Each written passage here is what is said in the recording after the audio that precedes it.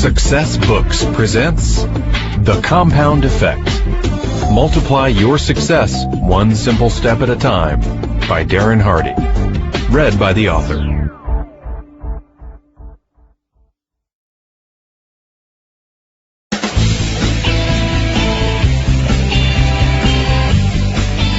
Before we jump into the book, I wanted to take just a quick moment to thank you for honoring me with your time and attention, and for joining me on this amazing journey. We have poured a lot of love and care into this book, and now this audio program to be the very best it could be, so it really could make a transformational difference in your life. You will learn that I am fastidious about delivering results, tangible, measurable results. To do that, this piece of work needed to be world class. I believe, and I hope that you'll agree, that what we have crafted for you here is a powerful resource that will help you create the life you desire. I also want to express my excitement about having the ability to use this audio book format to help make the concepts in the Compound Effect come alive for you. You see, a printed book has some confinements, as it requires strict guidelines of flow, pace, voice, and perspective. You have to color within the lines, so to speak. This isn't to mention the many editors taking their red pen sword and slashing away at my text. So, in the final editing stages of the book, we had to cut several of the compelling stories, tips, and insights from some of my favorite interviews with several of today's most amazing thought leaders. Well, I'm thrilled to tell you that as we take this journey together through the audiobook, I'm going to include back in those additional anecdotes and ideas from some of today's super achievers that I've had a chance to work with and interview. This will help reinforce, add clarity, depth, color, and texture to the key ideas we'll discover together in our trip through the Compound Effect. You will also learn how these critical principles have been utilized and lived out in the lives and success stories of the many extraordinary people you now read about in the pages of Success and everywhere else. And one last note, on thecompoundeffect.com, I've provided you with a whole slew of additional and free, downloadable, printable resources that will further help you define your goals and help you track your progress, so you can be sure the principles and the knowledge you'll gain are transferred into action, and thus results in your life. Now, get ready to multiply your success, one simple step at a time. Before we jump into the introduction, let me exercise one of the important principles of the Compound Effect by paying gratitude to the two men who made me and this book possible. This book is dedicated to Jerry Hardy, my best man, my dad, the man who taught me the principles of the Compound Effect through his own life's example, and to Mr. Jim Rohn, my mentor, the man who taught me, amongst many things, to talk about things that matter to people who care.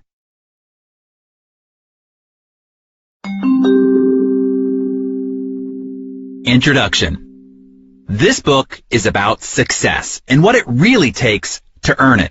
It's time somebody told it to you straight. You've been bamboozled for too long. There's no magic bullet, secret formula, or quick fix. You don't make $200,000 a year spending only 2 hours a day on the internet, lose 30 pounds in a week, rub 20 years off your face with a cream, fix your love life with a pill, or find lasting success with any other scheme that is too good to be true. Hey, wouldn't it be great if you could buy your success, fame, self-esteem, good relationships, health and well-being in a nicely clamshelled plastic package at the local Walmart? But that's not how it works. Look, we are constantly bombarded with increasingly sensational claims to get rich, get fit, get younger, get sexier, all overnight with little effort and for 3 easy payments of $39.95. These repetitive marketing messages have distorted our sense of what it really takes to succeed. We've lost sight of the simple but profound fundamentals of what it really takes to be successful. I'm tired of it. I won't sit back and watch these reckless messages derail people any longer. I wrote this book to take you back to the basics. I'm going to help you clear the clutter and bring focus to the core fundamentals that matter. you will be able to immediately implement in your life the exercises and time-tested principles this book contains to produce measurable and sustainable results. I'm going to teach you to harness the power of the compound effect, the operating system that has been running your life, for better or for worse, whether you know it or not. Use this system to your advantage and you truly can revolutionize your life. You've heard you can achieve anything you set your mind to, right? Well, only if you know how. The compound effect is the operator's manual that teaches you how to master the system. When you do, there's nothing you can't obtain or achieve. So how do I know that the compound effect is the only process you need for ultimate success? Firstly, I've proven these principles to work in my own life, for real. Now, I hate it when authors beat their chest about their fame and fortune, but I think it's important that you know that I speak from personal experience, having done it myself. I'm offering you living proof, not regurgitated theory. The principles you'll read in this book are the reason why I was earning more than $1 million a year by age 24 and built a company to do more than $50 million by age 27. For the past 20 years, I've been intensely studying success and human achievement. My own life has been a personal laboratory of study and research. I've spent hundreds of thousands of dollars testing thousands of different ideas, resources, and philosophies. Through my own failings and triumphs, I've figured out which ideas and strategies have merit and which are sheer malarkey. My personal experience has proven that no matter what you learn or what strategy or tactic you employ, success comes as a result of the operating system of the compound effect. Secondly, for the past 16 years now, I've been a leader in the personal development industry, working closely with hundreds of top writers, speakers, and thought leaders. I've trained tens of thousands of entrepreneurs, advised many large companies, and personally mentored dozens of top CEOs and high-performance achievers. From thousands of those case studies, I've extracted what really matters and what works, and what doesn't.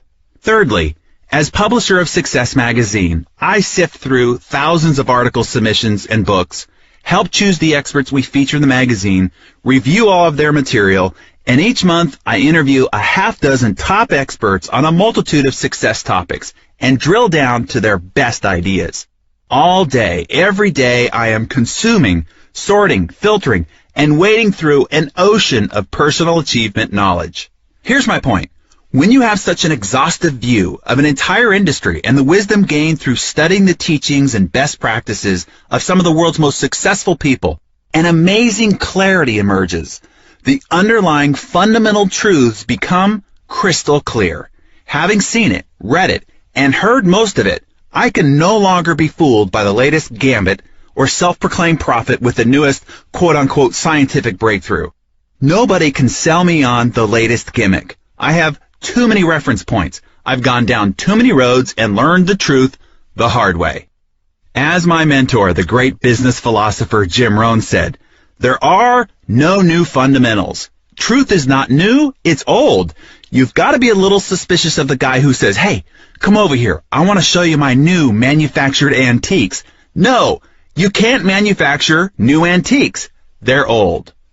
What this book is about, with all the unnecessary noise, fat, and fluff removed, is what really matters. What really works. Those half a dozen basics that, if focused on and mastered, constitute the operating system that can take you to any goal you desire and help you live the life you were meant to live. This book contains those half a dozen fundamentals. They comprise the operating system called the compound effect. Let me put it to you as simply as I can, and it's this. Success is not doing 5,000 things really well. Success is doing a half dozen things really well 5,000 times. So the key then is, what are those half dozen things, and how do you do them really well? That is what this book details. Now, before we dig in, I do have one warning. Contrary to commercial promotion, earning success is hard. The process is laborious, tedious, sometimes even boring. Becoming wealthy, influential, and world-class in your field is slow and arduous. Don't get me wrong, though. You will see results in your life from following these steps almost immediately. But But if you have an aversion to work, discipline, and commitment, you're welcome to turn the TV back on and put your hope in the next infomercial. You know, the one with the circus barker touting promises of overnight success, only if you have access to a major credit card and can call right now. Here's the bottom line. You already know all that you need to succeed. You don't need to learn anything more. If all we needed was more information, everyone with an internet connection would be living in a mansion, have abs of steel, and be blissfully happy. New or more information is not what you need. A new plan of action is.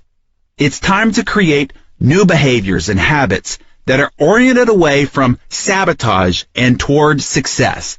It's that simple. You are about to discover a detailed, tangible plan of action. Let it shake up your expectations, eliminate your assumptions, ignite your curiosity, and bring value to your life, starting right now. This is the best of everything I've heard, seen, studied, and tried. It's the best of what we bring you every month in Success Magazine, all in one life-changing little book. And it is simple. So, are you ready? In good Jim Rohn fashion, if you're ready, say, "I'm ready."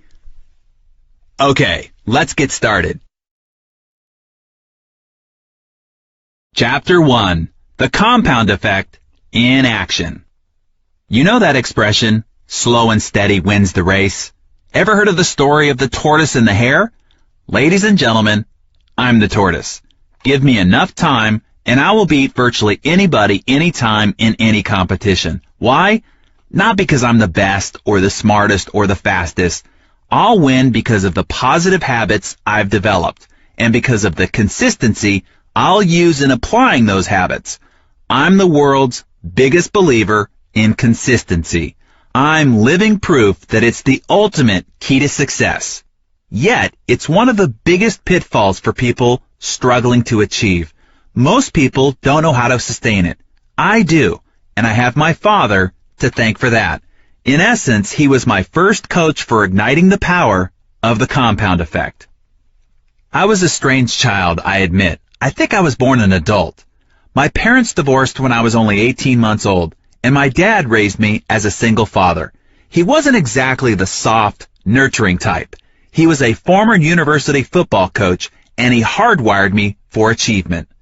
Thanks to Dad, wake-up calls were at 6 a.m. every morning, and not by a loving tap on the shoulder or even the soft sounds of a radio alarm. No, I was awakened each morning by the repetitious, pile-driving sound of iron pounding on the concrete floor of our garage, which was situated right next to my bedroom. It was like waking up 12 feet from a construction zone. He had painted a huge "No pain, no gain" sign on the wall of the garage, which he stared at while he did his countless old-school strongman deadlifts, power cleans, lunges, and squats. Rain, sleet, or shine, Dad was out there in his shorts and tattered sweatshirt. He never missed a day. You could set your watch by his routine. I had more chores than a housekeeper and gardener put together. Upon returning from school, there was always a list of instructions to greet me. Pull weeds, rake leaves, sweep the garage, dust, vacuum, do the dishes, you name it. And getting behind in school wasn't tolerated. That's just the way it was. Dad was the original no excuses guy. We weren't ever allowed to stay home from school sick unless we were actually puking, bleeding, or quote-unquote showing bone. The term showing bone came from his coaching days. His players knew that they weren't allowed to come out of the game unless they were seriously injured. One time his quarterback asked to be pulled out of a game, and Dad said, "Not unless you're showing bone." The quarterback pulled back his shoulder pads, and sure enough, his collarbone was sticking out of his neck skin. Only then was he allowed to come off the field. One of Dad's core philosophies was, it doesn't matter how smart you are or aren't, you need to make up in hard work what you lack in experience, skill, intelligence, or innate ability. If your competitor is smarter, more talented, or experienced, you just need to work 3 or 4 times as hard. You can still beat them. No matter what the challenge, he taught me to make up in hard work for wherever I might be disadvantaged. Miss free throws at the game? Do 1,000 free throws every day for a month. Not good at dribbling with your left hand? Tie your right hand behind your back and dribble for 3 hours a day. behind in your math. Hunker down, hire a tutor, and work like hell all summer until you get it. No excuses. If you aren't good at something, work harder, work smarter. He walked his talk, too. Dad went from being a football coach to a top salesperson. From there, he became the boss and ultimately went on to own his own company. But I wasn't given loads of instruction. From the beginning, Dad let us figure it out. He was all about taking personal responsibility. He didn't hammer on us every night about homework. We just had to show up with the results. And when you did, you were celebrated. If we got good grades, Dad would take us to this place called Pring's, an ice cream parlor where you could get these giant king banana splits, 6 scoops of ice cream, and all the fixings. Sometimes my siblings didn't fare as well in school, so they didn't get to go. Getting to go was a big deal, so you worked your butt off to win the trip. Dad's discipline served as an example for me. Dad was my idol. I wanted him to be proud of me. I also lived in fear of disappointing him. One of his philosophies is, be the guy who says no. It's no great achievement to go along with the crowd. Be the unusual guy, the extraordinary guy. That's why I never did drugs. He never harped on me about it, but I didn't want to be that guy who just went along because everybody else was doing it. And I didn't want to let Dad down. Thanks to Dad, by age 12, I had mastered a schedule worthy of the most efficient CEO. Sometimes I griped and moaned, hey, I was a kid. But even then, I secretly liked knowing that I had an edge over my classmates. Dad gave me a serious head start on the discipline and mentality it takes to be dedicated and responsible, to achieve whatever I set out to achieve. Hey, it's no accident that the tagline of Success Magazine is, what achievers read. Today, Dad and I joke about what an addictive overachiever he trained me to be. At 18, I was making a 6-figure income in my own business. By age 20, I owned my own home in an upscale neighborhood. And as mentioned before, by age 24, my income grew to more than $1 million a year, and by age 27, I was officially a self-made millionaire, with a business that brought in more than $50 million in revenue. That just about brings us to present day, because I'm not yet 40, but have enough money and assets to last my family the rest of my life. To this, Dad says, hey, there are a lot of ways to screw up a kid. At least my way was a pretty good one. You seem to have done pretty well. You haven't experienced the payoff of the compound effect. The compound effect is the principle of reaping huge rewards from a series of small, smart choices. Whether you're using this strategy for improving your health, relationships, finances, or anything else for that matter, the changes are so subtle, they're almost imperceptible. These small changes offer little or no immediate result, no big win, no obvious I told you so payoff. So why bother? Most people get tripped up by the simplicity of the compound effect. For instance, they quit after the 8th day of running because they're still overweight. Or they stop practicing the piano after 6 months because they haven't mastered anything other than chopsticks. Or they stop making contributions to their IRA only after a few years because they could use the cash, and it doesn't seem to be adding up to much anyway. What they don't realize is that these small, seemingly insignificant steps, completed consistently over time, will create a radical difference.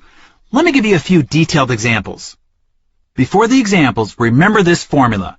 Small, smart choices plus consistency plus time equal radical difference. Visible. Now understand, it's the same small mathematical growth improvement each day that makes the compounded penny worth $10,737,418.24 on day 31. More than 3 times your $3 million. In this example, we see why consistency over time is more important. On day 29, you've got $3 million. Penny Lane has around $2.7 million. It isn't until day 30 that she pulls ahead with $5.3 million. And it isn't until the very last day of this month-long ultramarathon that your friend blows you out of the water and she ends up with the $10 million to your $3 million. Very few things are as impressive as the magic of compounding pennies. Amazingly, this force is equally powerful in every area of your life. Here's another example. Three friends. Let's take three buddies who all grew up together. They live in the same neighborhood with very similar sensibilities. Each makes around $50,000 a year. They're all married. They have average health and body weight, plus a little bit of that dreaded marriage flab. Friend number one, let's call him Larry, plods along doing as he's always done. He's happy, or so he thinks, but complains occasionally that nothing ever changes. Friend number two, we'll call Scott. He starts making some small, seemingly inconsequential, positive changes. He begins reading 10 pages of a good book a day and listening to 30 minutes of something instructional or inspirational just on his commute to work. Scott wants to see changes in his life, but doesn't want to make a big fuss over it. He recently read an article with Dr. Mehmet Oz in Success Magazine and chose one idea from the article to start implementing in his life. He's going to cut out 125 calories from his diet every day. No big deal. We're talking about maybe a cup of cereal less, trading a can of soda for a bottle of seltzer, switching from mayo to mustard on a sandwich. All doable.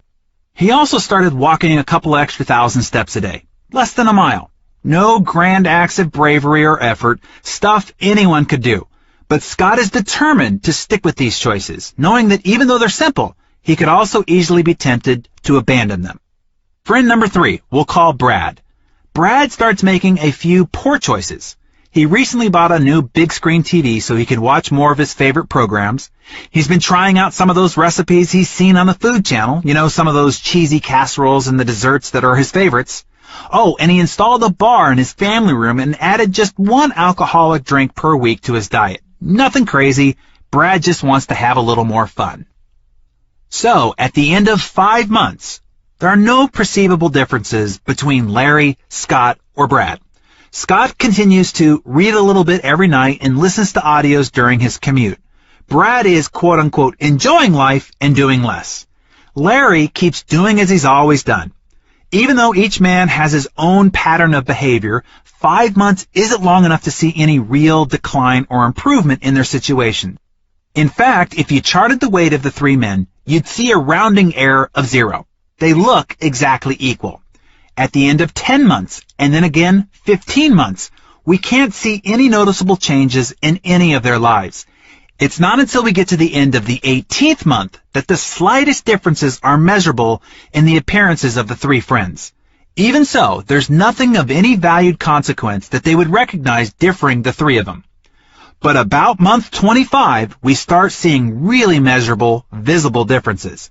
At month 27, we see an expansive difference. And by month 31, the change is startling.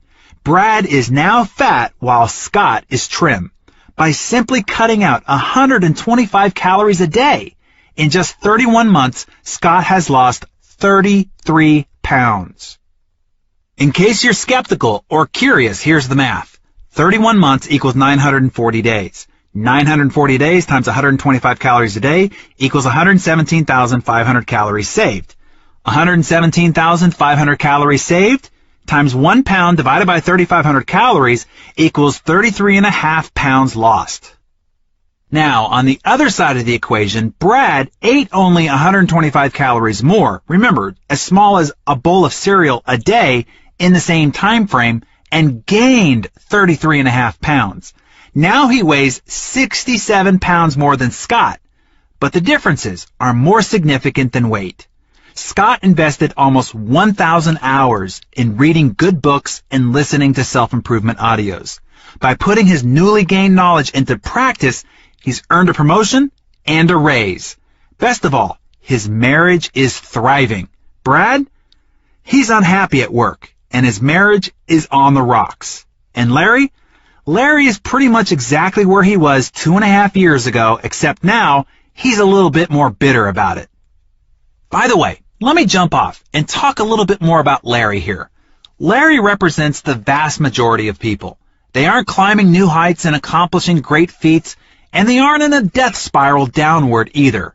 They are in what Tony Robbins called in our January 2009 interview in no man's land. He said, this is a place where you're not really happy, but you're not unhappy enough to do anything about it. That's a dangerous place. It's a place where people numb themselves to their dreams. It's where they dismiss hope and accept what's in front of them instead of driving towards what they really want in life. Don't ever be a Larry. Don't get stuck in the no man's land of complacency and status quo. There's no standing still. You are either green and growing or ripening and rotting. There really is no in between. Okay, back to the book. The phenomenal power of the compound effect is simple. The difference between people who employ the compound effect for their benefit compared to their peers who allow the same effect to work against them is almost inconceivable. It looks miraculous, like magic or quantum leaps. After 31 months or 31 years, the person who uses the positive nature of the compound effect appears to be a overnight success. In reality, his or her profound success was a result of small, smart choices completed consistently over time. Get it? The ripple effect. The results in the previous example seem dramatic, I know, but it goes even deeper than that. The reality is that even one small change can have a significant impact that causes an unexpected and unintended ripple effect. Let's put one of Brad's bad habits under the microscope, eating rich food more frequently, to better understand how the compound effect can also work in a negative way and can create a ripple effect that impacts your entire life. Brad makes some muffins from a recipe he learned on the Food Channel. He's proud of it, and his family loves it, and so it seems to add value all around. He starts making them and other sweets frequently. He loves his own cooking and eats a little bit more than his share, but not so much that anyone notices. However, the extra food makes Brad sluggish at night. He wakes up a little groggy, which makes him cranky. The crankiness and sleep deprivation begin to impact his work performance. He's less productive and as a result, gets discouraging feedback from his boss. By the end of the day, he feels dissatisfied with his job and his energy level is way down. The commute home seems longer and more stressful than ever. All of this makes him reach for even more comfort food. Stress has a way of doing that. The overall lack of energy makes Brad less likely to take walks with his wife like he used to. He just doesn't feel like it. She misses their time together and takes his withdrawal personally. With fewer shared activities with his wife and an absence of fresh air and exercise, Brad's not getting the endorphin release that would make him feel upbeat and enthusiastic. Because he's not as happy, he starts finding fault with himself and others and stops complimenting his wife. And his own body starts to feel flabby, and he feels less self-confident, less attractive, and becomes less romantic. Brad doesn't realize how his lack of energy and affection towards his wife affects her. He just knows that he feels funky. He starts losing himself in late-night TV because it's easy and distracting. Feeling the distance, Brad's wife starts to complain, then becomes needy.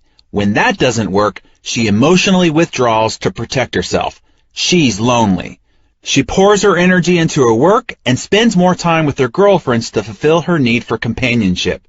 Men start flirting with her, which makes her feel desirable again. Now, she would never cheat on Brad, but he has a feeling that something's wrong. Instead of seeing that his poor choices and behaviors are at the root of the problem, he finds fault with his wife. Believing that the other person is wrong rather than looking inside and doing the work necessary to clean up your mess is basic psychology 101 stuff. In Brad's case, he doesn't know to look inside. They don't offer self-improvement or relationship advice on Top Chef or his other favorite crime shows. Now, if he had read the personal development books his buddy Scott has read, maybe he would have learned about ways to change negative habits and start making vegetable juices instead of desserts, at least some of the time.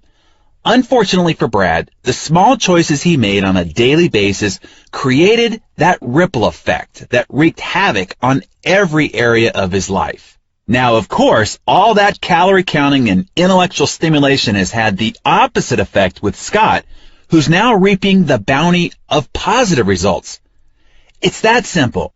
With enough time and consistency, the outcomes become visible. Better yet, they're totally predictable. The compound effect is predictable and measurable, and that's great news. Isn't it comforting to know that you only need to take a series of tiny steps consistently over time to radically improve your life? Doesn't that sound easier than mustering up some grand show of bravery and heroic strength only to wear yourself out and have to drum up all that energy again at a later date for another try, which will most likely be unsuccessful as well? I'm exhausted just thinking about it. But that's what people do. We've been conditioned by society to believe in the effectiveness of great displays of massive effort. Heck, it's downright all-American. Success? Old school. The most challenging aspect of the compound effect is that we have to keep working away at it for a while, consistently and efficiently, before we begin to see the payoff. Our grandparents knew this, though. They didn't spend their evenings glued to the TV watching infomercials about how to have thin thighs in 30 days or a real estate kingdom in 6 months. I bet your grandparents worked 6 days a week, from sun up to sundown, using the skills they learned in their youth and repeating them throughout their entire life. They knew the secret was hard work, discipline, and good habits. It's always interesting to me that wealth tends to skip a generation. Overwhelming abundance often leads to a lackadaisical mentality, which brings about a sedentary lifestyle. Children of wealth are especially susceptible. They weren't the ones who developed the discipline and character to create the wealth in the first place. So it makes sense that they might not have the same sense of value for wealth or understand what's necessary to keep it. We frequently see this entitlement mentality in children of royalty, movie stars, and corporate executives, and to a lesser degree, in children and adults everywhere. As a nation, our entire populace seems to have lost appreciation for the value of a strong work ethic. We've had 2, if not 3 generations of Americans who have known great prosperity, wealth, and ease. Our expectations of what it really takes to create lasting success, like grit, hard work, and fortitude, they just aren't alluring and thus have been mostly forgotten. We've lost respect for the strife and struggle of our forefathers. The massive effort they put forth instilled discipline, chiseled their character, and stroked the spirit to brave new frontiers. The truth is, complacency has impacted all great empires, including but not limited to the Egyptians, Greeks, Romans, Spanish, Portuguese, French, and English. Why? Because nothing fails like success. Once dominant empires have failed every time. For this reason, people get to a certain level of success and get too comfortable. Having experienced extended periods of prosperity, health, and wealth, we become complacent. We stop doing what we did to get us there. We become like the frog in the boiling water that doesn't jump to his freedom because the warming is so incremental and insidious that he doesn't notice that he's getting cooked. If we want to succeed, we need to recover our grandparents' work ethic. It's time to restore our character, if not for the sake of saving America, at least for your own greater success and achievement. Don't buy into the genie in a lamp idea. You can sit on your couch, waiting to attract checks into your mailbox, rub crystals together, walk on fire, channel that 2,000-year-old guru, or chant affirmations if you want to, but much of that is hocus-pocus commercialism, manipulating you by appealing to your weaknesses. Real and lasting success requires work, and lots of it. I have a quick, real-time story to illustrate this nothing fails like success concept. A great new restaurant opened up close to my home on the beach in San Diego. In the beginning, the place was always immaculate. The hostess had a big, welcoming smile for everyone. The service was impeccable.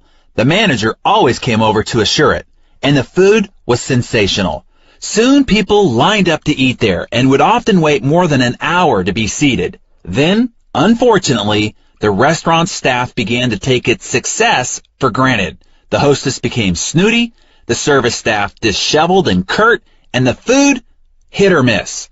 The place was out of business within 18 months. They failed because of their success, or rather, because they stopped doing what made them successful to begin with. Their success clouded their perspective, and they slacked off. Microwave mentality. Understanding the compound effect will rid you of the instant results expectation. The belief success should be as fast as your fast food, your 1-hour glasses, your 30-minute photo processing, your overnight mail, your microwave eggs, your instant hot water, and text messaging. Enough, okay? promise yourself that you're going to let go, once and for all, your lottery winner expectations. Because, let's face it, you only hear the stories about the one winner, not the millions of losers. That person you see jumping up and down in front of the Vegas slot machine or at the horse track race doesn't reveal the hundreds of times that same person lost. If we go back to our mathematical chance of a positive result again, we have a rounding error of 0, as in you have about 0 chance of winning. Harvard psychologist Daniel Gilbert, author of Stumbling on Happiness, says, if we gave lottery losers each 30 seconds on TV to announce not I won, but I lost, it would take almost 9 years to get through the losers of a single drawing. When you understand how the compound effect works, you won't pine for quick fixes or silver bullets. Don't try to fool yourself into believing that a mega successful athlete didn't live through regular, bone-crushing drills and thousands of hours of practice. He got up early to practice and kept practicing long after others had stopped.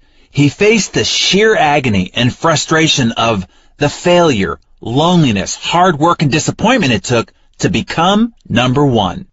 By the end of this book, or even before, I want you to know it in your bones that the only path to success is through a continuum of mundane, unsexy, unexciting, and sometimes difficult daily disciplines compounded over time. Know, too, that the results, the life, and the lifestyle of your dreams can be yours when you put the compound effect to work for you. If you use the principles outlined in the compound effect, you will create a fairy tale ending. Okay, have I made my point?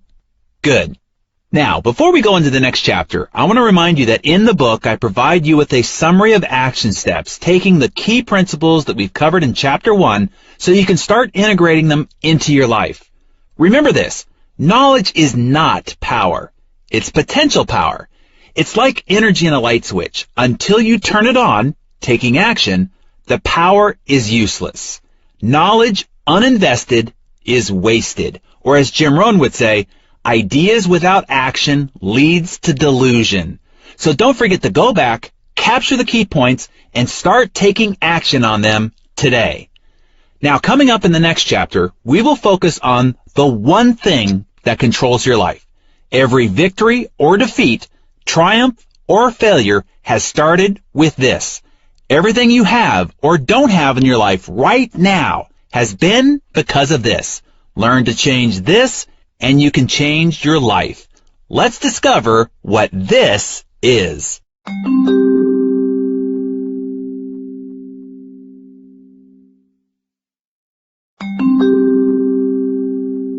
Chapter 2, Choices. We all come into this world the same, naked, scared, and ignorant. After that grand entrance, the life we end up with is simply an accumulation of all the choices we make. Our choices can be our best friend or our worst enemy. They can deliver us to our goals or send us orbiting into a galaxy far, far away. Think about it.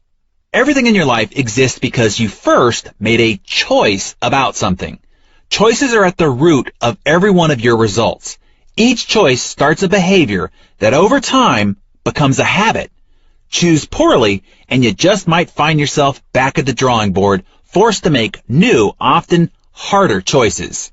Don't choose at all, and you've just made the choice to be the passive receiver of whatever comes your way. In essence, you make your choices, and then your choices make you. Every decision, no matter how slight, alters the trajectory of your life. Whether or not you go to college, who you marry, to have that last drink before you drive, to indulge in gossip or stay silent, to make one more prospecting call or call it a day, to say I love you or not. Every choice has an impact on the compound effect of your life. This chapter is about becoming aware of and making choices that support the expansion of your life. Sounds complicated, I know, but you'll be amazed by its simplicity.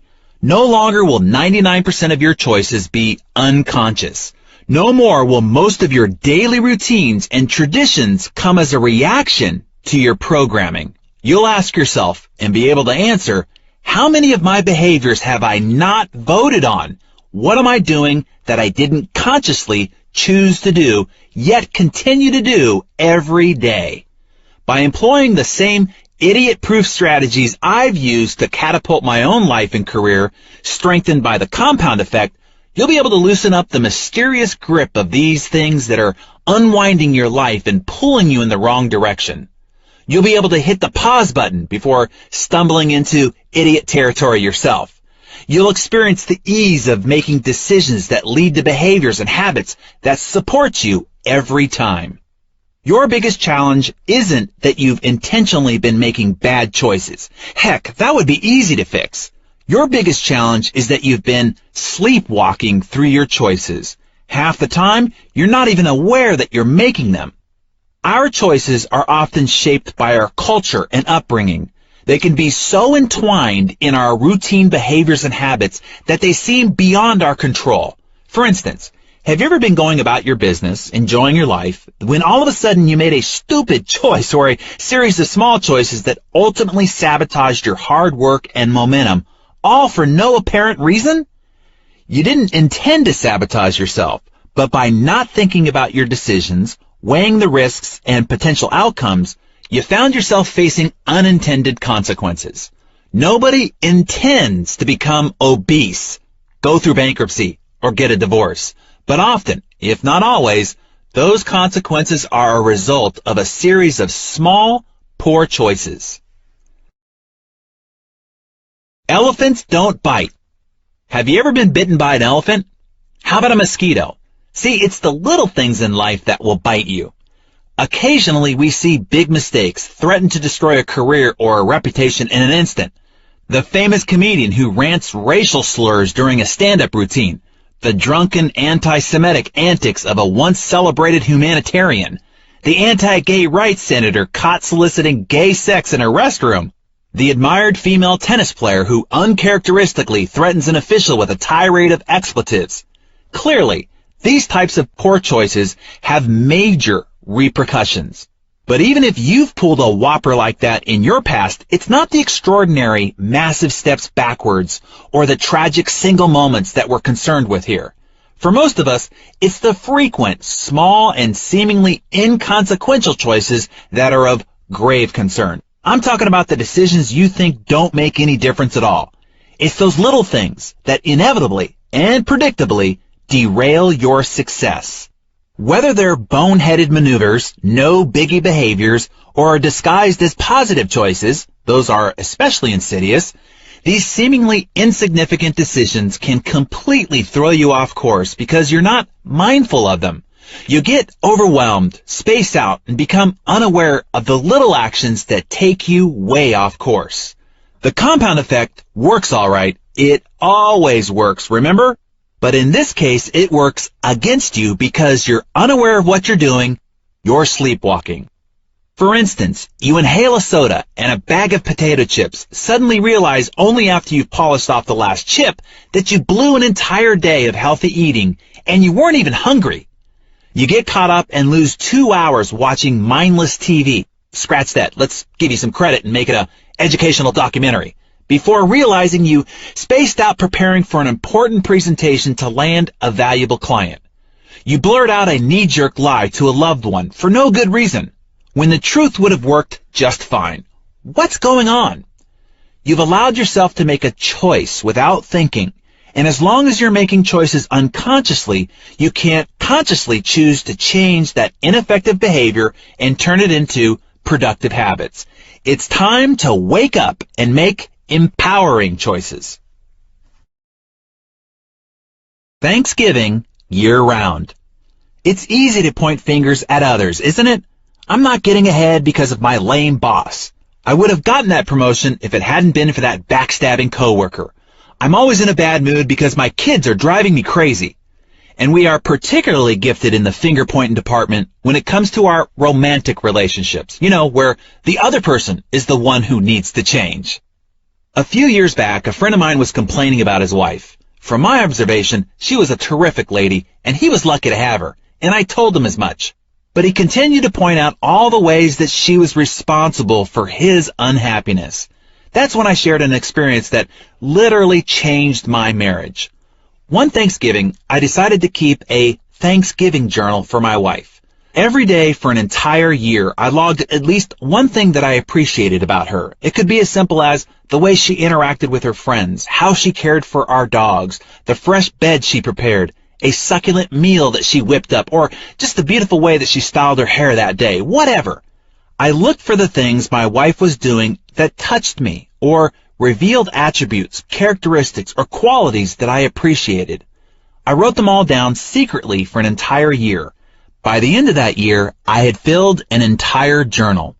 When I gave it to her the following Thanksgiving, she cried, calling it the best gift she'd ever received, and even better than the BMW I'd given her that year for her birthday. The funny thing was this: the person most affected by this gift was me. All that journaling forced me to focus on my wife's positive aspects. I was consciously looking for all the things that she was doing right. That heartfelt focus overwhelmed anything that I might have otherwise had to complain about. I fell deeply in love with her all over again, maybe even more than ever, as I was seeing the subtleties in her nature and behavior instead of just her more obvious qualities. My appreciation, gratitude, and intention to find the best in her was something that I held in my heart and eyes each day. This caused me to show up differently in my marriage, which of course made her respond differently to me. Soon I had even more things to write in my Thanksgiving journal.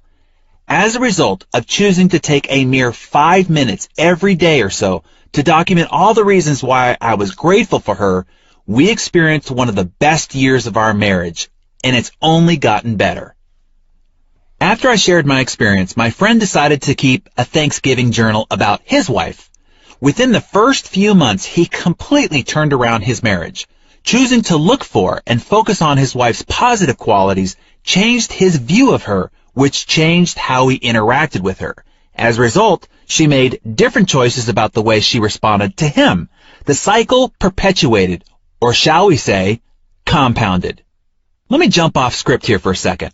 Before we move past the concept of gratitude, let me pass on a little tip Montel Williams shared with me that I've incorporated into my life that's really helped my mind focus on the abundance and blessings I enjoy. I use this strategy right before I go to sleep so that my mind spends the night conjuring up ways to create more abundance and blessings. Here's what Montel told me. He said, put a little piece of paper by your bed with a pen. I use a journal so I can archive these great thoughts. And before you go to sleep, I want you to write down 3 things that happened today that you're thankful for. And as I will explain later, I also write down any unique observations about people, life, or myself, or what I call aha ideas, quotes, or insights collected from the day. Another insight from John Maxwell is to not only identify and enjoy the feeling of being grateful, but also express that feeling to others. Let me read to you what he said to me backstage at an interview at one of our success symposiums. He said, "You know, our attitude is a choice, and to be grateful is a choice. And I know a lot of people who have a lot of blessings that aren't really grateful. I also know a lot of people who have very little and are very grateful.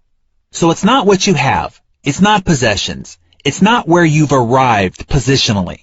I think it's a spirit, and the attitude of gratitude to me is saying there have been others in my life that have done things for me I couldn't have done for myself. And the way to express, I think, indebtedness to people is by being grateful to them. The person that says, well, I'm grateful, I've just never expressed it, that's not adding value to anyone." Key point, John. So the lesson here is not only look for what you appreciate, but give that appreciation to others. And as the saying goes, what you appreciate appreciates. Let's get back to the book.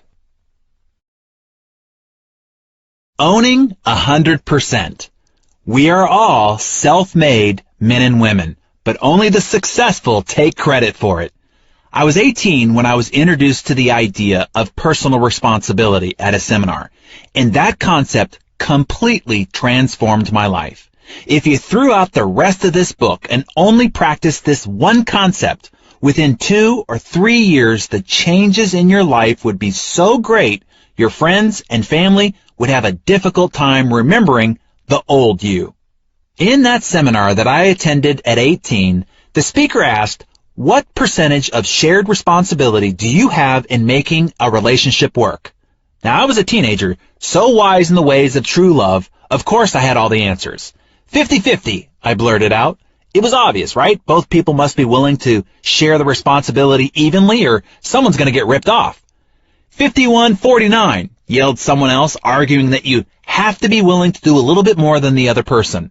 Aren't relationships built on self-sacrifice and generosity? 80-20, yelled another. The instructor turned to the easel and wrote 100-0 on the paper in big black letters. You have to be willing to give 100% with zero expectation of receiving anything in return, he said. Only when you're willing to take 100% responsibility for making the relationship work will it work. Otherwise, a relationship left to chance will always be vulnerable to disaster. Whoa, this was not what I was expecting, but I quickly understood how this concept could transform every area of my life. If I always took 100% responsibility for everything I experienced, completely owning all of my choices and all the ways in which I responded to whatever happened to me, I held the power. Everything was up to me. I was responsible for everything I did, didn't do, or how I responded to what was done to me. I know you think you take responsibility for your life. I have yet to ask anyone who doesn't say, "Of course I take responsibility for my life." But when you look at how most people operate in the world, there's a lot of finger-pointing, victimhood, blaming, and expecting someone else or the government to solve their problems. If you've ever blamed the traffic because you're late, or decided that you're in a bad mood because of something your kid, spouse, or coworker did, you're not taking 100% responsibility. You arrived late because your printer was busy? Maybe you shouldn't have waited until the last minute. Your coworker messed up the presentation? Shouldn't you have double-checked it before delivering it? Not getting along with your unreasonable teen? There are countless fantastic books and classes to help you learn how to deal. You alone are responsible for what you do, don't do, or how you respond to what's done to you. This empowering mindset revolutionized my life. Luck, circumstances, or the right situation wasn't what mattered. If it was to be, it was up to me. I was free to fly. No matter who was elected president, how badly the economy tanked, or what anybody said, did, or didn't do, I was still 100% in control of me. Through choosing to be officially liberated from the past, present, and future victimhood, I hit the jackpot. I had the unlimited power to control my destiny. Getting lucky. Maybe you believe you're simply just unlucky. But really, that's just another excuse. The difference between becoming fabulously rich, happy, and healthy, or broke, depressed, and unhealthy is the choices you make throughout your life. Nothing else will make the difference. Here's the thing about luck. We are all lucky. If you are on the right side of the dirt, have your health, and a little food in your cupboard, you are incredibly lucky. Everyone has the opportunity to be lucky. Because beyond having the basics of health and sustenance, luck simply comes down to a series of choices. When I asked Richard Branson if he felt luck played a part in his success, he answered, "Yes, of course, we're all lucky. If you live in a free society, you are lucky. Luck surrounds us every day. We are constantly having lucky things happen to us, whether you recognize it or not. I have not been any more lucky or unlucky than anyone else. The difference is when luck came my way, I took advantage of it." Ah, spoken like a man knighted with wisdom. While we're on the topic, it's my belief that the old adage we often hear, luck is when opportunity meets preparation, isn't enough. I believe there are two other critical components to luck. The complete formula for getting lucky. Here's the formula. Preparation, personal growth, plus attitude, belief and mindset, plus opportunity, that good thing coming your way, plus action, doing something about it, equals luck. Let's go through them one by one. Preparation. By consistently improving and preparing yourself, your skills, knowledge, expertise, relationships, and resources, you have the wherewithal to take advantage of great opportunities when they arise, or as Richard Branson said, when luck strikes. Then you can be like Arnold Palmer, who told us in his Success Magazine feature February 2009, "It's a funny thing. The more I practice, the luckier I get." Attitude. This is where luck evades most people, and where Sir Richard is spot on with his belief that luck is all around us. It's simply a matter of seeing situations, conversations, circumstances as fortuitous. You cannot see what you don't look for, and you cannot look for what you don't believe in. Opportunity. It is possible to make your own luck, but the luck I'm talking about here isn't planned for, or it comes faster or differently than expected. In this stage of the formula, luck isn't forced. It's a natural occurrence and often shows up seemingly of its own accord. And action. This is where you come in. However, this luck was delivered to you from the universe, God, the Lucky Charms, leprechaun, or from whomever or whatever you associate delivering your good fortune. It's now your job to act on it. This is what separates the Richard Bransons from the Joseph Wallingtons. Joseph who? Exactly. You've never heard of him. That's because he failed to take action on all the lucky things that happened to him. So, no more whining about the cards you were dealt, the great defeats you suffered, or any other circumstances. Countless people have had more disadvantages and greater obstacles than you, and yet they're wealthier and more fulfilled. Luck is an equal opportunity distributor. Lady Luck shines on us all. But rather than having your umbrella drawn, you gotta have your face to the sky.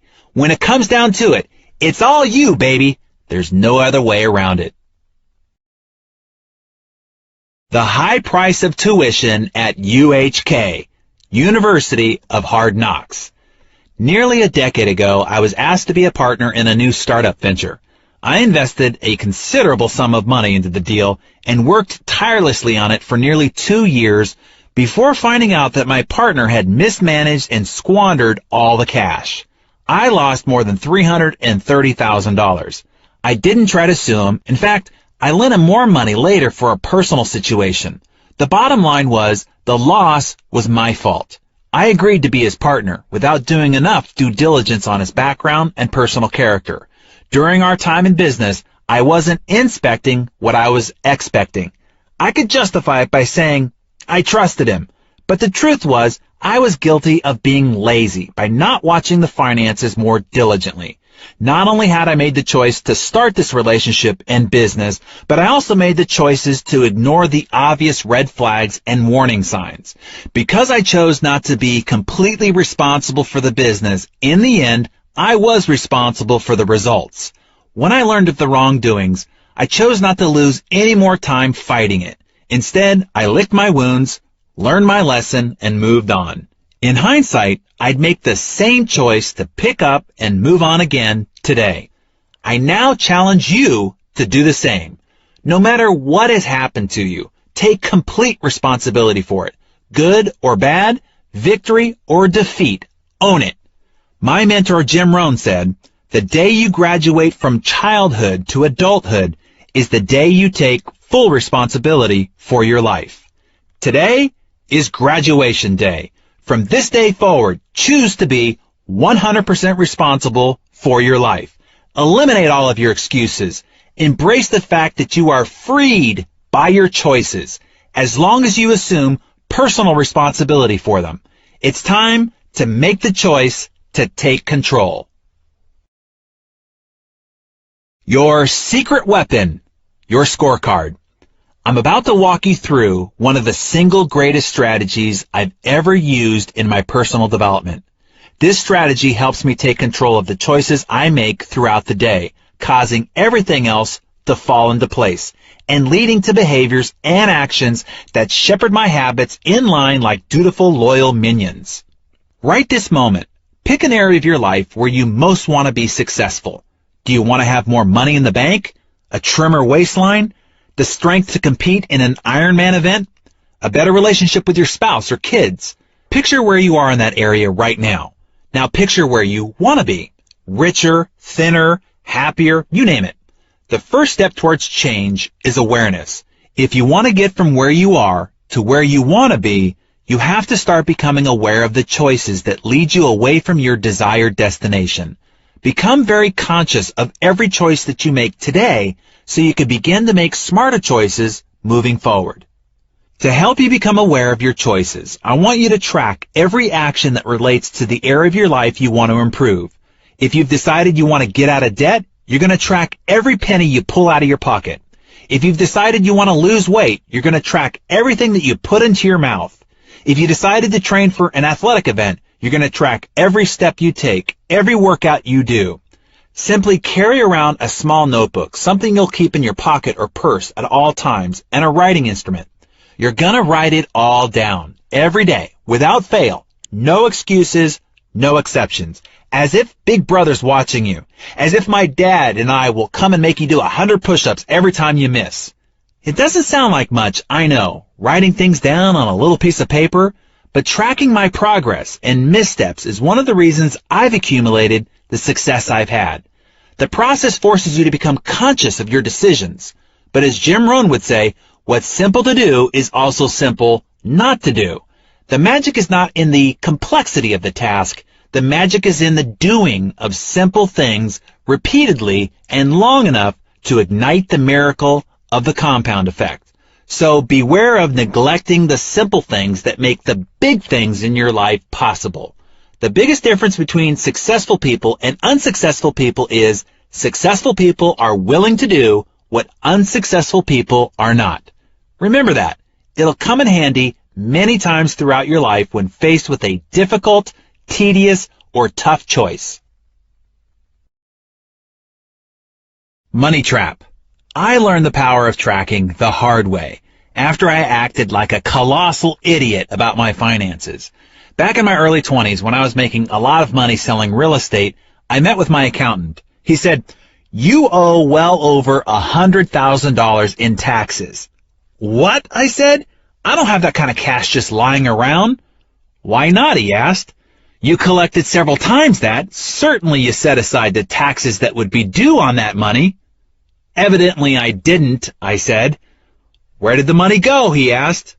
"I don't know," I said, a sobering confession for sure. The money had passed through my hands like water. I hadn't even noticed. Then my accountant did me a great favor.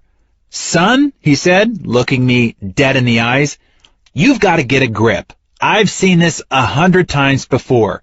You're spending money like a drunken fool, and you don't even know how to account for it. That's stupid. Stop it. You are now seriously in the hole. You have to earn more money that you'll owe additional taxes on just to pay for your back taxes. Continue this, and you'll dig your financial grave with your own wallet." Immediately, I got the message. Here's what my accountant had me do. Carry a small notepad in my back pocket and write down every single cent I spent for 30 days. Whether it was $1,000 for a new suit or 50 cents for air to fill up my tires, it all had to go down on the notepad. Wow! This brought an instantaneous awareness of the many unconscious choices I was making that resulted in money pouring out of my pockets. Because I had to log everything, I resisted buying some things just so I didn't have to take out the notepad and write it in that dang book. Keeping a money log for 30 days straight cemented a new awareness in me and created a completely new set of choices and disciplines around my spending. And since awareness and positive behaviors compound, I found myself being more proactive with money in general, putting away more for retirement, finding areas to save where there was clear waste, and enjoying the fun quotient of money, play money, all the more. When I did consider shelling out for entertainment, I did so only after a long pause. This tracking exercise changed my awareness of how I related to my money. It worked so well, in fact, that I've used it many times to change other behaviors. Tracking is my go-to transformation model for everything that ails me. Over the years, I've tracked what I eat, what I drink, how much I exercise, how much time I spend improving a skill, my number of sales calls, even improvement of my relationships with my family, friends, or my spouse. The results have been no less profound than my money tracking wake-up call. In buying this book, you're basically paying me for my opinion, my guidance. This is where I'm going to become kind of a hard ass and insist that you start tracking your behaviors for at least 1 week. This book isn't designed to entertain you. From some of my jokes, that's obvious. It's designed to help you get results. To get results, you have to take some action.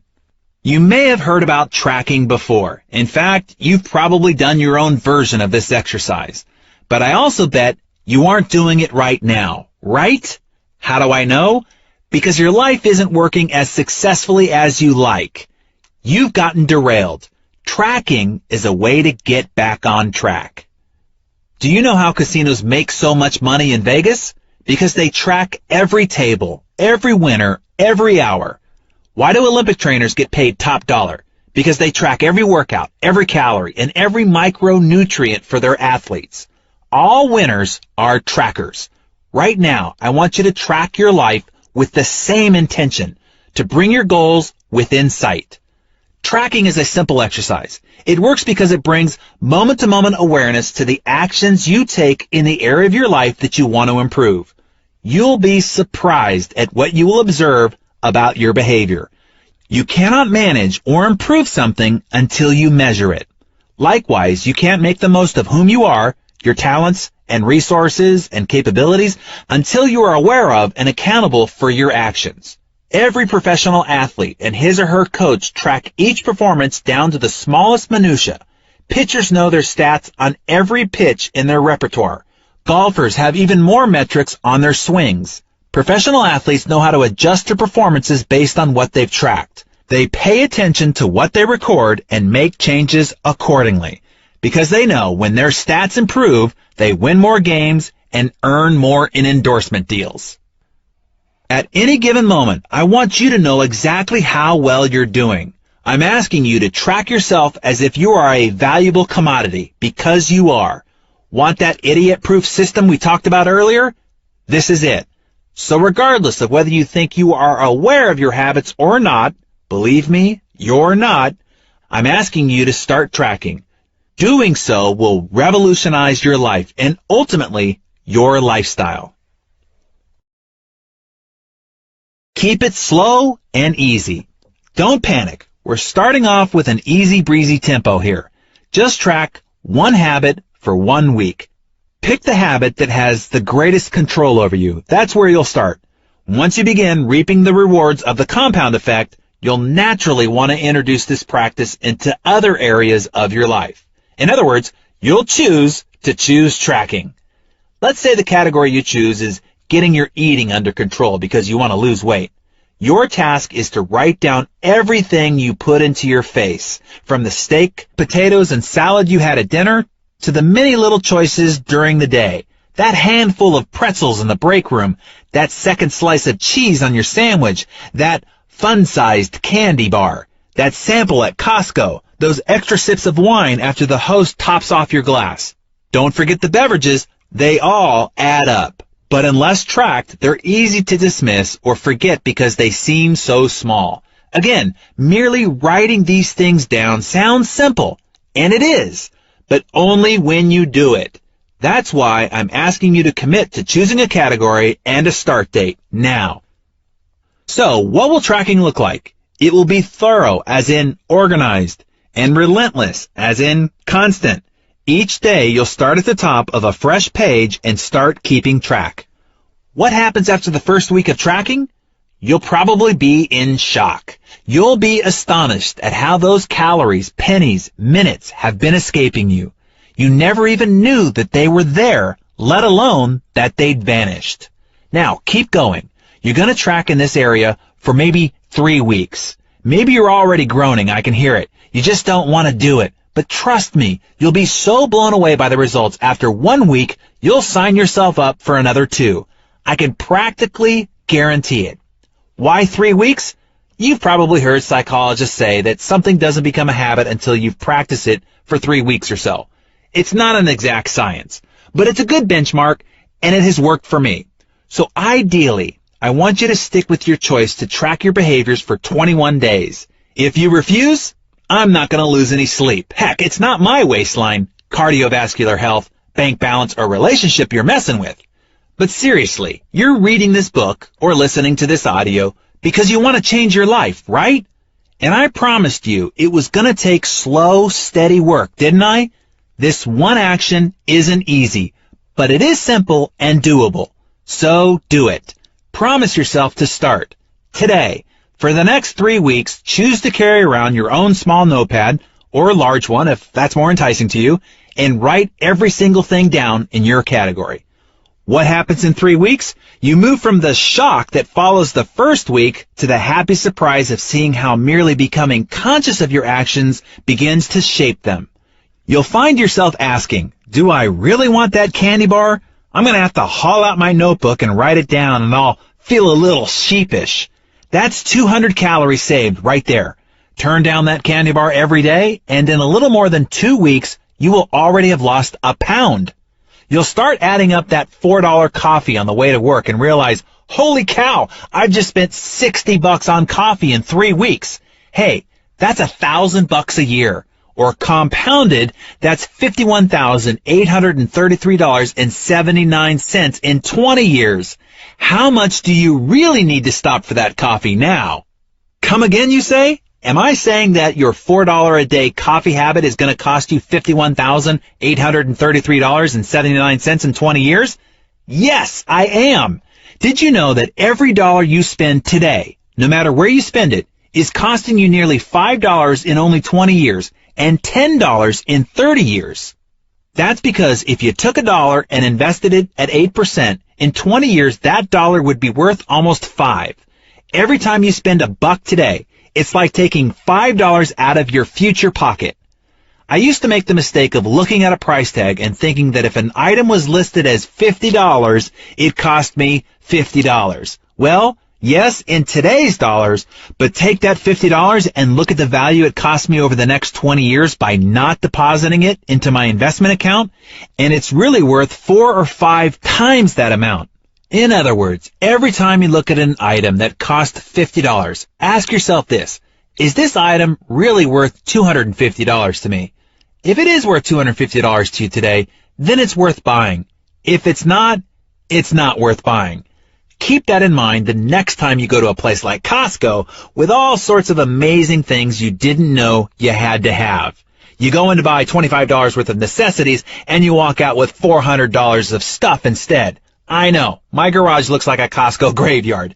Next time you walk into one of those bargain basement stores, assess things from this future value standpoint. Chances are you'll put down that $50 crepe maker so your future you will have $250 more in the bank. Make the correct choice every day, every week for many years, and you can quickly see how you could become financially abundant. When you track with this awareness, you'll find yourself showing up in your life very differently. You'll be able to ask yourself, is having a coffee once every workday worth the eventual price of a Mercedes-Benz? Because that's what it's costing you. Even more than that, you're not sleepwalking anymore. You are aware and conscious and making better choices. All from that little notebook and pen. Simply amazing, isn't it? The unsung, unseen hero. Once you start tracking your life, your attention will be focused on the smallest things that you're doing right, as well as the smallest things that you're doing wrong. And when you choose to make even the smallest course corrections consistently over time, you'll begin to see amazing results. But don't expect immediate fanfare. When I say small course corrections, I'm talking truly invisible. Chances are no one's going to even notice them anytime soon. There will be no applause. No one's going to send you a congratulations card or a trophy for these disciplines. And yet, eventually, their compounding effect will result in an exceptional payoff. It's the littlest disciplines that pay off over time. The effort and preparation for the great triumph that happened when no one was looking. And yet the results are exceptional. A horse wins by a nose, but gets 10 times the prize money. Is the horse 10 times faster? No, just a little bit better. But it was those extra laps around the track, the extra discipline in the horse's nutrition, or the extra work by the jockey that made the results a slight bit better with compounded rewards.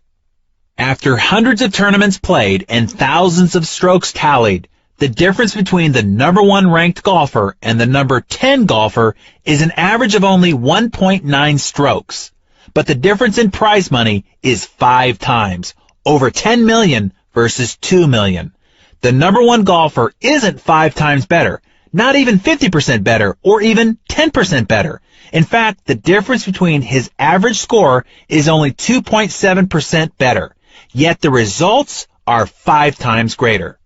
That's the power of little things adding up. It's not the big things that add up in the end. It's the hundreds, thousands, or millions of little things that separate the ordinary from the extraordinary. To be 1 stroke better requires countless little things that don't get accounted for when you're putting on the green jacket. Let me give you a few more ways tracking small changes can result in huge payoffs. Take a walk. I was mentoring a CEO of a sizable company doing more than $100 million in sales annually. Phil was an entrepreneur and the founder of the company. The company was doing fine, but I detected a lack of engagement, trust, and enthusiasm in the culture of his organization. I wasn't too surprised to learn it turns out that Phil hadn't been in parts of his own building for more than 5 years. He'd never spoken personally to more than 80% of his staff. He basically lived in a bubble with his management team. I asked Phil to track just one change. 3 times a week, he had to step out of his office and walk around the building. His goal was to seek out at least 3 people whom he saw doing things right or had heard good things about and give them some personal acknowledgement of his appreciation. This one small change in his behavior took less than an hour a week, but had massive effects over time. The employees Phil took the time to recognize began to go the extra mile and work hard to earn his greater appreciation. Other employees started to perform better, observing that great effort was recognized and appreciated. The ripple effect of their new attitude transferred to their customer interactions, improving the customer's experience with the company, increasing repeat and referral business, which increased everyone's pride. That simple change over a period of 18 months did a complete 180 in the company culture. Net profits grew by more than 30% during that time, utilizing the same staff and 0 additional investment in marketing. All because Phil committed to one small, seemingly insignificant step done consistently over time. Money Tree. 12 years ago, I had a wonderful assistant, Kathleen. She earned $40,000 a year at the time. One day, she was asked to manage the registration table situated at the back of the room during one of my lectures on entrepreneurship and wealth building. The next week, she came into my office and said, "I heard you talking about saving 10% of everything you earn. That sounds nice, but there's no way I could do that. It's totally unrealistic." She proceeded to tell me about all her bills and financial obligations. After she wrote them all out, it was obvious that there really wasn't any money left over at the end of the month. "I need a raise," she said. "I'll do better than that," I told her. "I'm going to teach you how to become wealthy." It wasn't the answer she was looking for, but she agreed. I taught Kathleen how to track her spending, and she began to carry her notebook. I told her to open up a separate savings account with only $33, just 1% of her existing monthly income. I then showed her how to live on $33 less the next month. Bring in her own lunch just one day a week instead of going downstairs to the deli and ordering a sandwich, chips, and a drink. The next month I had her save only 2%, $67. She saved the additional $33 by changing her cable subscription service. The next month we went up to 3%. We canceled her subscription to People magazine. It was time for her to study her own life. And instead of going to Starbucks twice a week, I told Kathleen to buy the Starbucks beans and other fancy fixings and make her own coffee in the office. She grew to like that even better. Me too. By the end of the year, Kathleen was saving 10% of every dollar she earned without noticing a significant impact on her lifestyle. She was amazed. That one discipline also had a ripple effect on many other disciplines in her life. She calculated what she spent on mind-numbing entertainment and began investing that money on her personal growth instead. After feeding her mind with several hundred hours of inspirational and instructional content, her creativity started to soar. She brought me several ideas on how we could make and save more money in our organization. She presented me with a plan that she would implement in her spare time if I promised to reward her with 10% of all the money-saving strategies and 15% of all the new revenue strategies that proved profitable. By the end of the second year, she was earning more than $100,000 a year on the same $40,000 base salary. Kathleen eventually started her own independent contract service business that took off. I ran into Kathleen at an airport 2 years ago. She now earns more than $250,000 a year and has saved and created more than $1 million in assets. She is a millionaire. All starting from the choice to take one small step by starting to save $33 a month. On the topic of saving money, I want to give you a few extra tips that I picked up from some people who know what they're talking about. One is a way of reframing your savings account. This comes from Dr. Mehmet Oz in an interview I did with him in 2008 when he said, "I tithe to myself." This was true when I was making $29,000 as an intern, and it's true with my money right now. 10% of what I earn, I don't touch. It's as though I didn't earn that money. I don't actually put it aside for a rainy day. I'm putting it aside because that buys me peace of mind. Ah, a peace of mind account. I love that.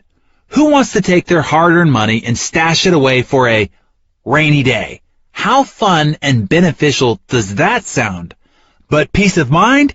Yes, I want that, and it's worth spending, or, in this case, saving money to buy it. I think Dr. Oz puts the idea of savings into context.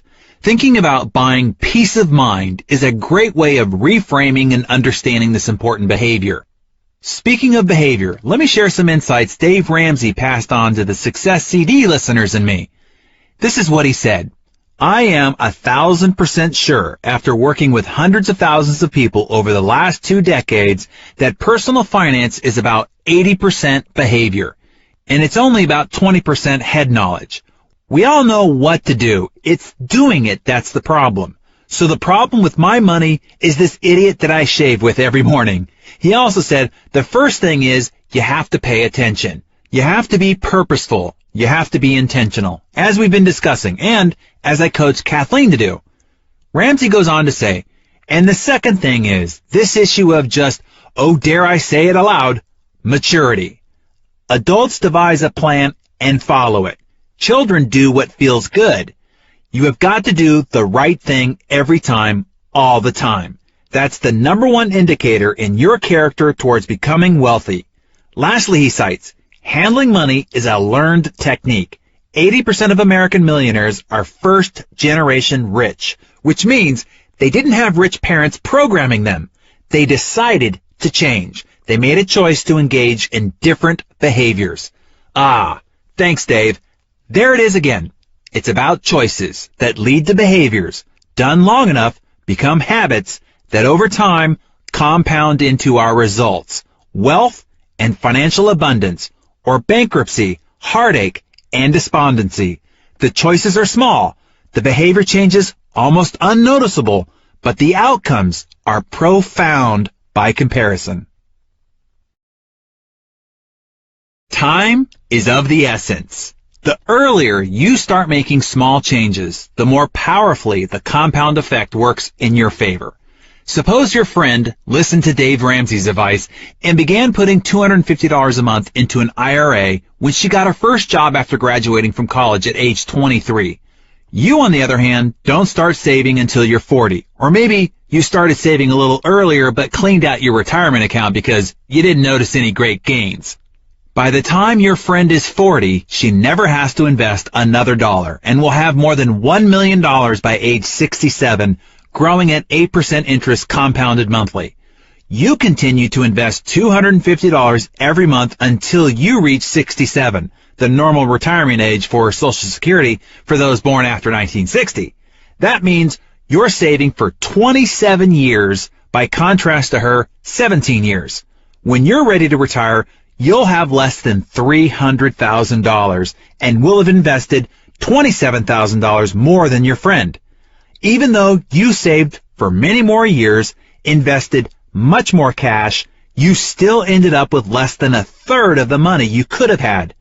That's what happens when we procrastinate and neglect necessary behaviors, habits, and disciplines.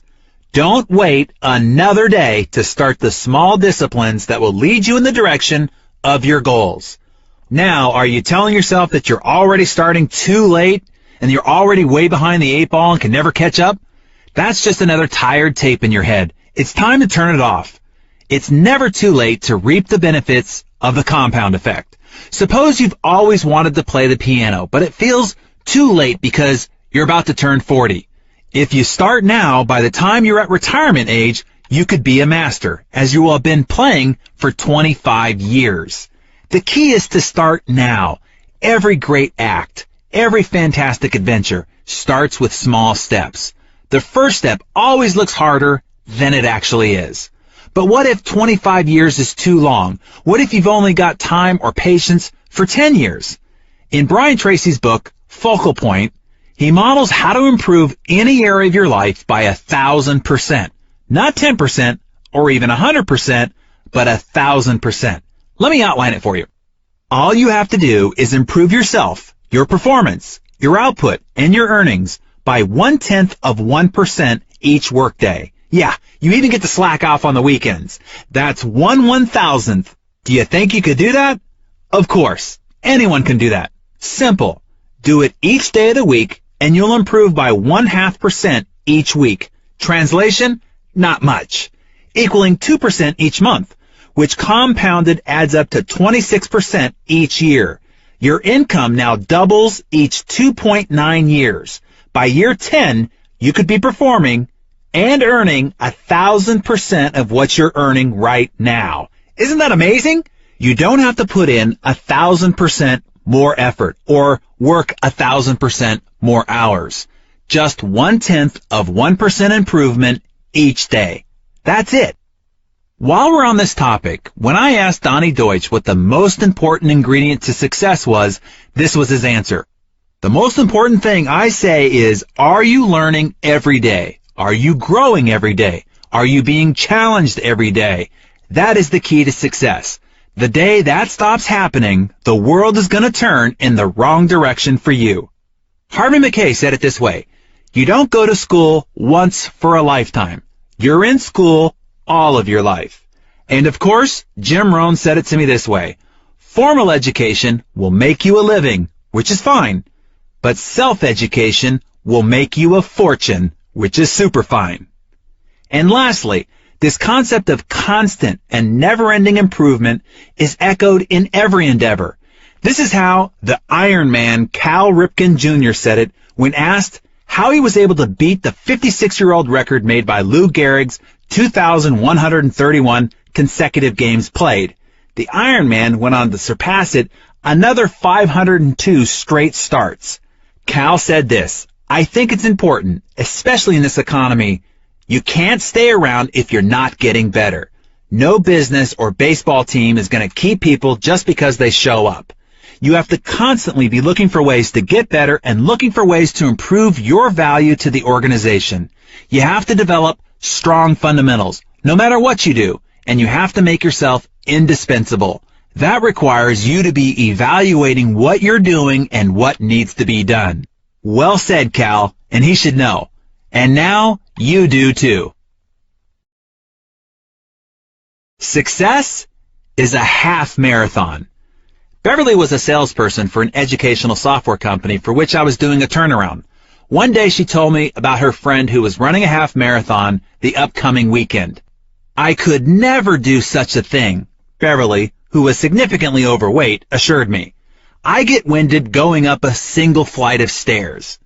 If you want to, you can choose to do what your friend is doing, I told her. She balked, saying, there's absolutely no way. My first step was to help Beverly find her motivation. So Beverly, why would you want to run a half marathon in the first place? I was trying to get a handle on her greater, more personal desires and motivations. Well, my 20-year high school reunion is coming up next summer, and I want to look fabulous. But I've gained so much weight since my second child 5 years ago, I don't know how I could do it. Bingo! Now we had a motivating goal, but I proceeded with caution. If you've ever tried to lose weight, you probably know the drill. Buy an expensive gym membership, drop a fortune on personal trainers, new equipment, spiffy new workout clothes, and great athletic footwear. Work out vigorously for a week or so, then turn your elliptical machine into a clothes-drying rack. Ditch the gym and let your sneakers mold in the corner. I wanted to try a better way with Beverly. I knew that if I could get her to choose just one new habit, she'd get hooked and all the other behaviors would naturally fall in line. I asked Beverly to drive her car around the block and map out a 1-mile loop from her house. Once she mapped the course, I told her to walk the loop just 3 times over a period of 2 weeks. Notice that I didn't ask her to start by running the mile. Instead, I started with something I knew she could do in her existing state, a small, easy task that required no major stretch.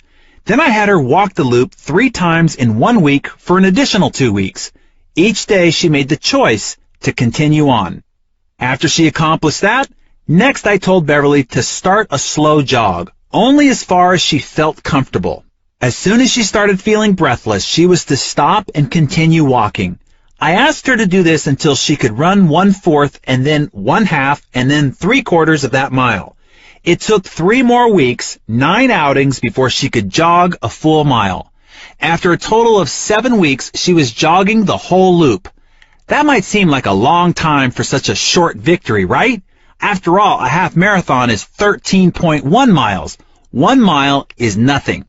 What was something, however, was Beverly was beginning to see how her choice to get fit for the reunion, her Y power, was fueling her new health habits. The compound effect had been set in motion and was starting its miraculous process.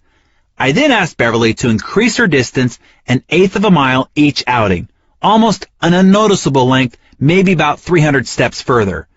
Within 6 months, she was running 9 miles without any discomfort at all.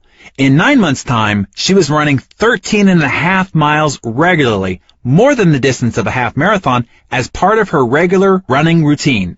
More exciting, though, is what happened in other areas of her life.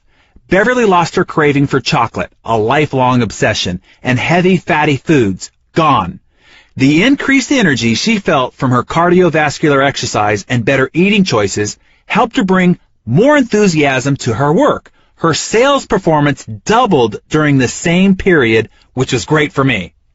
As we saw in the previous chapter, the ripple effects of all this momentum raised her self-esteem and sense of accomplishment and made her more affectionate and intimate with her husband. Their relationship became more passionate than it had been since college. Because she had renewed energy, her interaction with her children became more active and animated. She noticed she no longer had time to hang out with her Debbie Downer friends, who still gathered together after work for greasy appetizers and drinks. She made new, healthy friends in a running club she joined, which led to a whole host of additional positive choices, behaviors, and habits.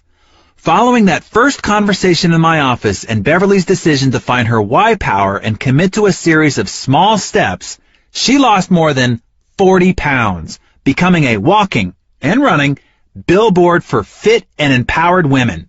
Today, Beverly regularly runs full marathons. Your life is a product of your moment-to-moment choices. In our Success CD, May of 2010, TV's Biggest Loser fitness trainer, Jillian Michaels, shared with me a powerful childhood story. She said, "When I was a kid, my mom would have these elaborate Easter egg hunts for me. I would run around the house, and when I would get close to a hidden egg, she'd say, 'Oh, you're warm. You know, you're getting closer to it. Oh, you're on fire.' And when you move away from the egg, she'd go, 'Oh, you're cold. You're freezing.'" She goes on to say, "I teach contestants that, on a moment-to-moment basis, I need them to think about their happiness and their ultimate goal as being warm, how every choice and every decision they make in the moment is getting them closer to that ultimate goal. Since your outcomes are the result of your moment-to-moment choices, You have incredible power to change your life by changing those choices. Step by step, day by day, your choices will shape your actions until they become habits, where practice makes them permanent. Losing is a habit. So is winning. Now let's work on permanently instilling winning habits into your life.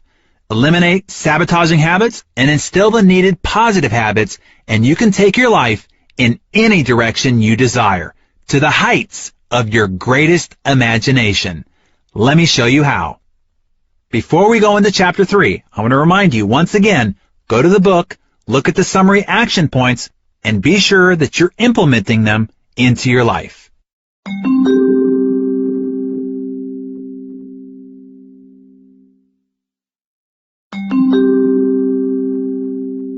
Chapter 3, Habits. A wise teacher was taking a stroll through the forest with a young pupil and stopped before a tiny tree. "Pull up that sapling," the teacher instructed his pupil, pointing to a sprout just coming up from the earth. The youngster pulled it up easily with his fingers. "Now pull up that one," said the teacher, indicating a more established sapling that had grown to about knee-high to the boy. With little effort, the lad yanked the tree up, roots and all. "And now this one," said the teacher, nodding toward a more well-developed evergreen that was as tall as the young pupil.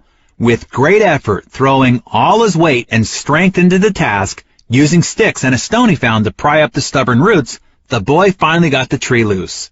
"Now," the wise one said, "I'd like you to pull up this one." The young boy followed the teacher's gaze, which fell upon a mighty oak so tall the boy could scarcely see the top. Knowing the great struggle he had just had pulling up the much smaller tree, he simply told his teacher, "I'm sorry, but I can't." "My son, you have just demonstrated the power that habits will have over your entire life," the teacher exclaimed. "The older they are, the bigger they get, the deeper the roots grow, and the harder they are to uproot. Some get so big with roots so deep, you might even hesitate to try." Creatures of habit. Aristotle wrote, "We are what we repeatedly do."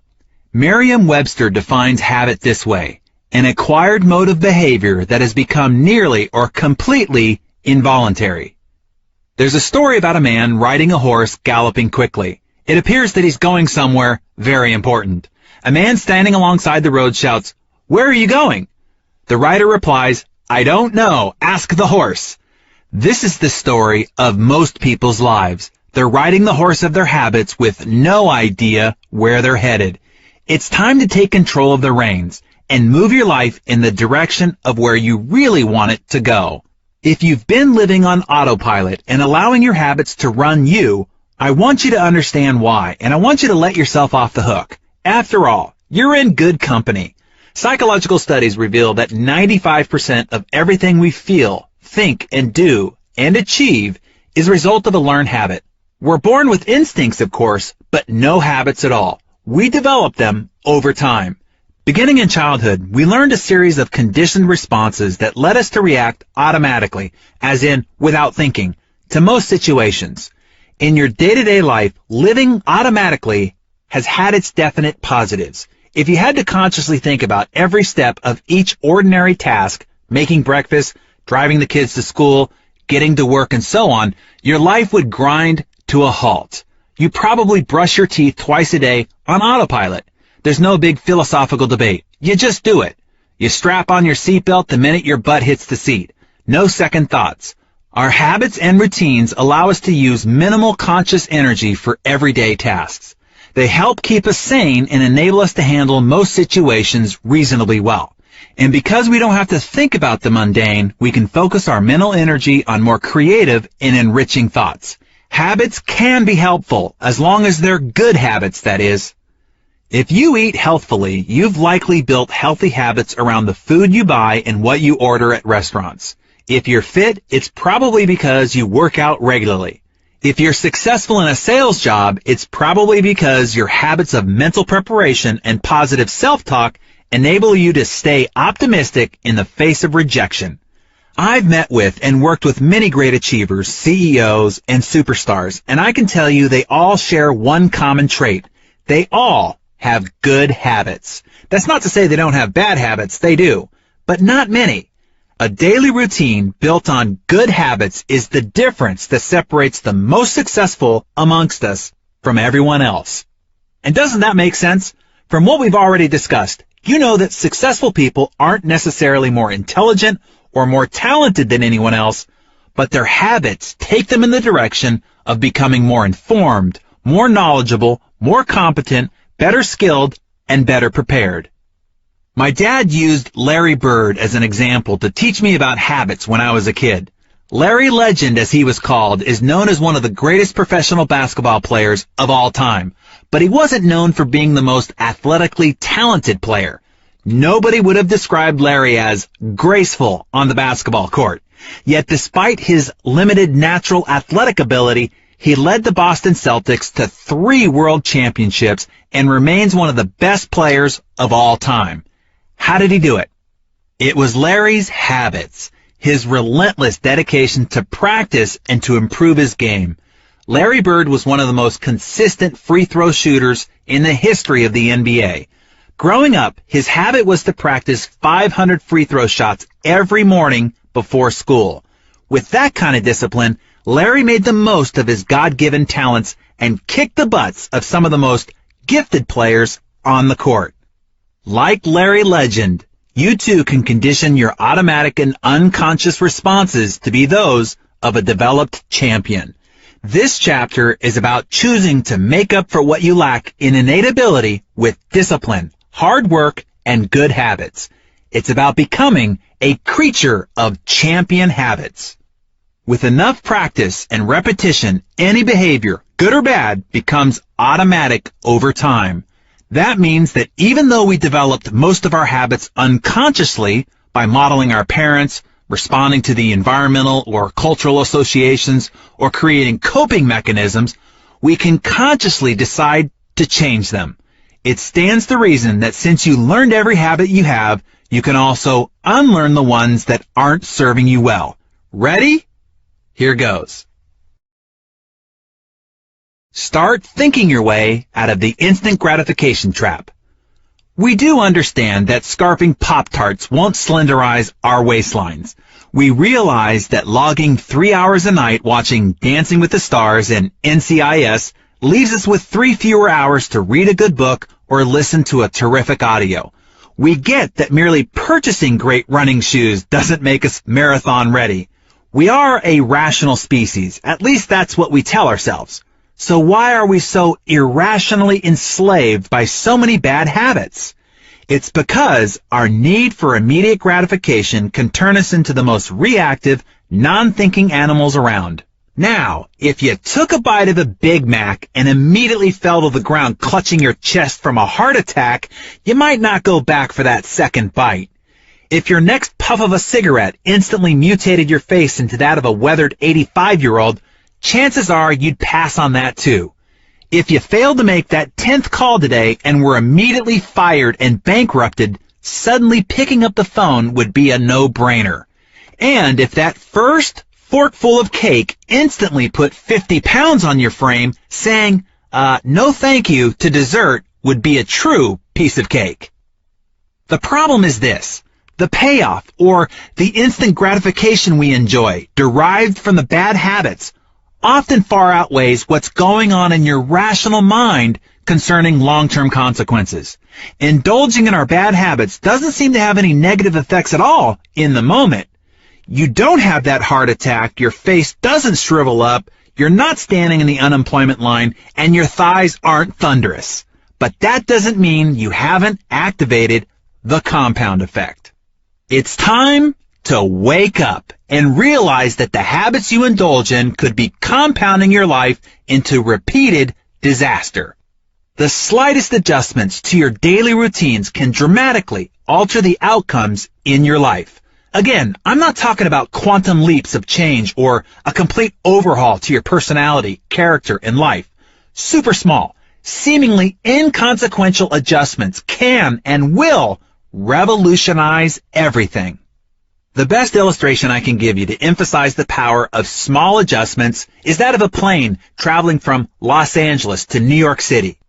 If the nose of that plane is pointed only 1% off course, almost an invisible adjustment when the plane is sitting on the tarmac in Los Angeles, it will ultimately end up about 150 miles off course, arriving in either upstate Albany or in Dover, Delaware. Such is the case for your habits. A single poor habit, which doesn't look like much in the moment, can ultimately lead you miles off course from the direction of your goals and the life you desire. Most people drift through life without devoting much conscious energy to figuring out specifically what they want and what they need to do to take themselves there. I want to show you how to ignite your passion and help you aim your unstoppable creative power in the direction of your heart's dreams and desires. Uprooting bad habits that have grown into mighty oaks is going to be arduous and difficult, and to see the process through will require something greater than even the most relentless determination. Willpower alone won't cut it. Finding your mojo, your why power. Assuming willpower is what you need to change your habits is akin to trying to keep a hungry grizzly bear out of your picnic basket by covering the basket with a napkin. To fight the bear of your bad habits, you'll need something stronger. When you're having trouble doing the hard work of achieving your goals, it's common to believe that you simply lack willpower. I disagree. It's not enough to choose to be successful. What's going to keep you consistent with the new positive choices you need to make? What's going to stop you from falling back into your mindless bad habits? What's going to be different this time versus the times you've tried and failed before? As soon as you get the slightest bit uncomfortable, you're going to be tempted to slide back into your old, comfortable routine. You've tried willpower before, and it's failed you. You've set resolutions, and you've let them go. You thought you were going to lose all that weight last time. You thought you'd make all those sales calls last year. Let's stop the insanity and do something different so you can get different and better results. Forget about willpower. It's time for why power. Your choices are only meaningful when you connect them to your desires and dreams. The wisest and most motivating choices are the ones aligned with that which you identify as your purpose, your core self, and your highest values. You've got to want something and know why you want it, or you'll end up giving up too easily. So, what is your why? You've got to have a reason if you want to make significant improvements to your life.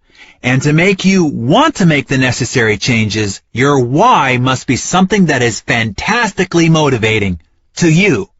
You've got to want to get up and go for years.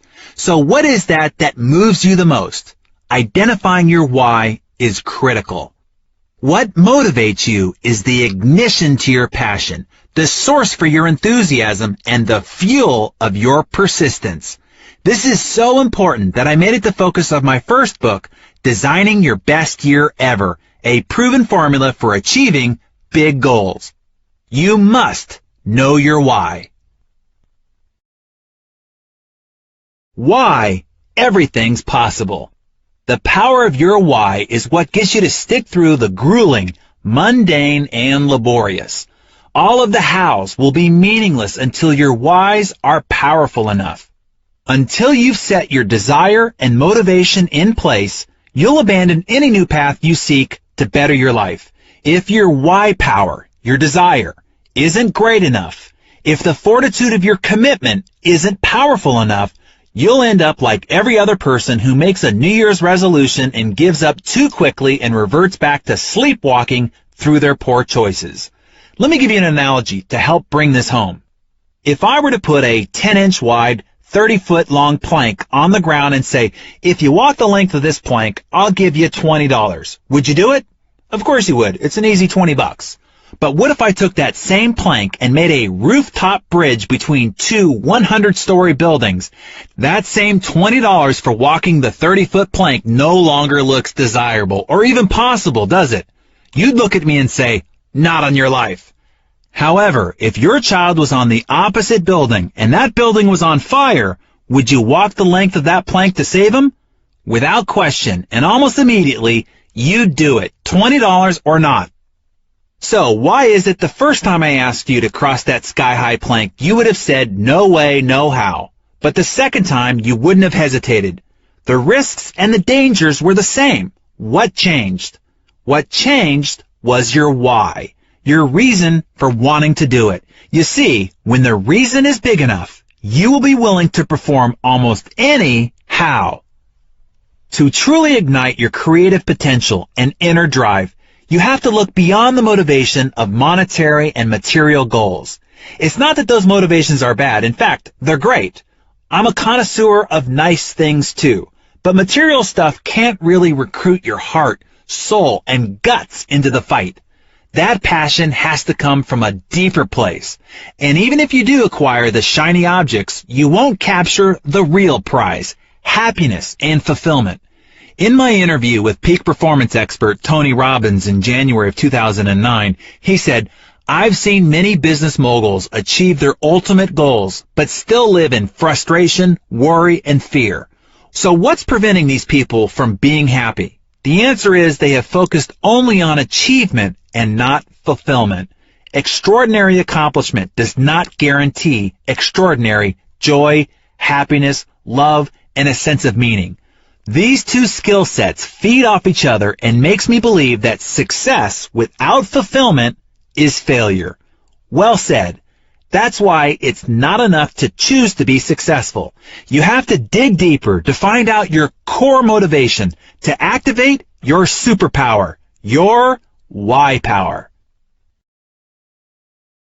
Core motivation.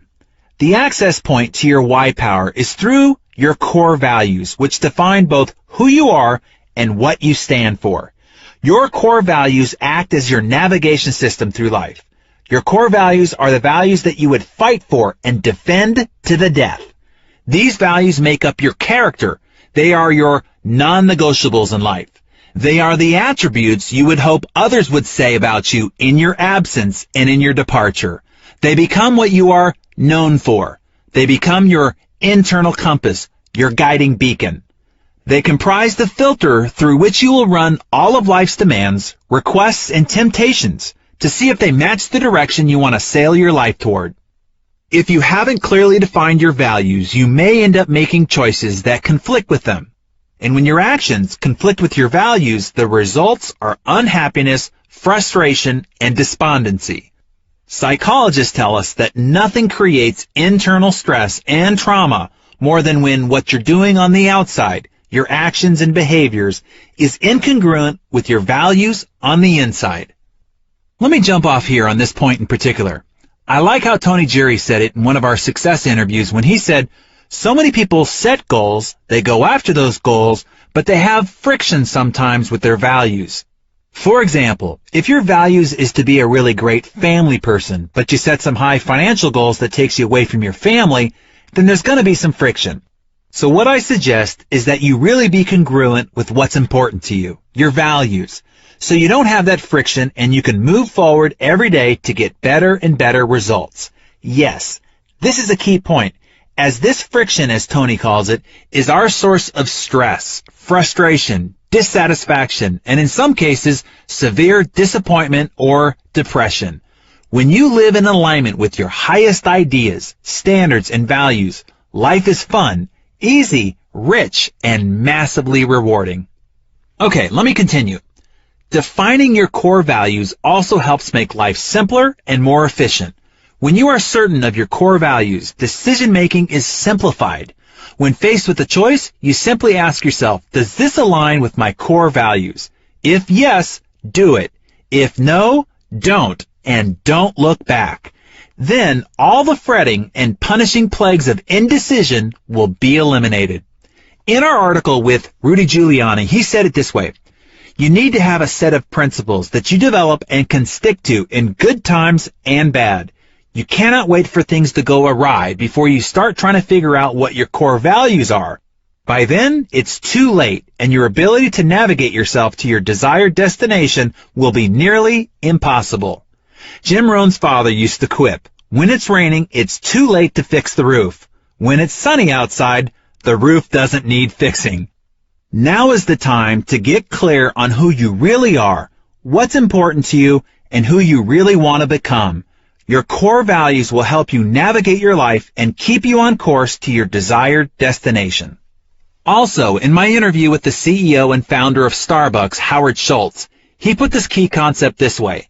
And this is a guy who knows a little bit something about creating culture and adhering to core values as he grew from 150 stores to now almost 17,000 run by 142,000 employees. He said, whatever your culture, values, guiding principles, you have to take steps to incorporate them into your organization early in its life so that they can guide your every decision, every hire, every strategic objective you set. This is true for a large corporation, and it's just as true for you as an individual. Get your core values determined and squared away, and they will be your guiding principles for every decision, every project that you take on or say yes to, and every goal that you go for. Find your fight. People are either motivated by something they want or something that they don't want. Love is a powerfully motivating force, but so is hate. Contrary to social correctness, it can be good to hate. Hate disease, hate injustice, hate ignorance, hate complacency, and so on. Sometimes identifying an enemy lights your fire. Some of my greatest motivation, determination, and dogged persistence came when I had an enemy to fight. In history, most transformational stories and political revolutions came about as a result of fighting an enemy. David had Goliath. America had the British. Luke had Darth Vader. Rocky had Apollo Creed. 20-somethings have the man. Rush Limbaugh has the liberals. Lance Armstrong, cancer. Apple, Microsoft. Microsoft, Apple. We could go on, but I think you get the point. Enemies give us a reason to stand tall with courage. Having to fight challenges your skills, your character, and your resolve. It forces you to assess and exercise your talents and abilities. Without a motivating fight, we become fat and lazy. We lose our strength and purpose. Some of my mentorship clients worry that their why power derives from less than noble goals. They feel guilty for wanting to prove the naysayers wrong, or wanting to get back at the person who said they'd never amount to anything, or beat the competition, or finally one-up a sibling who's always dominated them. But really, it doesn't matter what the motivation is, as long as it's legal and moral. You don't have to be motivated for great humanitarian reasons. What matters is that you feel fully motivated. Sometimes that motivation can help you use a powerfully negative emotion or experience to create an even more powerful and successful end. This is certainly true of one of history's most celebrated football coaches, Pete Carroll. When we featured Carroll in Success in September of 2008, he explained his early motivation like this. When I grew up, I was a little dink. I couldn't do much because I was just too small. It took me a couple of years to get to a place where I could be competitive. All that time, I was living with the fact that I was much better and I needed to fight to prove it. I was frustrated because I knew I could be special. Carroll's need to fight ultimately brought out his greatness. On our March 2010 issue of Success, we featured an interview with acclaimed actor Anthony Hopkins.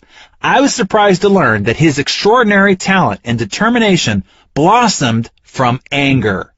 Hopkins admitted to being a horrible student, burdened with dyslexia and attention deficit and hyperactivity disorder before such a diagnosis even existed. He was shackled with the label problem child. He said, I was a source of worry for my parents. I had no apparent future because schooling and education were important, but I didn't seem to have the ability to grasp what was being taught to me. My cousins were all brilliant. I felt resentful and rejected by a whole society and was very depressed. Hopkins harnessed his anger. At first, it propelled him to fight to achieve success outside of academics or athletics. He discovered that he had a glimmer of talent in acting. So he used his anger towards the belittling labels he had been given to fuel his commitment to the craft of acting. Today, Hopkins is considered to be one of the greatest actors alive. As a result of the fame and fortune he's acquired, Hopkins has been able to help countless other people in the fight to recover from substance abuse, in addition to supporting important environmental work. Though initially it wasn't grounded in a noble cause, his fight was clearly worthwhile. We can all make powerful choices. We can all take back control by not blaming chance, fate, or anyone else for our outcomes. It's within our ability to cause everything to change. Rather than letting past hurtful experiences zap our energy and sabotage our success, we can use them to fuel positive, constructive change. Goals. As I mentioned before, the compound effect is always working, and it will always take you somewhere. The question is, where? You can harness this relentless force and have it carry you to new heights. But you must know where you want to go first. What goals, dreams, and destinations do you desire? When I attended the funeral of Paul J. Meyer, another mentor of mine, I was reminded of the richness and diversity of his life. He achieved, experienced, and contributed more than dozens of people combined. His obituary made me reassess the quantity and size of the goals that I set for myself. If Paul were here, he would tell us, if you are not making the progress that you'd like to make and are capable of making, it's simply because your goals are not clearly defined. One of Paul's most memorable quotes reminds us of the importance of goals. Whatever you vividly imagine, ardently desire, sincerely believe, and enthusiastically act upon must inevitably come to pass. The one skill most responsible for the abundance in my life is learning how to effectively set and achieve goals. Something almost magical happens when you organize and focus your creative power on a well-defined target. I've seen this time and time again. The highest achievers in the world have all succeeded because they mapped out their visions. The person who has a clear, compelling, and white-hot burning why will always defeat even the best of the best at doing the how. Let me jump off here for a second. When we asked what was one of the most important things the legendary Bobby Bowden did to make his team such a dominating force in college football, FSU won 12 Atlantic Coast Conference championships and a total of 377 wins under Bowden's leadership, an extraordinary feat. He said, at the start of every season, we take about 4 days to get away from everything, including the phone, where people can't get to us. During that time, we discuss our goals. I talk about our goals for the year. I'm a big believer in setting goals. But more important to me than setting them is writing them down. Doing that makes me and everyone around me stay the course and stay accountable. And then we talk about how we're going to go about achieving them, breaking them all down and what everyone must do to reach each goal. We talk about what everybody's responsibility is and then what our responsibility is to the university and to the players. Oh, and another great point and perspective on the topic of goals was shared with me by John Assaraf. John said, when you write a goal, ask yourself, am I willing to trade my life for the accomplishment of this goal? Because essentially, that's what you're doing. Wow, what a great point and a great perspective. How many times have you seen people give major chunks of their life for the achievement of the wrong goals? I remember Jim Rohn saying, if I had known how much going for some of those early goals would have cost me, I probably wouldn't have paid the price. One last piece of advice I'd like to offer you when it comes to setting big goals for yourself is this. Before you write your business goals or your business plan, build your life plan. Figure out what kind of life you want to have first. Where do you want to live? What type of people do you want to be surrounded by? Whether you want to work nights and weekends, whether you want to travel and how much and where, whether you want to be home for dinner every night, if you want a short commute, what type of environment you want to go to each day, how you want to dress, etc. Then build your business or your professional plan around these criterion. Most of us have done exactly the opposite. I know I did for many years. We build our business plan first. We outline all our big goals, plans, and ambitions, and then figure out how to fit our lives around them, usually sacrificing most of the rest of our life. Or sometimes we define a professional plan by outlining the money we want to make and the titles we want to obtain. Again, sacrificing much of the rest of our lives. If we continue to live this way, when we get to the end of our lives, we're likely to discover that we paid too high a price and sacrificed what was really important in life for too little. How goal setting actually works. The mystery, secret, revealed. You only see, experience, and get what you look for. If you don't know what to look for, you certainly won't get it. By our very nature, we are goal-seeking creatures. Our brain is always trying to align our outer world with what we are seeing and expecting in our inner world. So, when you instruct your brain to look for the things that you want, you will begin to see them. In fact, the object of your desire has probably always existed around you, but your mind and eyes weren't open to seeing it. In reality, this is how the law of attraction really works. It is not the mysterious, esoteric voodoo that it sometimes sounds like. It's far simpler and more practical than that. We are bombarded with billions of sensory, visual, audio, physical, bytes of information each day. To keep ourselves from going insane, we ignore 99.9% of them, only really seeing, hearing, or experiencing those upon which our mind focuses. This is why when you think something, it appears that you are miraculously drawing it into your life. In reality, you're now just seeing what was already there. You are truly attracting it into your life.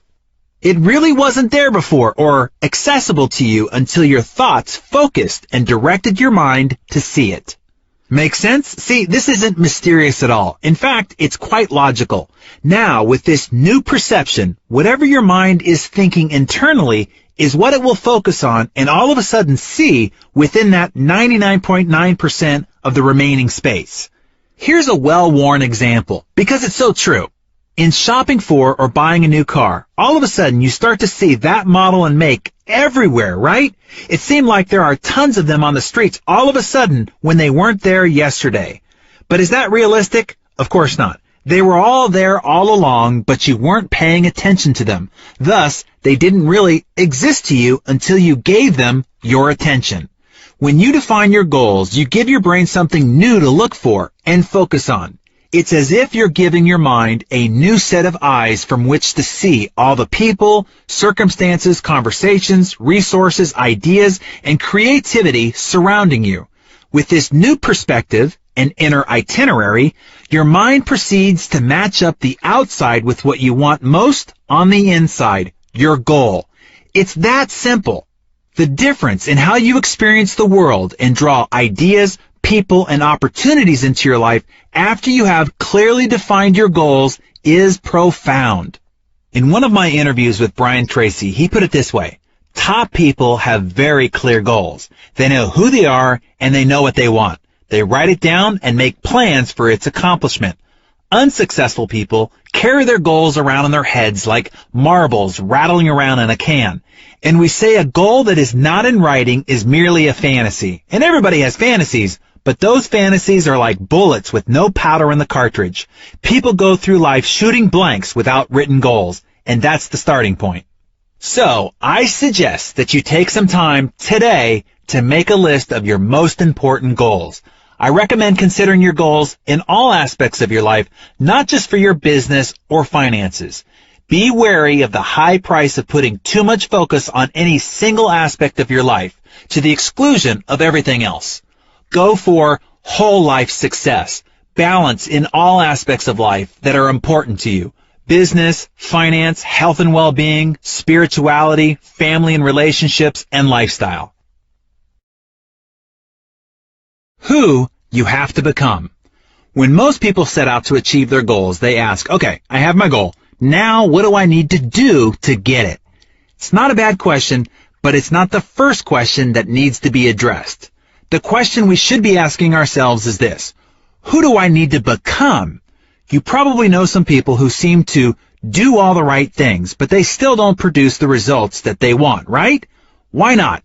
One thing Jim Rohn taught me is this: if you want to have more, you have to become more. Success is not something you pursue. What you pursue will elude you. It can be like trying to chase butterflies. Success is something you attract by the person you become. When I understood that philosophy, wow, it revolutionized my life and my personal growth. When I was single and ready to find my mate and get married, I made a long list of traits that I desired in the perfect woman for me. I filled more than 40 pages of a journal, front and back, describing her in great detail, her personality, character, key attributes, attitudes, and philosophies about life, even what kind of family she'd come from, including her culture and physical makeup, down even to the texture of her hair. I wrote in depth what our life would be like and what we'd do together. If I then asked, okay, now what do I have to do to find and get this girl, I might still be on that butterfly chase right now. Instead, I looked back at the list and considered whether or not I embodied those same attributes myself. Did I have those very qualities I was expecting in her? I asked myself, what kind of man would a woman like this be looking for? Who do I need to become to be attractive to a woman of this substance? Then I filled 40 more pages describing all the attributes, qualities, behaviors, attitudes, and characteristics I needed to become myself. Then I went to work on becoming and achieving those qualities. And guess what? It worked. As if she were peeled off the pages of my journal and appeared in front of me. My wife, Georgia, is exactly what I described and asked for in almost eerie detail.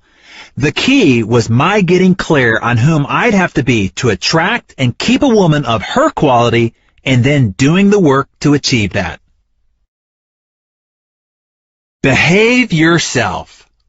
All right, let's map out your process for achieving the goals you've decided upon. This is the doing process, or in some cases, the stop doing process. What stands between you and your goal is your behavior. Do you need to stop doing anything so the compound effect isn't taking you in a downward spiral? Also, what do you need to start doing to change your trajectory so that you're headed in the most beneficial direction? In other words, what habits and behaviors do you need to subtract from and add to your life? Your life comes down to this formula. You, your choices, plus your behavior, plus your habits, compounded equal your goal.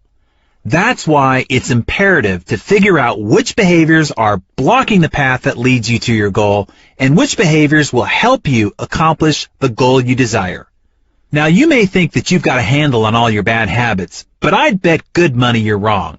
Again, that's why tracking is so effective. I mean, honestly, do you know how many hours of TV you are really watching every day? How many hours do you spend tuned into news channels or keeping up with the goals and accomplishments of others on the sports or style networks? Do you know how many cans of soda you drink or how many hours you spend doing non-essential work on the computer, Facebook, reading gossip online, etc.? As I emphasized in the previous chapter, your first job is to become aware of how you're behaving. Where have you fallen asleep on the job and developed an unconscious bad habit that's leading you astray? Let me pause here and pass along a great tip shared with me by Brian Tracy. I'll read it to you just as he shared it with me.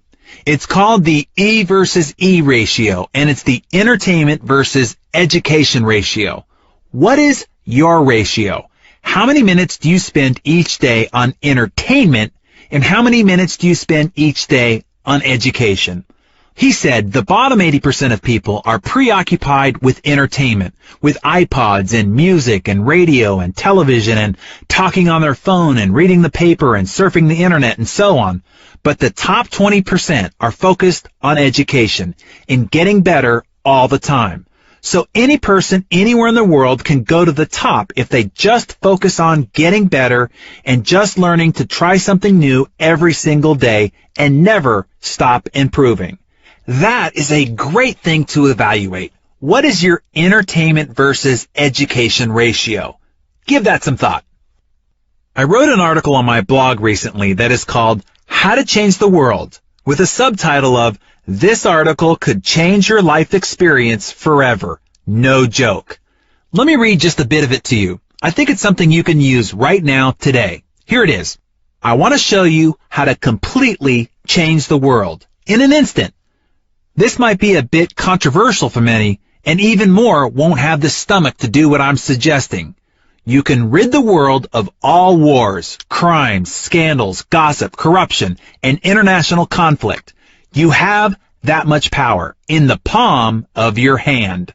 Are you ready to change the world? If you dare, hit the off button. Turn off your TV, turn off your radio, turn off your newspaper subscription. I have explained before, and there's a video on my blog called Media Madness, how watching media that aggregates the most brutal, shocking, heinous, and scandalous events of the day can give you a perverted view of the world. And meanwhile, millions of beautiful, miraculous, positive, and wonderful things happen during the same day that don't get any attention. It's incredibly destructive to your spirit and creative potential. Here's the controversial part. Early on, I learned the difference between the world and my world. I, personally, only pay attention to my world. After all, it's the only thing I can do anything about. Paying too much attention to the rest of it only makes me feel fearful, frustrated, and cynical. All I have in life is my attention. And where our attention goes, energy flows, and so goes our life. I have to make the choice of where I want to give it. That choice affects my experience of life and determines my potential for positive creativity. I can focus on the worst of the world or the best. I can focus it on the things that I can't do anything about, or I can focus it on those things that I can and that have a direct impact on my life and the life of my family. Not long ago, a successful executive for whom I served on a nonprofit board hired me to mentor him on improving his productivity. He was already doing well, but knew he could optimize his time and output further with some coaching. I had him track his activities for a week and noticed something I see all too often.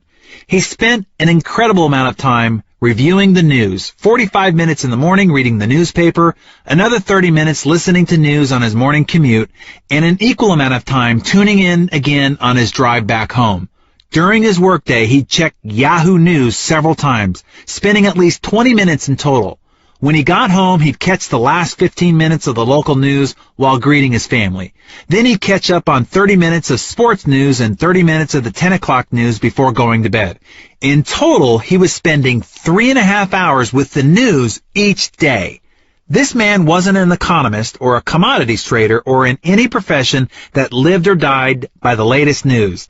The time he spent with the paper and news programs on radio and TV greatly exceeded what he needed to be a knowledgeable voter and a contributing member of society, or even to enhance his own personal interest. In fact, he was getting very little valuable information through his programming choices, or rather, his lack of choices. So why did he spend nearly 4 hours a day consuming it? It was a habit. So I suggested that he keep his TV and radio off, cancel his newspaper subscription, and set up an RSS feeder so he could select and review only the news he deemed important for his business and personal interests.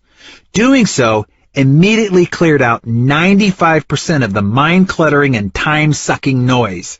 He could now review all that mattered to him in less than 20 minutes a day.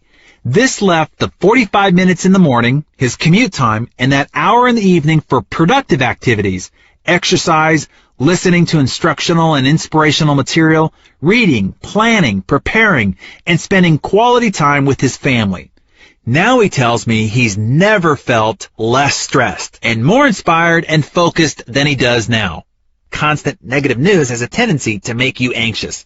One small, simple change in habit, one giant leap forward in balance and productivity.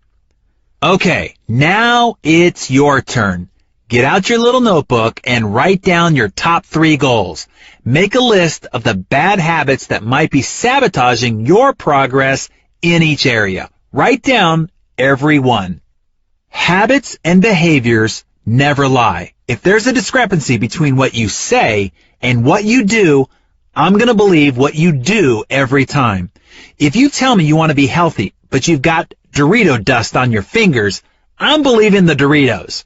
If you say self-improvement is a priority, but you spend more time with your Xbox than at the library, I'm believing the Xbox. If you say you're a dedicated professional, but you show up late, unprepared, your behavior rats you out every time. You say your family is your top priority, but if they don't appear on your busy calendar, they aren't, really. Look at the list of bad habits you just made. That's the truth about who you are. Now you get to decide whether that's okay or if you want to change. And then next, add to that list all the habits that you need to adopt that, if practiced and compounded over time, will result in your gloriously achieving your goals. Making this list isn't about wasting energy by getting judgmental and regretful on yourself. It's about taking a clear-headed look at what you want to improve. I'm not going to leave you there, however. Let's uproot those sabotaging bad habits and plant new, positive, and healthy ones in their place. Game Changers. 5 strategies for eliminating bad habits. Your habits are learned, therefore they can be unlearned. If you want to sail your life in a new direction, you have to first pick up the anchors of bad habits that have been weighing you down. The key is to make your why power so strong that it overwhelms your urges for instant gratification. And for that, you need a new game plan. The following are my all-time favorite game changers. 1. Identify your triggers. Look at your list of bad habits. For each one you've written down, identify what triggers it. Figure out what I call the big 4s, the who, the what, the where, and the when, underlying each bad behavior. For example, are you more likely to drink too much when you're around certain people? Is there a particular time of the day when you just have to have something sweet? What emotions tend to provoke your worst habits? Stress, fatigue, anger, nervousness, boredom? When do you experience those emotions? Who are you with? Where are you? And what are you doing? What situations prompt your bad habits to surface? Getting in your car? The time before performance reviews? Visits with your in-laws? Conferences? Social settings? When you're feeling physically insecure or deadlines? Take a closer look at your routines. What do you typically do or say when you wake up? When you're on a coffee or a lunch break? When you've gotten home from a long day? Again, get out your notebook or use the Bad Habit Killer worksheet, which you can download for free at thecompoundeffect.com/free, and write down your triggers. This simple action alone increases your awareness exponentially. But of course, this isn't the whole enchilada, because as we've discussed, increasing your awareness of a bad habit isn't enough to break it. Number 2, clean house. Get to scrubbing. And I mean this literally and figuratively. If you want to stop drinking alcohol, remove every drop of it from your house and your vacation house if you have one. Get rid of the glasses, any fancy utensils or doodads that you have when you drink. And those decorative olives too. If you want to stop drinking coffee, heave the coffee maker and give that bag of gourmet grounds to a sleepy neighbor. If you're trying to curb your spending, take an evening and cancel every catalog or retail offer that flies through your mailbox or your inbox, so you won't even need to muster the discipline to walk it from the front door to the recycling bin. If you want to eat more healthfully, clean your cupboards of all the crap and stop buying the junk food. And stop buying into the argument that it's not fair to deny the other people in your family junk food just because you don't want it in your life. Trust me, everyone in your family is better off without it. Don't bring it into the house, period. Get rid of whatever enables your bad habits. And 3, swap it. Look again at your list of bad habits. How can you alter them so that they're not as harmful? Can you replace them with healthier habits or drop kick them altogether, as in for good? Anyone who knows me knows that I love something sweet after a meal. If there is ice cream in the house, the something sweet turns into a triple scoop banana split with all the fixings. 1,255 calories.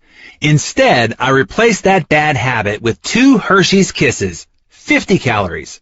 And I'm still able to satisfy the sweet tooth without having to spend the extra hour on the treadmill just to get back to even. My sister-in-law started a habit of eating crunchy and salty junk food when she watched TV. She'd crunch through a whole bag of tortilla chips with little actual awareness. Then she realized that what she really enjoyed was just the crunchy sensation in her mouth.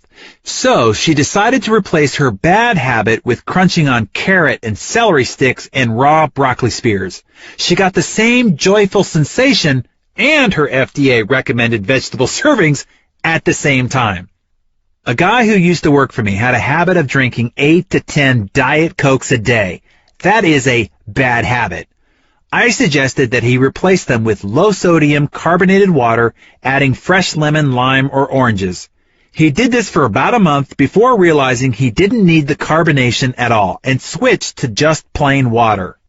So, play with this and see what behaviors you can replace, delete, or swap out. Number 4 is ease in. I live near the Pacific Ocean. Whenever I get into the water, I get my ankles acclimated first. Then I walk in up to my knees, and then it's my waist and chest before taking the plunge. Some people just run and dive in and get it over with. Good for them. Not me. I like to ease my way in. This is probably residual trauma from my childhood, as you'll see in the next strategy. For some of your long-standing and deep-rooted habits, it might be more effective to take small steps to ease into unwinding them. You may have spent decades repeating, cementing, and fortifying those habits, so it can be wise to give yourself some time to unravel them, one step at a time. A few years ago, my wife's doctor required that she cut caffeine from her diet for several months. We both love our coffee, so if she was going to have to suffer, I decided it was only fair that we do it together. We first went to 50-50, 50% decaffeinated and 50% regular for a week. Then 100% decaf for another week. Then Earl Grey decaf tea for a week, followed by decaf green tea. It took us about a month to get there, but we didn't suffer even one moment of caffeine withdrawal. No headaches, no sleepiness, no brain fog, no nothing. However, if we had gone cold turkey, well, I shiver at the thought. And number 5, jump in.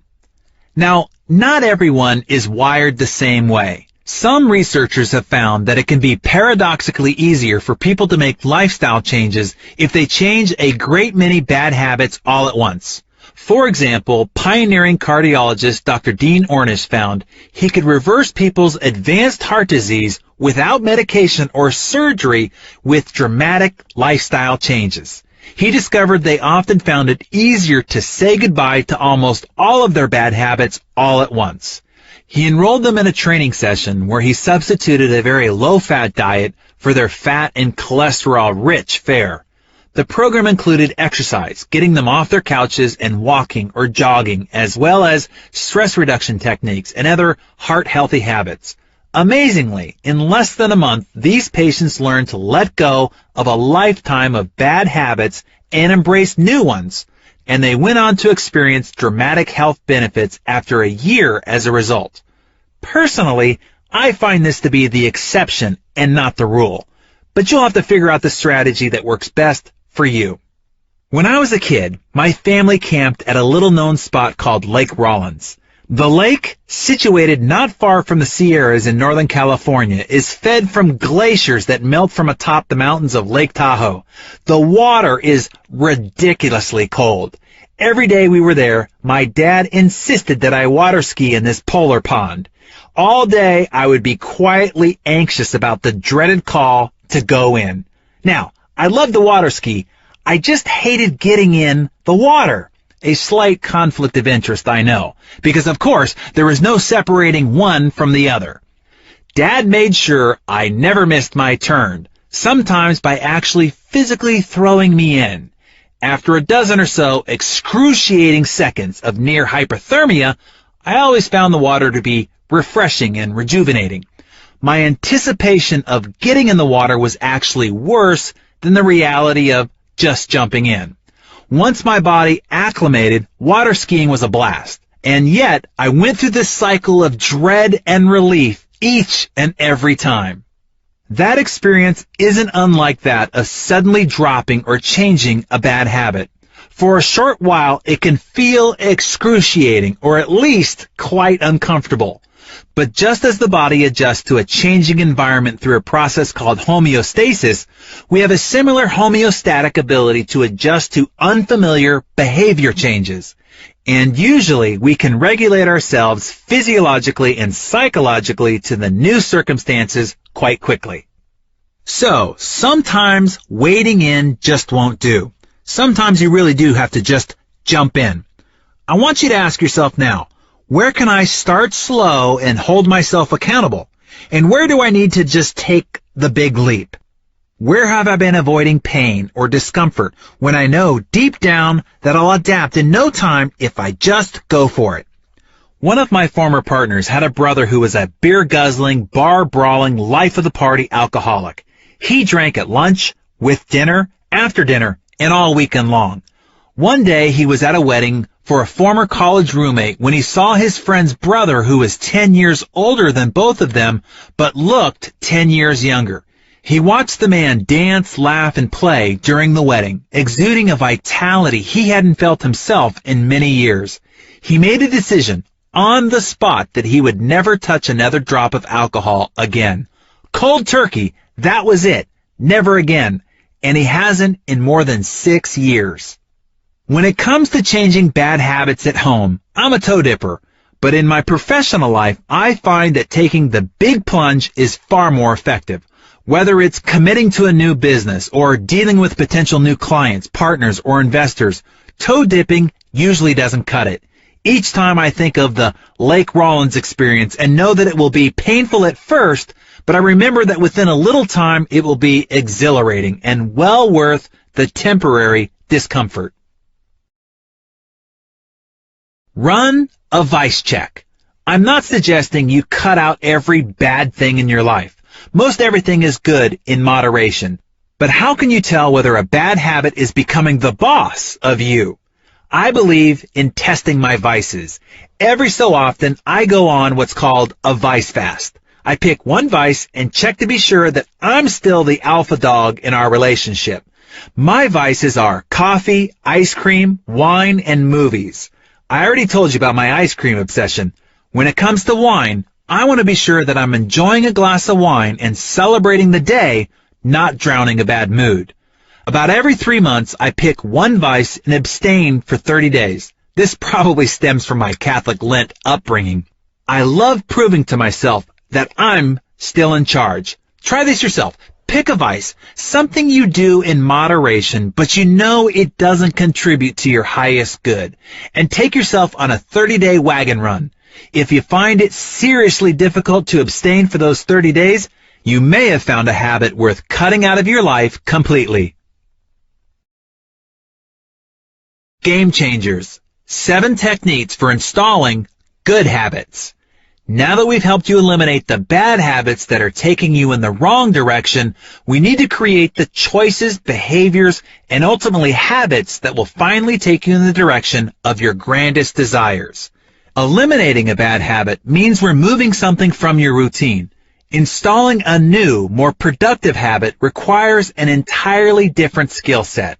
You're planting the tree, watering it, fertilizing it, and making sure it's properly rooted. Doing so takes effort, time, and practice. Here are my favorite techniques for putting good habits in place. Leadership expert John C. Maxwell said, "You will never change your life until you change something you do daily." The secret of your success is found in your daily routine.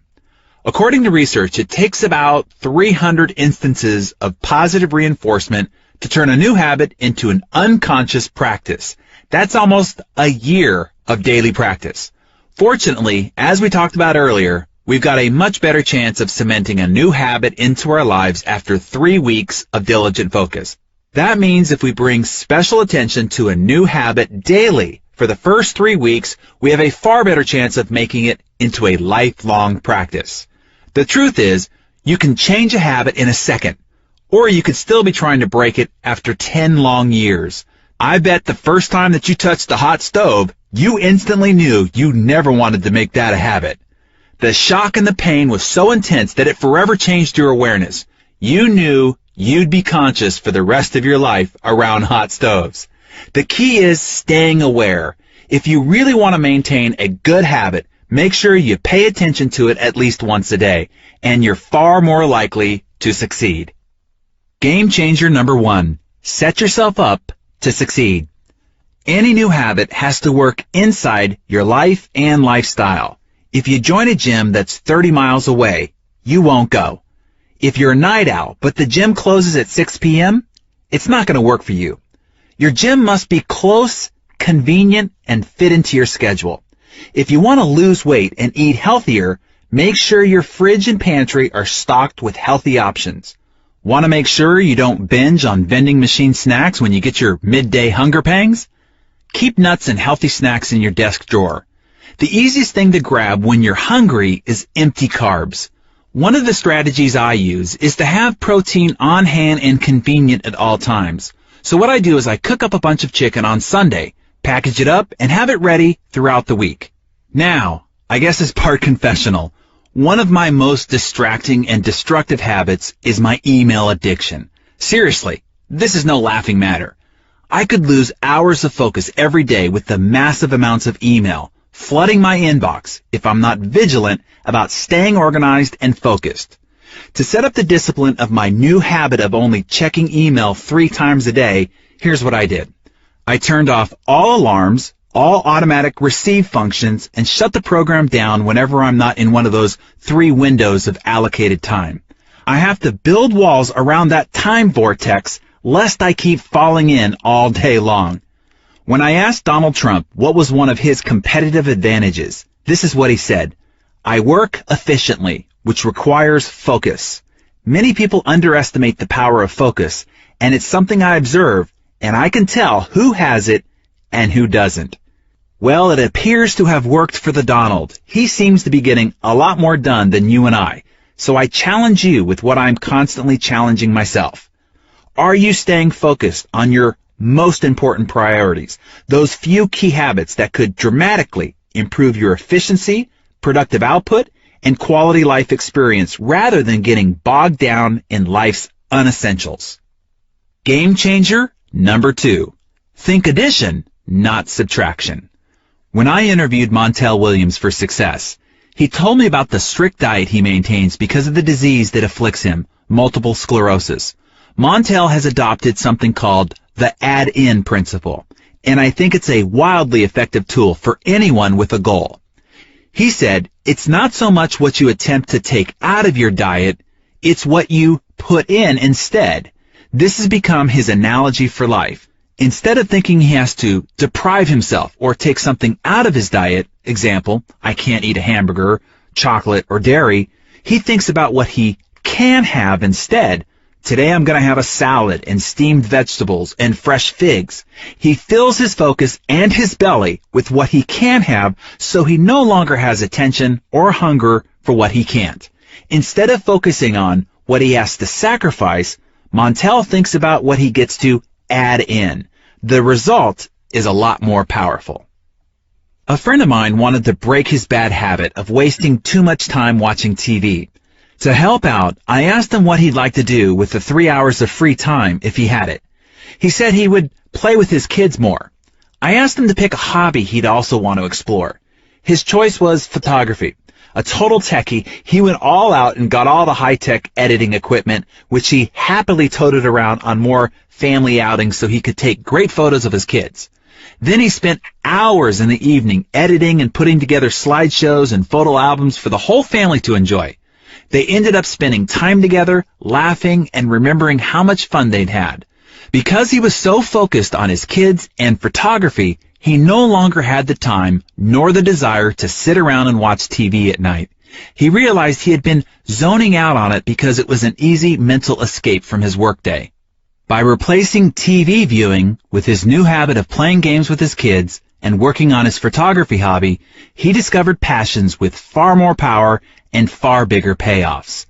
So, what can you choose to add in so you can enrich your life experience? Game changer number 3, go for a PDA, public display of accountability. Picture any public official taking the oath of office. They say, "I do solemnly swear." Then comes the speech on how she'll turn her campaign promises into boots-on-the-ground realities.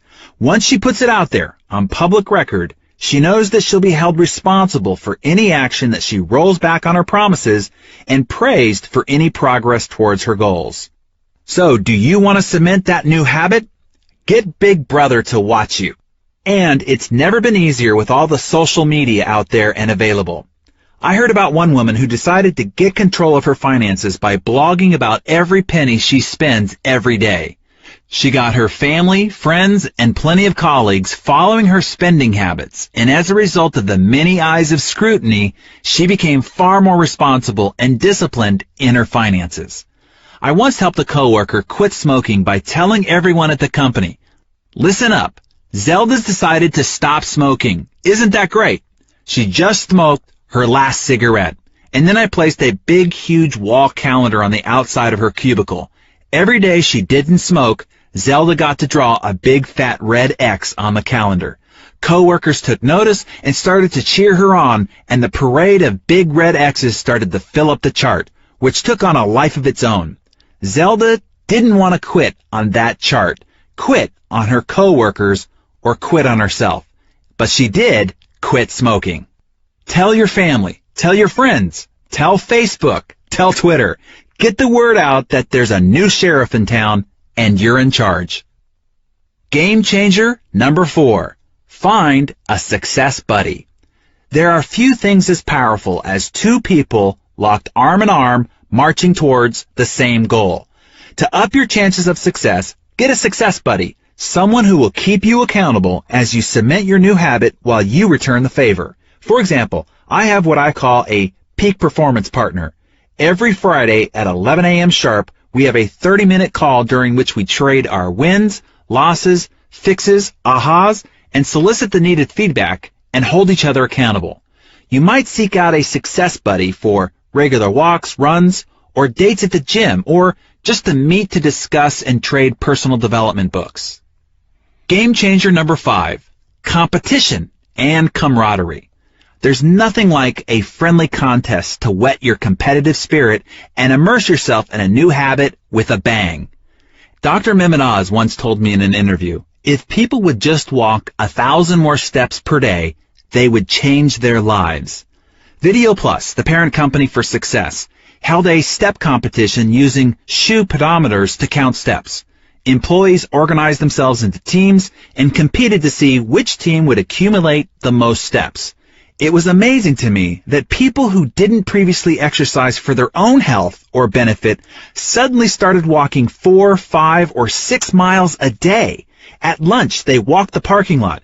If they knew they had a conference call, suddenly they were out doing it on their cell phones while they walked. Because of the competition, they found ways to increase their activity. Everyone's steps were tracked, and the whole office could see who was slacking off and who was stepping up. People's step tallies increased every day.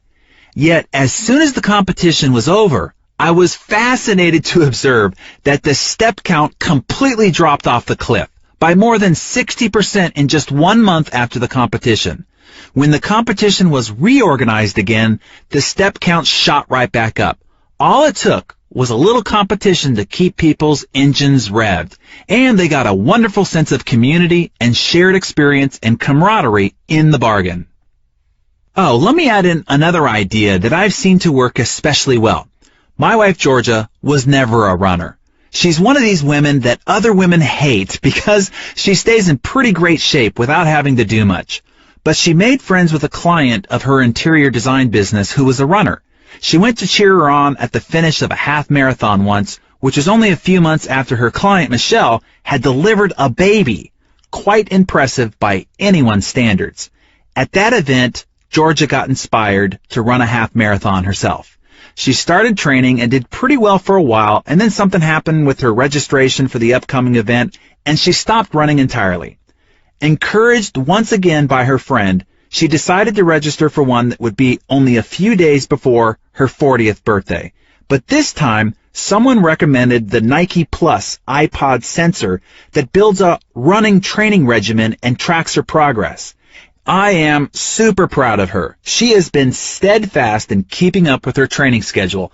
And one reason, in my observation, is because the system makes tracking and accountability easy and very visually evident. And she can compare her progress with her friends, which is a big part of keeping her motivation going and keeping her on track with her accountability.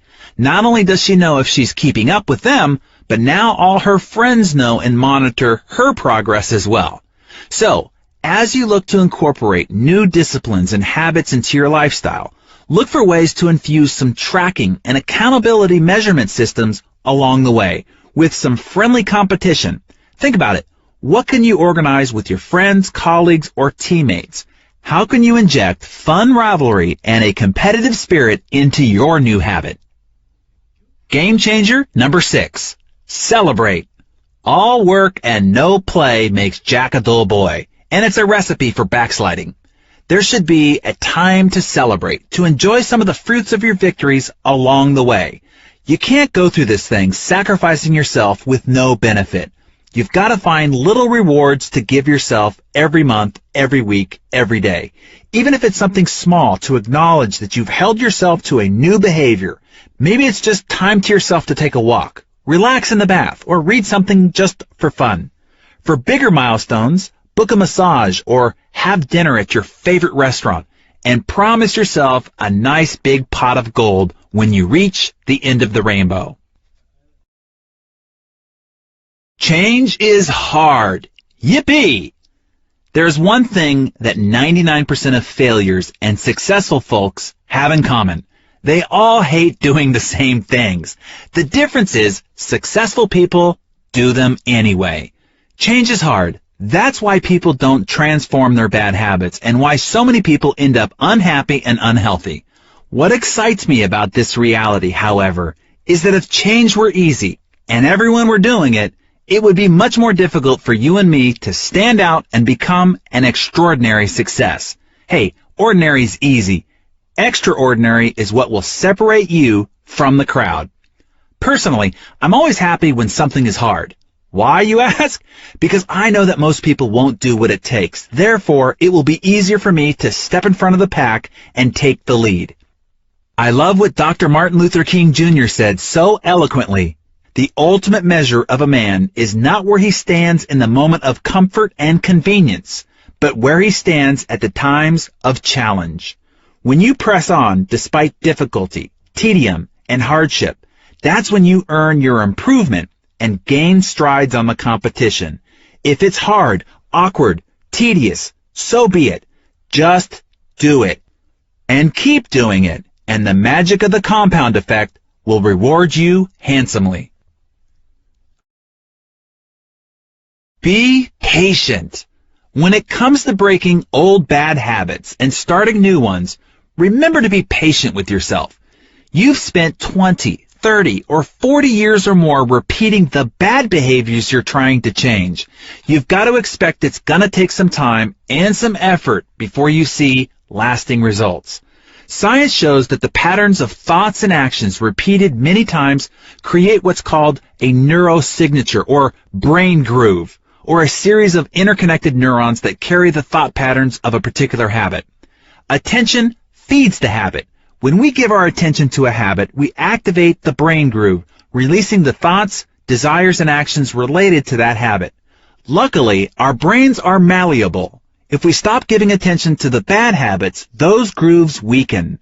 When we form new habits, we drive new grooves deeper with each repetition, eventually overpowering the previous ones. Creating new habits and burning new grooves into your brain will take time. Be patient with yourself. If you fall off the wagon, brush yourself off, not beat yourself up, and get back on. No problem. Hey, we all stumble. Just go again and try another strategy. Reinforce your commitment and consistency. When you press on, you will receive huge payoffs. And speaking of payoffs, the next chapter is where we really start breaking away from the herd, where the multiplying effect really takes shape. With all the disciplined effort you've applied from the fundamentals of the first 3 chapters, here's where you get rewarded.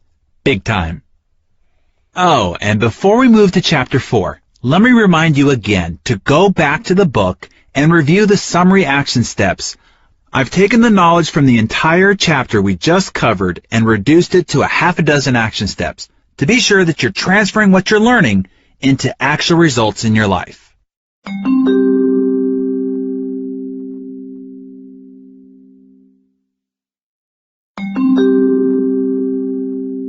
Chapter 4, Momentum. I'd like to introduce you to a very good friend of mine. This friend, also close to Bill Gates, Steve Jobs, Richard Branson, Michael Jordan, Lance Armstrong, Michael Phelps, and every other superachiever, will impact your life like no other. I'd like to introduce you to Mo, or Big Mo as I like to call it. Big Mo, without a doubt, is one of the most powerful and enigmatic forces of success. You can't see or feel Mo, but you know when you've got it. You can't count on Mo showing up to every occasion, but when it does, wow! Big Mo can catapult you into the stratosphere of success. And once you've got Mo on your side, there's almost no way anyone can catch you. I'm excited about this chapter. When you implement the ideas outlined ahead, your payoff will be 1,000 times or more what you paid for this book. Seriously, these ideas are big. Harnessing the power of Big Mo. If you remember your high school physics class, you do, don't you? You'll recall Newton's first law, also known as the law of inertia. Objects at rest tend to stay at rest unless acted on by an outside force.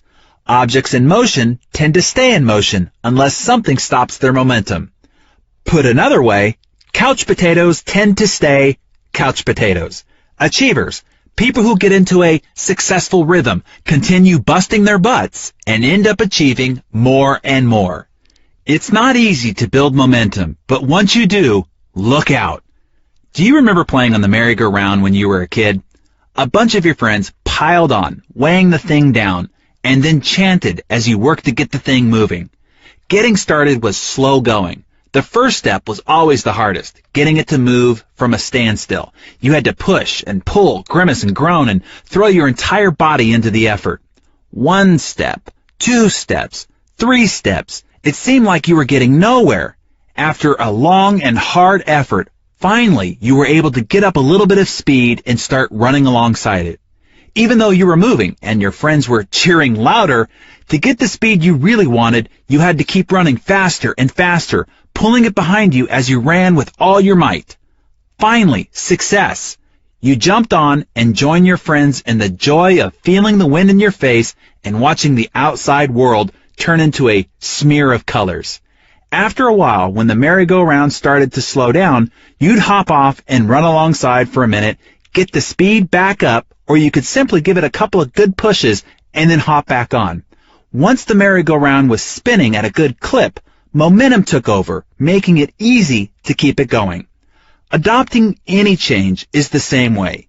You get started by taking one small step, one action at a time. Progress is slow, but once a newly formed habit has kicked in, Big Mo joins the party. Your success and results compound rapidly. The same thing happens when a rocket ship launches. The space shuttle uses more fuel during the first few minutes of flight than it does the entire rest of the trip. Why is that? Because it has to break free of the pull of gravity. Once it does, it can glide into orbit. So for you, what's the hard part?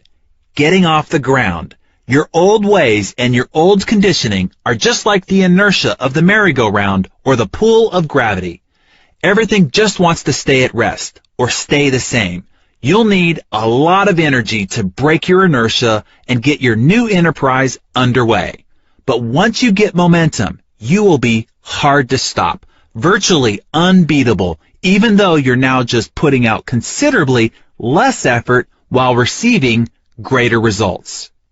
Have you ever wondered why successful people tend to get more successful? The rich get richer, the happy get happier, and the lucky get luckier. They've got Mo. When it rains, it pours. But momentum can work on both sides of the equation. It can work for you or against you. Since the compound effect is always working, negative habits, when left unchecked, can build up steam and send you into a tailspin of quote-unquote unlucky circumstances and consequences. That's what our friend Brad from Chapter 1 experienced. He gained 33 pounds with a few small bad habits and experienced major job and marriage stress because of the negative momentum those habits generated. The law of inertia says objects at rest tend to stay at rest. That's the compound effect working against you. The more time you spend on that couch watching 2.5 Men, the harder it will be for you to get up and get moving. So let's start right now. How do you get Big Mo to pay you a visit? You build up to it. You get in the groove, the zone, by doing things we've covered so far. 1. Making new choices based on your goals and core values. 2. Putting those choices to work through positive behaviors. 3. Repeating those healthy actions long enough to establish new habits. 4. Building routines and rhythms into your daily disciplines. 5. Staying consistent over a long enough period of time. Then, bang! Big Mo kicks in your door, and that's a good thing. And you're virtually unstoppable. Think about swimmer Michael Phelps, who won a legendary 8 gold medals at the 2008 Summer Olympics in Beijing. How did he do it? Working with his coach, Bob Bowman, Phelps honed his talents over the course of 12 years. Together, they built routines and rhythms and developed a consistency of performance that prepared Phelps to catch momentum just at the right time, the Olympic Games. Phelps and Bowman's symbiotic relationship is legendary for its scope and ambition, and its utter predictability. Bowman required such consistency when it came to practice that one of Phelps' most vivid memories is when Bowman allowed him to finish a training session 15 minutes early so he could get ready for a middle school dance. That's one time in 12 years. No wonder Phelps was so unbeatable in the pool. Chances are you have an iPod. Ever think about the evolution that made it possible for that little gizmo to wind up in your pocket? Apple was around a long time before they launched the iPod. While Mac computers have always had an intensely loyal following, they still comprise only a small fraction of the overall PC market. The iPod certainly wasn't the first MP3 player out there. Actually, Apple was late to the game. But they had something powerful going for them: the consistency of their efforts in maintaining customer loyalty, a steadfast commitment to high quality, innovative design, and ease of use. They made the MP3 player simple, cool, easy to use, and to play with, and promoted it through entertaining and inventive ad campaigns. It worked. It hit a nerve. But the iPod wasn't an overnight success like a lot of people assume. In 2001, the year Apple released the iPod, they went from 30% revenue growth the year previous to negative 33%. The following year, 2002, was also a negative revenue growth at negative 2%. But 2003, they saw a slight shift to the positive with 18%. Growth came again in 2004, up 33%, and in 2005, they caught Mo, and bang! Apple catapulted to 68% revenue growth and now holds more than 70% of the MP3 player market share. As you know, Big Mo has since helped them dominate the smartphone market with the iPhone and the digital music distribution market with iTunes. This momentum has also given them a resurgence of growth in their original market of personal computers. With Big Mo on their side, I wouldn't be surprised to see them expand into other markets. Google was a small, struggling search engine for a long while. Today, it too owns more than 60% of its market. YouTube, the video sharing space created in February of 2005, officially launched in November of that year. But it wasn't until they featured the Lazy Sunday digital short that originally aired on Saturday Night Live that people started going to YouTube in huge numbers to find it. That YouTube video clip went viral. It got more than 5 million views before NBC asked to have it taken down. Then there was no way to catch him. They had Mo. Today, YouTube owns more than 60% of the video market. Google caught up with YouTube and the two young founders and paid them $1.65 billion to buy their Mo. Wow. So, what do Michael Phelps, Apple, Google, and YouTube have in common? They were doing the same things before and after they achieved momentum. Their habits, disciplines, routines, and their consistency were the keys that unlocked momentum for each, and they became unstoppable when Big Mo showed up to their party. Routine power. Some of our best intentions fail because we don't have a system of execution. When it comes down to it, your new attitudes and behaviors must be incorporated into your monthly, weekly, and daily routines to affect any real and positive change. A routine is something you do every day without fail so that eventually, like brushing your teeth or putting on your seatbelt, you do it without conscious thought. Similar to our discussion in the habits section, if you look at anything that you do successfully, you'll see that you've probably developed a routine for it. These routines ease life stresses by making our actions automatic and effective. To reach new goals and develop new habits, it's necessary to create new routines to support your objectives. The greater the challenge, the more rigorous our routines need to be.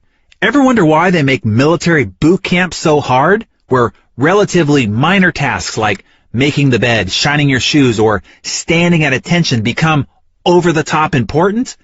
Building routines to prep soldiers for combat is the most effective way to elicit efficient, productive, and reliable performance under intense pressure.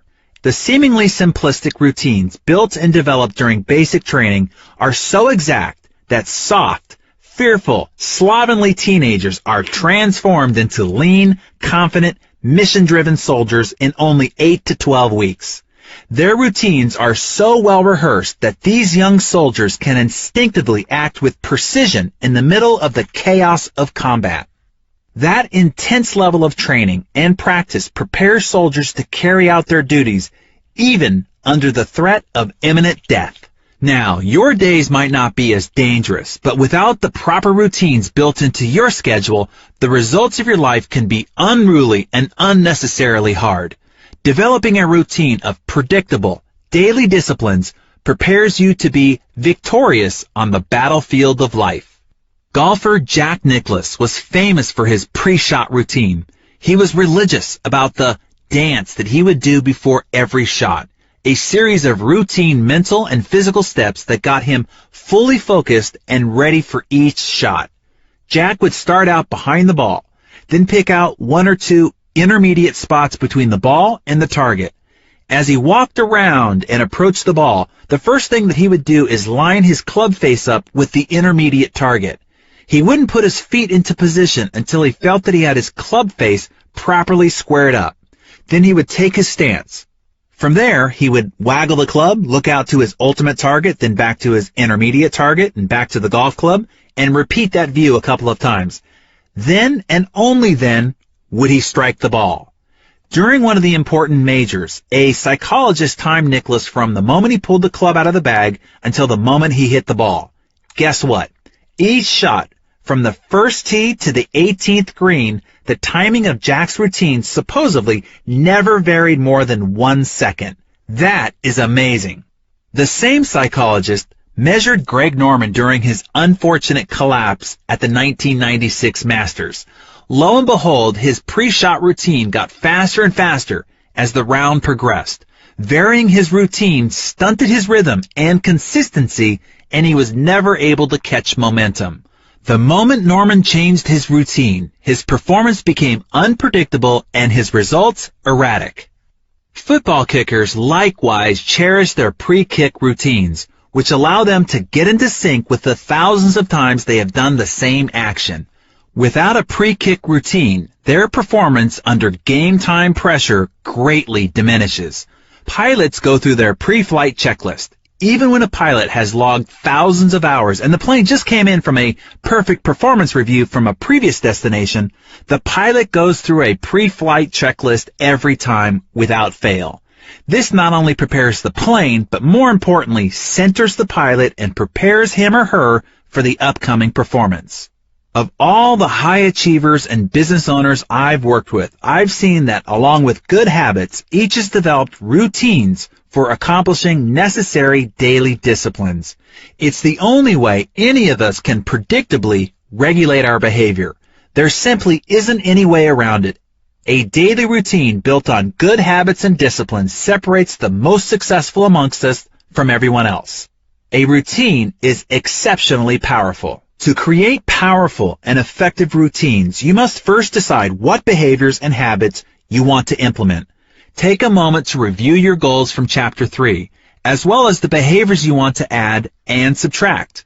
Now it's your turn to be Jack Nicklaus and figure out your best pre-shot routine. Be intentional about what components belong. Once you establish, say, a morning routine, I want you to consider it cast in concrete until further notice. You get up, you do it, no argument. If someone or something interrupts you, start back at the beginning to anchor your foundation for the performance that follows. Bookend your days. The key to becoming world-class in your endeavors is to build your performance around world-class routines. It can be difficult, even futile, to predict or control what will show up in the middle of your workday, but you can always control how your day starts and ends. I have routines for both. I'll share aspects of each here to give you some ideas and to help you better understand the power and importance of building your new behaviors into disciplined routines. Starting with my goals in mind, I design my behaviors and routines accordingly. Perhaps in sharing some of what works for me, you'll identify strategies you'd like to try. Rise and shine.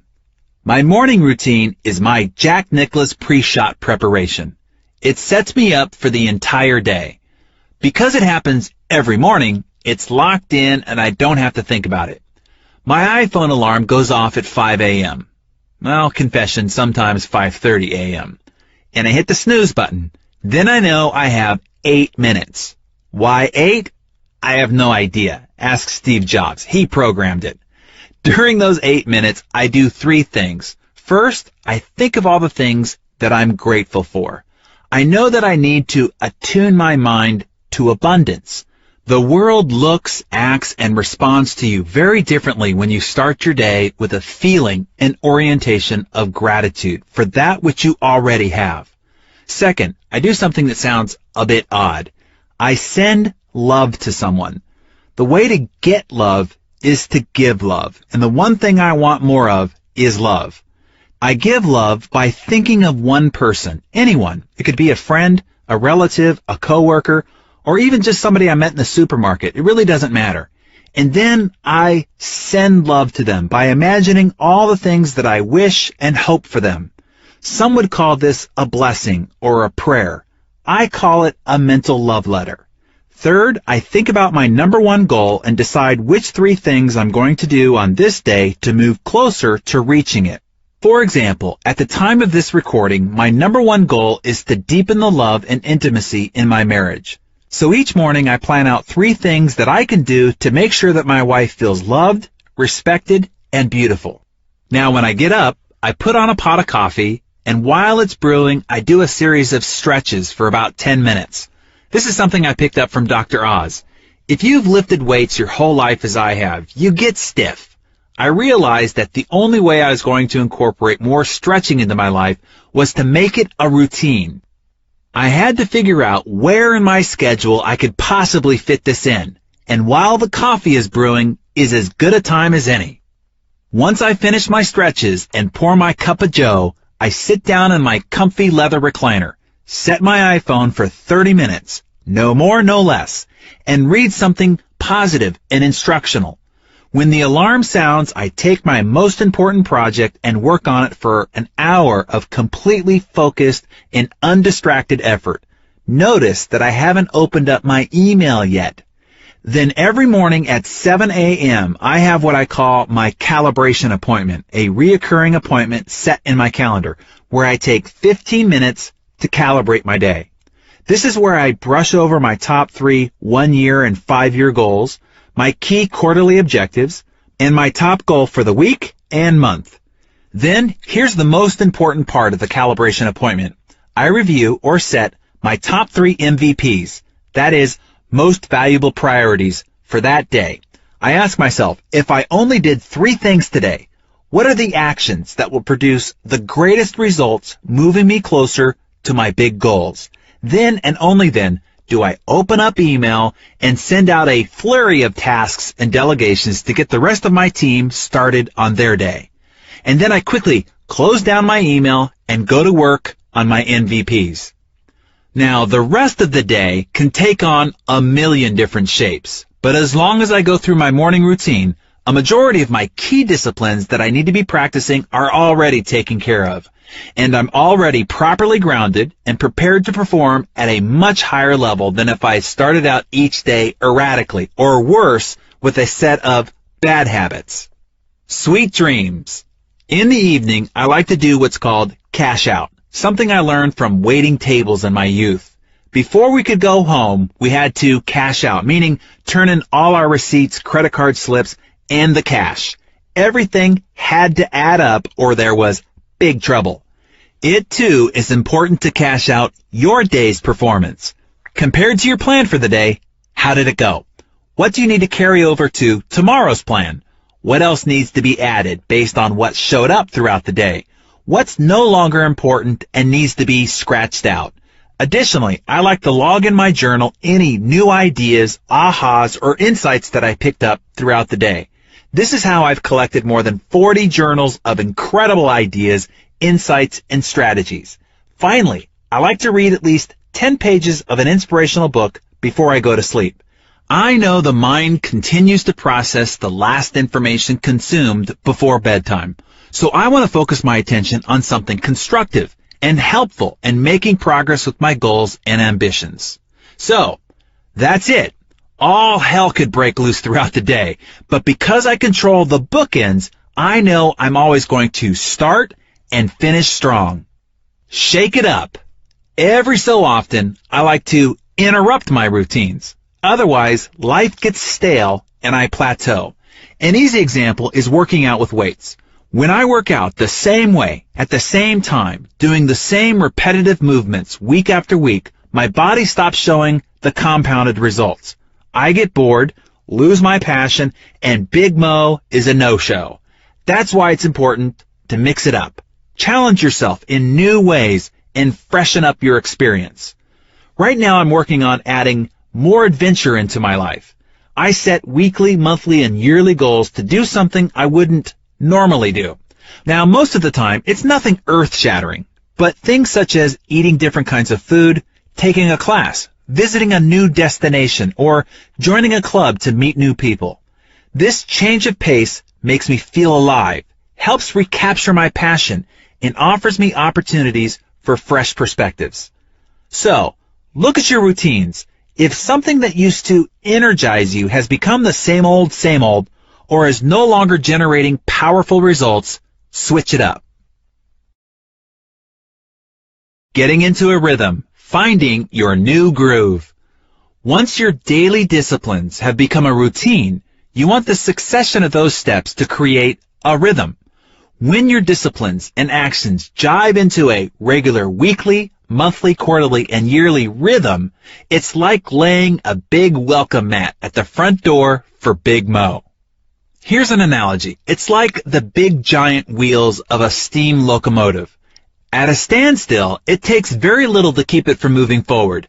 A 1-inch block of wood placed under the front wheel will do the job. It takes an incredible amount of steam to get the pistons to move that cause a series of connections to get the big giant wheels to just budge. It's a slow process, but once the train starts rolling, the wheels get into a rhythm. If the pressure remains consistent, the train gains momentum. And then, watch out.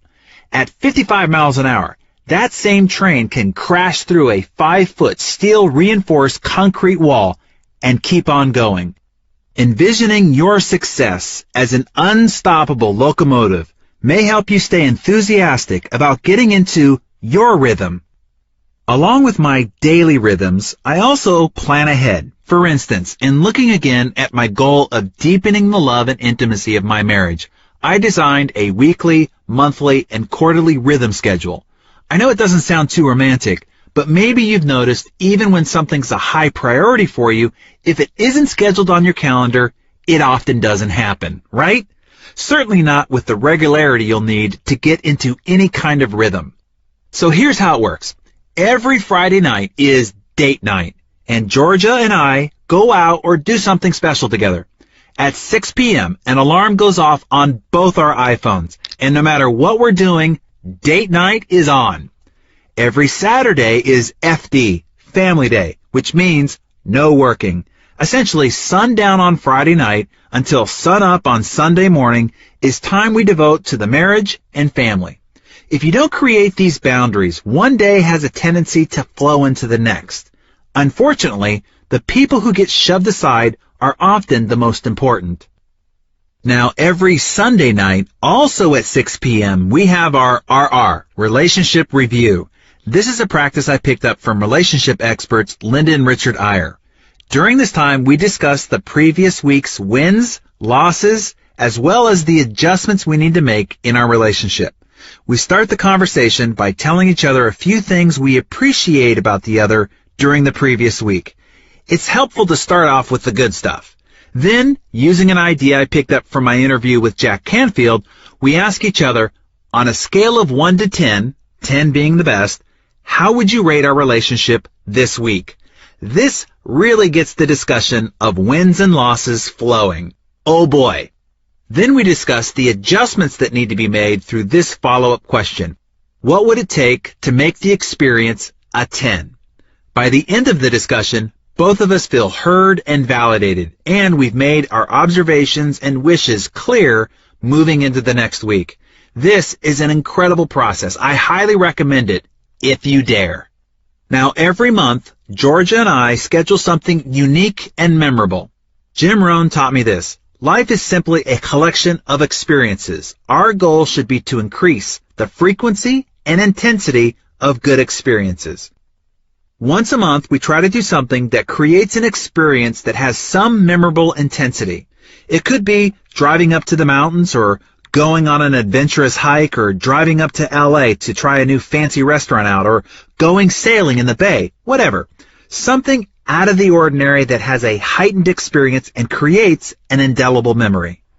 And once a quarter, we plan a 2 or 3 day getaway. I like to do a quarterly review of all my goals and life patterns, and this is a great time to do a deeper check-in on how things are going in our relationship. Then we have our special travel vacation, plus our holiday traditions and our New Year's hike and goal-setting ritual.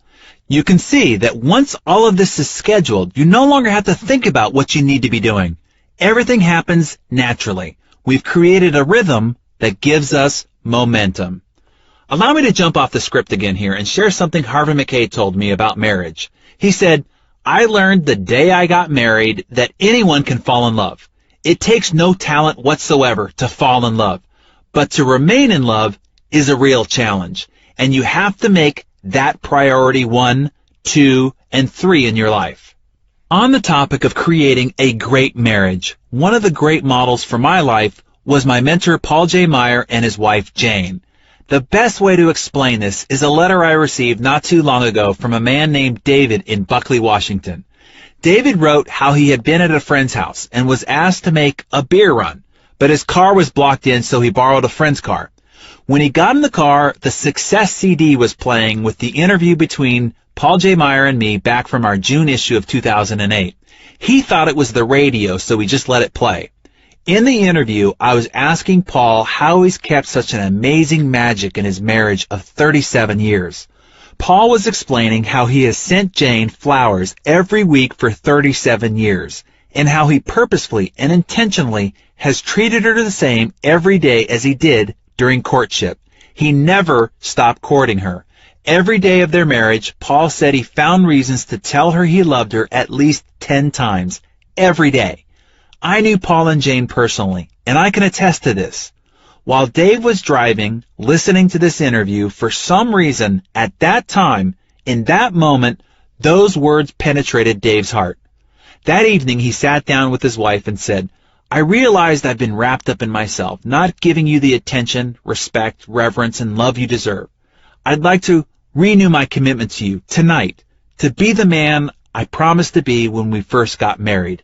I love you, Katie. I always have. But now I promise to tell you and show you every day. Dave wrote that his wife, Katie, burst into tears and couldn't speak for several minutes.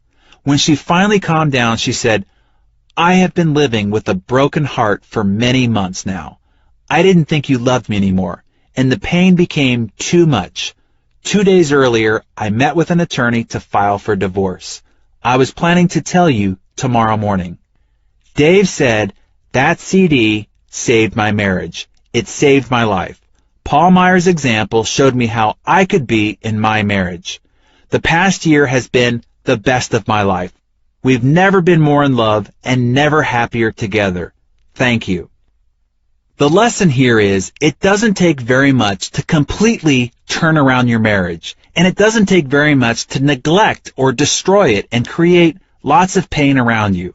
Stay focused and consistent on the little things every day that make for magic in your marriage and magic in the results of every area of your life. If you stay focused on the small, smart choices, the compound effect of them is profound. Registering your rhythm. I want to share with you something I created for myself that helps me keep track of the rhythm of a new behavior. I call it the Rhythm Register, and I think you'll find it extremely helpful for you too. If you want to drink more water or take more steps each day or acknowledge your spouse more affectionately, whatever behavior you've decided you need to move towards your goal, you'll want to track it to see the evidence and to make sure that you're firing on all cylinders and establishing a rhythm. You can download a copy of that document for free at thecompoundeffect.com/free. The rhythms of life. When people get started in any new endeavor, they almost always overdo it. Of course, I want you to feel excited about setting up a rhythm for success, but you need to find a program that you can absolutely, positively do in the long term without renegotiation. I don't want you thinking of the rhythms you can do for this week, month, or even the next 90 days. I want you to think about what you can do for the rest of your life. The compound effect, the positive results you want to experience in your life, will be the result of smart choices and actions repeated consistently over time. You win when you take the right steps day in and day out, but you set yourself up for failure by doing too much too soon. A friend to the success team, who will remain unnamed to protect the guilty, decided after seeing a picture I'd posted of him on Twitter that he was going to get in shape. This was a massive shift of lifestyle for him. On the job, he sits for at least 12 hours a day, and he hates to exercise. Previously, he explained that he would find ways of avoiding using certain dishes or accessing files if it required him to squat and bend down to get them. That's how much of an aversion he had to physical activity.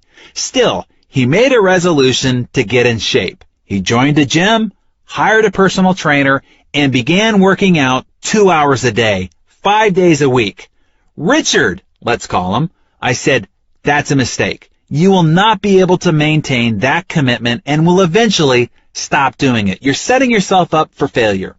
He pushed back, assuring me that he changed forever. Even his trainer had recommended the intense push. I'm committed, he said. I want to be able to see my abs. Richard, what's your real goal? I asked him. I knew that he wasn't gunning to be on the cover of Men's Fitness. I want to be trim. I want to be healthy, he told me. Why? I asked. I want vitality. I want to be here long enough to see my kids have kids, he replied. These were his real, meaningful motivations. Richard wanted to be in it for the long haul. That meant he was signing on not for bikini season, but for a long-term commitment to fitness. Okay, I said, you've convinced me, but you're overdoing it. You're going to get 2 or 3 months down the road, and you're going to say, I don't have 2 hours to work out, so I guess I can't do it today. That's going to happen to you over and over again. Working out 5 days a week will turn into 2 or 3, then you'll get discouraged. Soon it will be over. I know you're really fired up right now, so let's do this. Do your 2 hours a day, 5 days a week for now. It takes a lot of steam to get the wheels to budge from inertia, remember? But don't do it any longer than 60 or 90 days.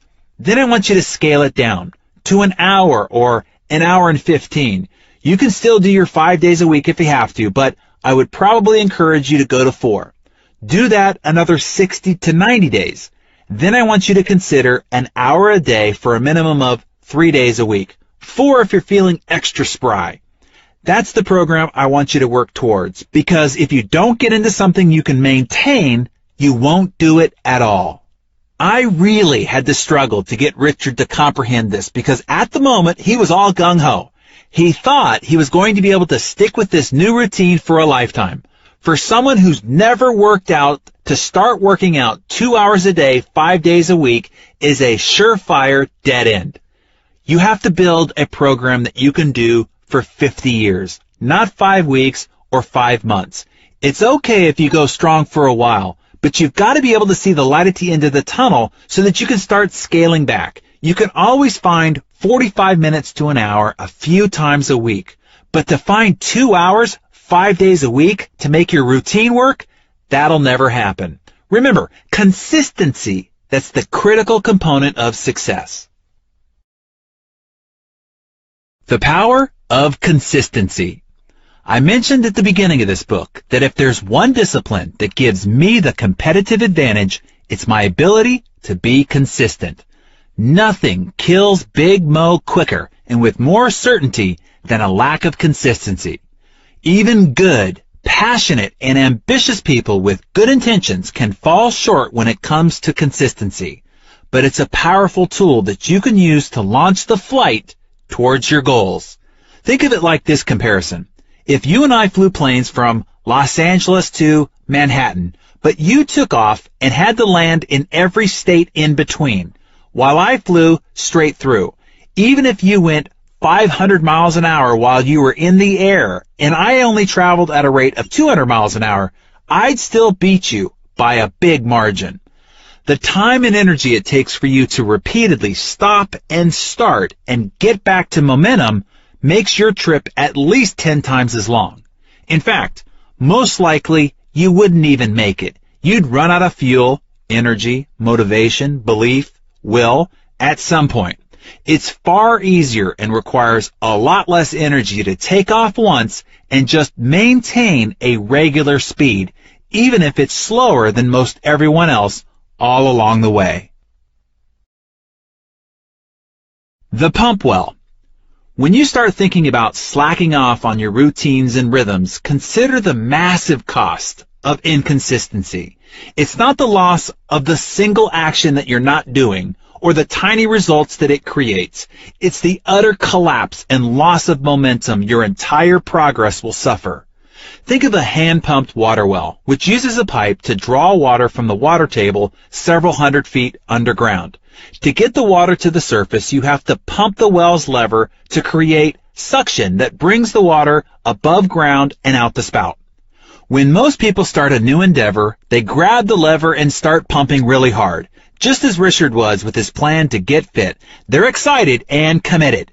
They pump and pump and pump and pump, and after a few minutes or a few weeks, when they don't see any water or results, they give up pumping the lever altogether. They don't realize how long it takes to create the vacuum needed to suck the water up the pipe and eventually out the spout and into their bucket. Just like the merry-go-round, rocket ship, or steam engine breaking free of inertia, it takes time, massive energy, and consistency to pump water. While most people give up, wise people continue to pump. Those who persevere and continue to pump the lever will eventually get a few drops of water. This is when a lot of people say, "You've got to be kidding me. All this pumping for what? A few measly drops? Forget it. Many people throw their hands up in defeat and quit, but wise people persist further. And here's where the magic happens. If you continue to pump, it doesn't take long before you'll get a full and steady stream of water. You have your success. Now the water is flowing. You no longer need to pump the lever as hard or as quickly. It becomes easy, actually. All you have to do to keep the pressure steady is to just pump the lever consistently. That's the compound effect. Now, what happens if you let go of the lever for too long?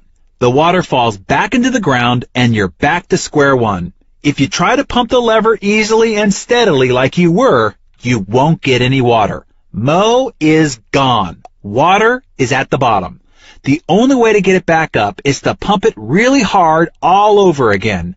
That's how most of us lead our lives, in fits and starts. We get a new business venture going, and then we cut out on vacation. We start up a routine of making 10 prospecting calls a day, strike a little gold, and then shift into neutral. We get hopped up about our new date night routine with our spouse. But in a few weeks, it's back to Netflix and microwave popcorn on the couch Friday nights. I regularly see people buy a new book or sign up for a new program or seminar and go like crazy for a couple of weeks or even months. And then they stop and end up right back where they started. Does that sound familiar? Miss only a couple of weeks of anything. Workouts at the gym, affectionate gestures towards your spouse, or the phone calls that are part of your prospecting routine. And you don't just lose the results those 2 weeks would have produced. If that's all you lost, which is what most people assume, not much damage would be done. But by slacking off, even for a short time, you've killed Mo. It's dead. And that's a tragedy. Winning the race is all about pace. Be the tortoise, the person who, given enough time, will beat virtually anybody in any competition as a result of positive habits and behaviors applied consistently. That'll put the mojo in your momentum and keep it there.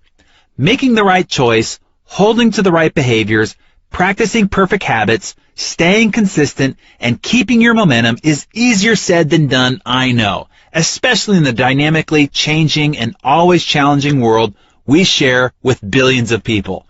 In the next chapter, I will discuss the many influences that, mostly unknowingly, can help or hinder your ability to succeed. These influences are pervasive, persuasive, and constant. Learn how to use them or you might end up losing because of them. Let me show you how. Oh, and hey, homework alert. I would be remiss if I didn't remind you to once again go back to the book. Take a look at the summary action steps so that you can get the great tips offered there about how to take all this knowledge and implement it in your life.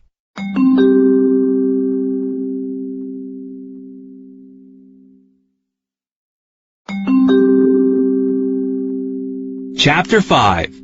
Influences. Hopefully by now you understand exactly how important your choices are. Even those that seem insignificant, when compounded, make an extreme impact on your life. We've also discussed the fact that you are 100% responsible for your life. You alone are responsible for the choices you make and the actions you take. That said, you must also realize your choices, behaviors, and habits are influenced by very powerful external forces. Most of us aren't aware of the subtle control these forces have on our lives. For you to sustain your positive trajectory towards your goals, you'll need to understand and govern these influences so they will support you rather than derail your journey towards success. Everyone is affected by 3 kinds of influences. Input, what you feed your mind. Associations, the people whom you spend time with. And environment, your surroundings. 1. Input. Garbage in, garbage out. If you want your body to run at peak performance, you've got to be vigilant about consuming the highest quality nutrients and avoiding tempting junk food. If you want your brain to perform at its peak, you've got to be even more vigilant about what you feed it. Are you feeding it news summaries or mind-numbing sitcoms? Are you reading the tabloids or Success magazine? Controlling the input has a direct and measurable impact on your productivity and outcomes. Controlling what our brains consume is especially difficult because so much of what we take in is unconscious. Although it's true that we can eat without thinking, it's easier to pay attention to what we put in our bodies because the food doesn't leap into our mouths. We need an extra level of vigilance to protect our brains from absorbing irrelevant, counterproductive, and downright destructive input. It's a never-ending battle to be selective and to stand guard against any information that can derail your creative potential. It's important to know that your brain was not designed to make you happy. Your brain has only one agenda in mind: survival.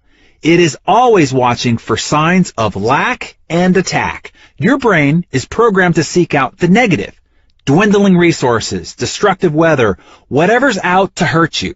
So when you switch on that radio on the way to work and get bombarded with all those reports about robberies, fires, attacks, the tanking economy, your brain lights up. It now will spend all day chewing over that feast of fear, worry, and negativity. It's the same deal when you tune into the evening news after work. More bad news? Perfect. Your mind will stew on that all night long. Left to its own devices, your mind will traffic in the negative, worrisome, and fearful all day and night. We can't change our DNA, but we can change our behavior. We can teach our minds to look beyond lack and attack. How? We can protect and feed our mind. We can be disciplined and proactive about what we allow in. Don't drink dirty water. You get in life what you create. Expectation drives the creative process. What do you expect? You expect whatever it is that you're thinking about. Your thought process, the conversation in your head, is at the base of the results that you create in life. So the question is, what are you thinking about? What is influencing and directing your thoughts? The answer? Whatever you're allowing yourself to hear and see. This is the input you are feeding your brain, period. Your mind is like an empty glass. It will hold anything you put into it. You put in sensational news, salacious headlines, talk show rants, and you're pouring dirty water into your glass. If you've got dark, dismal, worrisome water in your glass, everything you create will be filtered through that muddy mess, because that's what you'll be thinking about. Garbage in, garbage out. All that drive time radio yak about murders, conspiracies, deaths, bad economy, and political battles drives your thinking process, which drives your expectations, which drives your creative output. That is bad news. Just like a dirty glass, if you flush it with clean, clear water under the faucet long enough, eventually you'll end up with a glass of pure, clear water. What is the clear water? Positive, inspirational, and supportive input and ideas. Stories of aspiration, people who, despite challenges, are overcoming obstacles and achieving great things. Strategies of success, prosperity, health, love, and joy. Ideas to create more abundance, to grow, expand, and become more. Examples and stories of what's good, right, and possible in the world. That's why we work so hard at Success Magazine. We want to provide you with those examples, those stories, and key takeaways that you can use to improve your view of the world, yourself, and the results you create. This is also why I read something inspirational and instructional for 30 minutes in the morning and evening, and have personal development CDs playing in my car. I am flushing my glass and feeding my mind. Does this give me an edge over the guy who gets up and first thing reads the newspaper, listens to news radio on his commute to and from work, and watches the evening news before going to bed? You bet it does, and it can for you too. Step 1. Stand guard. Unless you decide to hole up in a cave or on a desert island somewhere, you're going to get dirty water in your glass. It's going to be on billboards, on CNN while you're walking through the airport, on the screaming tabloid headlines at the checkout when you're buying groceries. Even your friends, family members, and your own negative mental tapes can flood dirty water into your glass. But that doesn't mean you can't take steps to limit your exposure to all that grime. Maybe you can't avoid the tabloids stacked up at the checkout register, but you can cancel your subscriptions. You can refuse to listen to the radio to and from work, and instead put in an instructional and inspirational CD. You can cut off the evening news and talk to your loved ones instead. You can buy a DVR and record only those programs you feel are truly educational and life-affirming, and speed through the commercials aimed at making you feel inadequate or lacking unless you buy some more crap. Personally, I didn't really grow up with a TV. I remember watching Solid Gold and the A-Team, you remember them? But television wasn't really a big part of our family life. I managed somehow to thrive without it. And that's given me a clearer perspective when I do watch an occasional program now. Sure, I'll laugh along with a sitcom, but afterwards I feel the same as if I ate fast food, bloated and malnourished. And I can't get over how commercials prey on our psychology, our fears, pains, needs, and weaknesses. If I walk through my life thinking that I'm not enough just as I am, that I need to buy this, that, and the other thing to be okay, how can I expect to create amazing results? It's estimated that Americans 12 and older spend 1,704 hours watching TV per year. That averages out to 4.7 hours per day. We're spending almost 30% of our waking hours watching TV, almost 33 hours per week, more than one whole day each week. It's the equivalent of watching TV for 2 solid months out of every 12. Wow! And people wonder why they can't get ahead in life. Put yourself on a media diet. The media thrives on taking us hostage. Have you ever been stuck on the freeway with traffic backed up for miles, making you late, wondering what the heck is holding everything up? Sure enough, when you finally get close, you see that nothing physical was blocking the flow of cars. The wreck clearly happened a while ago and since has been moved to the side of the freeway. The 3-mile-an-hour crawl was caused by what? People rubbernecking. Now you're really irritated. But what happens when your car passes the wreck? You slow way down, take your eyes off the road in front of you, and crane your own neck. Why do good, decent people want to see something tragic or grotesque? It's our genetic heritage, going back to our prehistoric sense of self-preservation. We just can't help ourselves. Even if we're adept at avoiding negativity and have trained ourselves to be relentlessly positive, when it comes to sensationalism, our basic nature can't resist. Media masters understand this. They know your nature in many ways better than you. The media has always used shocking and sensational headlines to draw attention. But today, instead of just 3 TV and radio networks, there are hundreds running 24/7.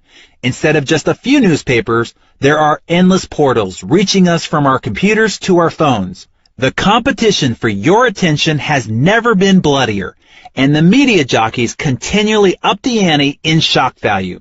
They find a dozen or so of the most heinous, scandalous, criminal, murderous, bleak, and horrid things that happen in the world each day and parade them through our papers, news channels, on the web, over and over. Meanwhile, during that same 24-hour period, millions of wonderful, beautiful, incredible things happened. Yet we hear very little about them. In being wired to seek out the negative, we create the demand for more and more. How could the positive news stories ever hope to compete with those ratings or advertising dollars? Let's go back to our freeway. Instead of a wreck on the side of the road, what if there was the most stunning, miraculous sunset you've ever seen? What would happen to the traffic then? I've seen this many times. It just whizzes by at top speed. The great danger of the media is that it gives us a very perverted view of the world. Because the focus and the repetition of messaging is on the negative. That's what our minds start believing. This warped and narrow view of what's not working has a severe influence on your creative potential. It can be crippling. My personal junk filter. I'll share with you what I do to safeguard my mind. But I warn you, I have a rigorous mental diet. You'll want to adjust to your own preferences, but this is the system that has worked beautifully for me. As you might guess, I don't watch or listen to any news, and I don't read any newspapers or news magazines. 99% of all the news has no bearing on my personal life or personal goals, dreams, and ambitions in any way. I have set up a few RSS feeds identifying the news and industry updates that do pertain to my direct interests and goals. The news that's helpful to me gets plucked out of the fray so I don't have to get any mud slung into my glass of water. While most people wade through hours of irrelevant garbage that hampers their thinking and crushes their spirit, I get the most productive information I need when I need it in less than 15 minutes a day. Step 2. Enroll in Drive Time U. It's not enough to eliminate negative input. To move in a positive direction, you must flush out the bad and fill up on the good. My car will not move without two things: gasoline and an ever-present library of instructional CDs that I listen to as I drive. The average American drives about 12,000 miles a year. That's 300 hours of flushing potential right there. Brian Tracy taught me the concept of turning my car into a mobile classroom. He explained it to me this way: by listening to instructional CDs as I drive, I gain the knowledge equivalent to 2 semesters of an advanced college degree every year. Think about it. Using time you're currently wasting by listening to Drive Time Radio, you could obtain the equivalent of a PhD in leadership, sales success, wealth building, relationship excellence, or whatever course you choose. This commitment, in combination with your reading routine, separates you from the herd of average, 1 CD, DVD, or book at a time. Influence number 2. Associations. Who is influencing you? Birds of a feather flock together. The people with whom you habitually associate are called your reference group. According to research by social psychologist Dr. David McClelland of Harvard, your reference group determines as much as 95% of your success or failure in life. Who do you spend the most time with? Who are the people you most admire? Are those two groups of people exactly the same? If not, why not? Jim Rohn taught that we become the combined average of the 5 people we hang around the most. Rohn would say, we can tell the quality of your health, attitude, and income by looking at the people around us. The people with whom we spend our time determine what conversations dominate our attention and to which attitudes and opinions we are regularly exposed. Eventually, we start to eat what they eat, talk like they talk, read what they read, think like they think, watch what they watch, treat people how they treat them, even dress like they dress. The funny thing is, more often than not, we are completely unaware of the similarities between us and our circle of 5. How are we unaware? Because your associations don't shove you in a direction, they only nudge you ever so slightly over time. Their influence is so subtle, it's like being on an inner tube out in the ocean, feeling like you're just floating in place until you look up and realize that the gentle current has pushed you half a mile down the shore. Think of your friends who order greasy appetizers or a cocktail before dinner, and that's their routine.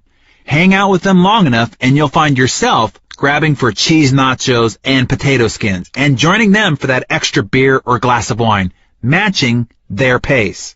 Meanwhile, your other friends order healthy food and talk about the inspiring books they're reading and their ambitions in their business, and you begin to assimilate their behaviors and habits. You read and talk about what they talk about. You see the movies they're excited about. You go to the places they recommend. The influence your friends have over you is subtle and can be positive or negative. Either way, the impact is incredibly powerful. Watch out. You cannot hang out with negative people and expect to live a positive life. So, what is the combined average income, health, or attitudes of the 5 people you spend most of your time with? Does that answer frighten you? If so, the best way to increase your potential for whatever traits you desire is to spend the majority of your time with people who already possess those traits. You will then see the power of influence work for you rather than against you. The behaviors and attitudes which help them acquire the success you admire will begin to become part of your daily routine. Hang around them long enough and you're likely to realize similar success outcomes in your life.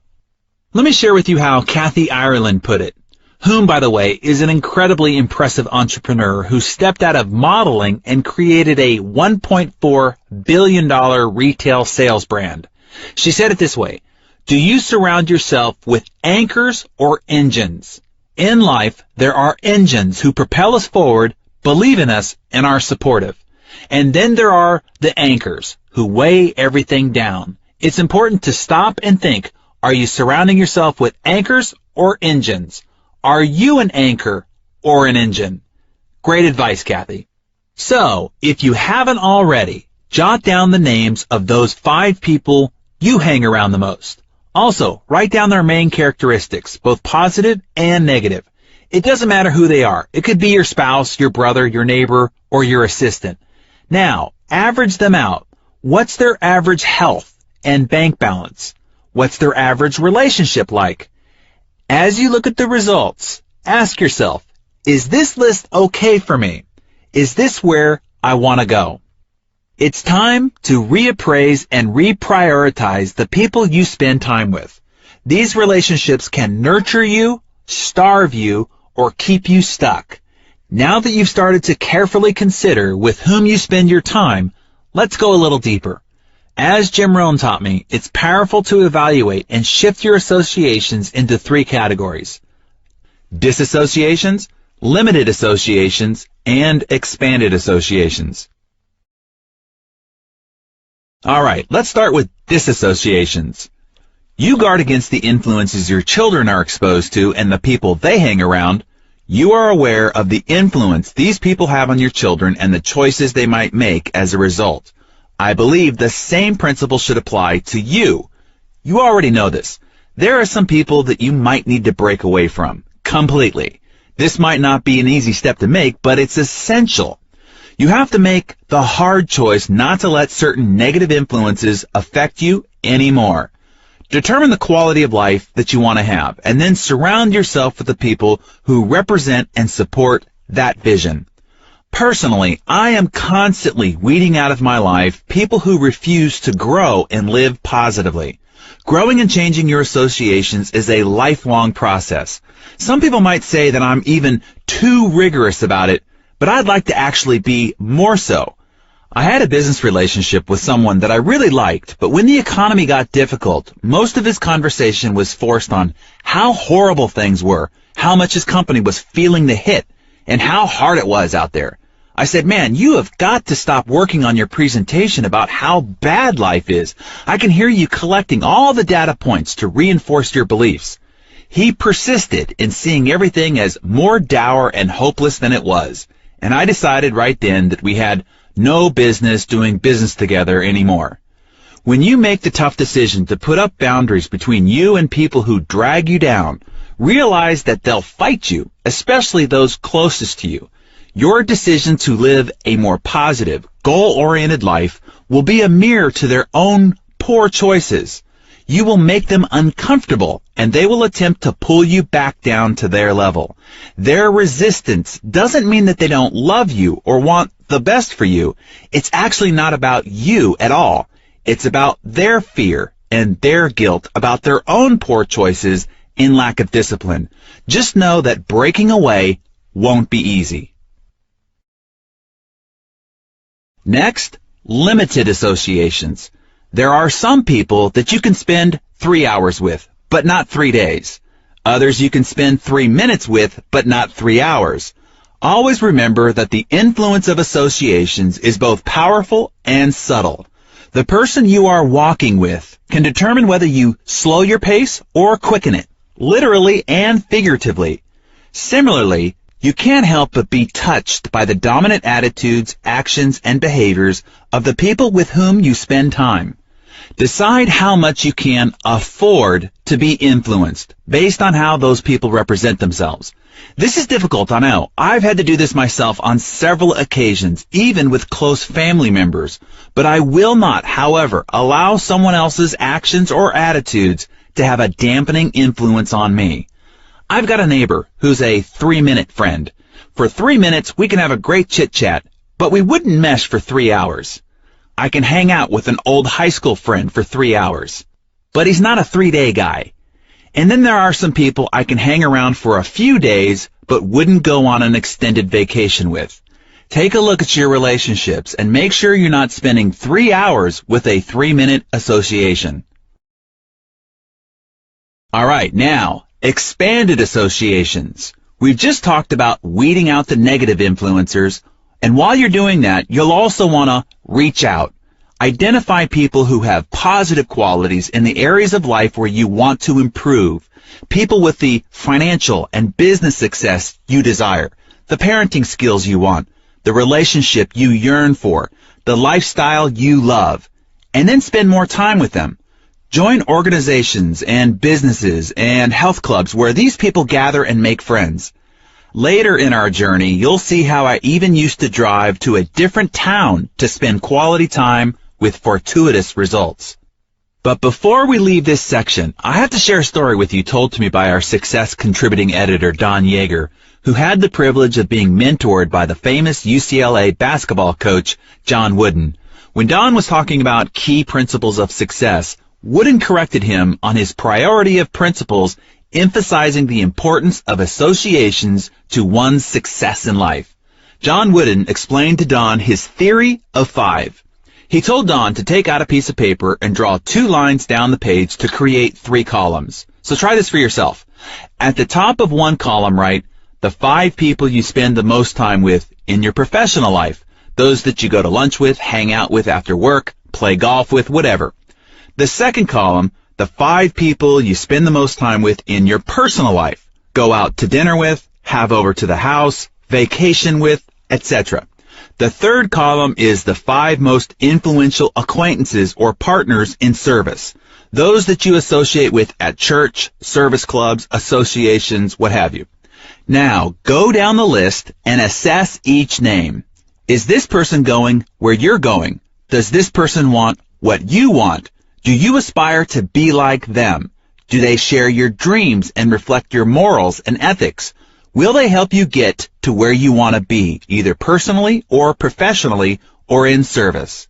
If so, strengthen that relationship and make sure that you are giving to them as much as you are getting. If not, strike them from the list and look to add new names in replacement. You cannot maintain connections with people that will hinder your ability to become great. That is great advice from someone who knows about fostering greatness. At thecompoundeffect.com/free, I'll provide you a worksheet that will help you accumulate and assess your association list. All right, back to the book. I rave about Jim Rohn throughout this book because, aside from my father, Jim remains the foremost mentor and influencer in my life. My relationship with Jim perfectly exemplifies an expanded association. While I got to spend a few private meals and spend a little time with him during our interviews and backstage before events, most of my time with Jim was spent listening to him in my car or reading his words in my living room. I've spent more than 1,000 hours getting direct instruction from Jim, and 99% of that was through books and audio programs. What's exciting about this is no matter where you are in your life, maybe busy at home with small children or caretaking aging parents, working long hours with people with whom you have little in common, or living out in the country far from the nearest office building, you too have almost any mentor you want. If he or she has gathered their best thoughts, stories, and ideas into books, CDs, DVDs, and podcasts, you have an unlimited bounty from which to draw. Take advantage of it. Now, if you want to have a better, deeper, more meaningful relationship, ask yourself, who has the type of relationship that I want? How can I spend more time with that person? Who can I meet who can positively influence me? Let their glow rub off on you. Befriend the person you think is the biggest, baddest, most successful person in your field. What do they read? Where do they go for lunch? How can that association influence you? You can build these expanded associations by joining networking groups, Toastmasters, and similar organizations. Go out and find the charity organizations or symphony groups or country clubs where the people you want to emulate gather. Find a peak performance partner. Another way to increase your exposure to expanded associations is by teaming up with a peak performance partner, someone as equally committed to study and personal growth as you. This person should be someone you trust, someone bold enough to tell you what they really think about you, your attitudes, and your performance. It could be that this person is a longtime friend, but he or she may be someone who doesn't know you well at all. The point is to get and give an unbiased, honest, outside perspective. My current accountability partner is my good friend Landon Taylor. As mentioned before, we have a 30-minute call every Friday to discuss our weekly wins, losses, fixes, and ahas, and where we are on our growth plans. Just the anticipation of this call coming up on Friday and knowing that I have to be accountable to Landon keeps me extra committed throughout the week. I make a record of Landon's losses or any feedback that he needs and make sure to ask him about it the next week. He does the same for me. That way we hold each other accountable. He might say, okay, you screwed up here last week and admitted it and committed to change. What did you do about it this week? Life is life. We're both busy executives, but it's amazing to me that we actually end up doing this every week without fail. It's not easy. Sometimes I'll be flying through my day and think, oh, crud, I have to do this. But often in the middle of the call, I think, I'm so glad we're having this conversation. Even in preparing for it and thinking of my big wins or losses for the week, I learn about myself. Recently, I told Landon, I'm in the middle of so many things. I'm writing my book. I'm having lots of realizations, so many ahas, but not one thing is really compelling. He said, let this be the last week you don't come to the table with an aha. Don't shortchange me, he said. Point taken. In reality, I was also shortchanging myself by not identifying one thing memorable enough to share. All right, I have a real challenge for you, if you're up to it. You want real feedback? Find people who care enough about you who will be honest with you when you ask them this. How do I show up to you? What are my strengths? Where can I improve? Where do you think I sabotage myself? What's the one thing I could stop doing that would benefit me the most? Ask those questions, get real feedback, and that will be the seed of great growth. Invest in mentorship. As you've already heard, Paul J. Meyer is another man who served as a mentor to me. Paul passed away in 2009 at age 81. Whenever I thought I was really doing things, really playing at a high level, I'd get around Paul. He was always my reality check. What he did before lunch was mind-boggling to me. I got to spend a lot of time with him. Paul bought one of my companies, and I did a turnaround for one of his companies. He was a very powerful spirit in my life. After spending a couple of hours with Paul, hearing about all his plans and ventures and activities, my head would spin. Just trying to make sense of all he had going on exhausted me. After time with Paul, I'd want to go and take a nap, but my association with him raised my game. His walking pace was my running pace. It expanded my ideas about how big I could play and how ambitious I could be. You have to get around people like that. You're never too good for a mentor. During my interview with Harvey Mackay, he told me, I have 20 coaches, if you can believe it. I have a speech coach, I have a writing coach, I have a humor coach, I've got a language coach, and on and on. I have always found it interesting that the most successful people, the truly top performers, are the ones willing to hire and pay for the best coaches and trainers there are. It pays to invest in your improved performance.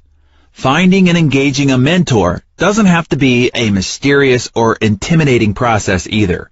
When I sat down with Ken Blanchard, he explained the simplicity of engaging a mentor. He said, the first thing you want to remember with a mentor is that it doesn't need to take a lot of their time. The best advice I've ever gotten is in short clips, having lunch or breakfast with somebody, just telling them what I was working on and asking their advice and all. You will be amazed how successful business people are willing to be mentors to people when it's not taking a lot of their time. John Wooden reinforced the point that others desire to be mentors. He said, "Mentoring is your true legacy. It's the greatest inheritance you can give to others, and it should never end. It's why you get up every day, to teach and to be taught." He went on to explain that mentorship is also a two-way street. An individual needs to be open to being mentored. It's our responsibility to be willing to allow our lives and our minds to be touched, molded, and strengthened by the people who surround us. Develop your own personal board of advisors. As part of my plan to be wiser, more strategic, and operate more effectively, as well as to expand the time and interaction that I have with high-minded leaders, I've been developing a board of advisors in my personal life. I've hand-selected a dozen people because of their areas of expertise, creative thinking ability, and/or my great respect for who they are. Once a week, I reach out to a few of them and solicit ideas, run thoughts by them, and ask for feedback and input. Having started this process, I can tell you the benefits I've already received have been profound, far more than I anticipated. It's surprising the genius people are willing to share when you show sincere interest.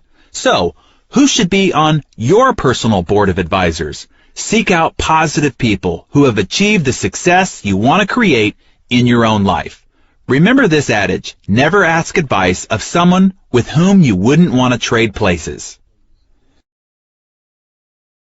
Influence number 3, environment. Changing your view changes your perspective. When I was in real estate, working in the East Bay of San Francisco, I lived and worked within a very limited demographic.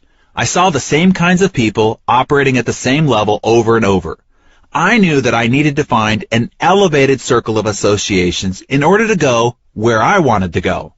I started driving across the bay to one of the richest and most beautiful spots on the planet, Tiburon in Marin County, north of San Francisco.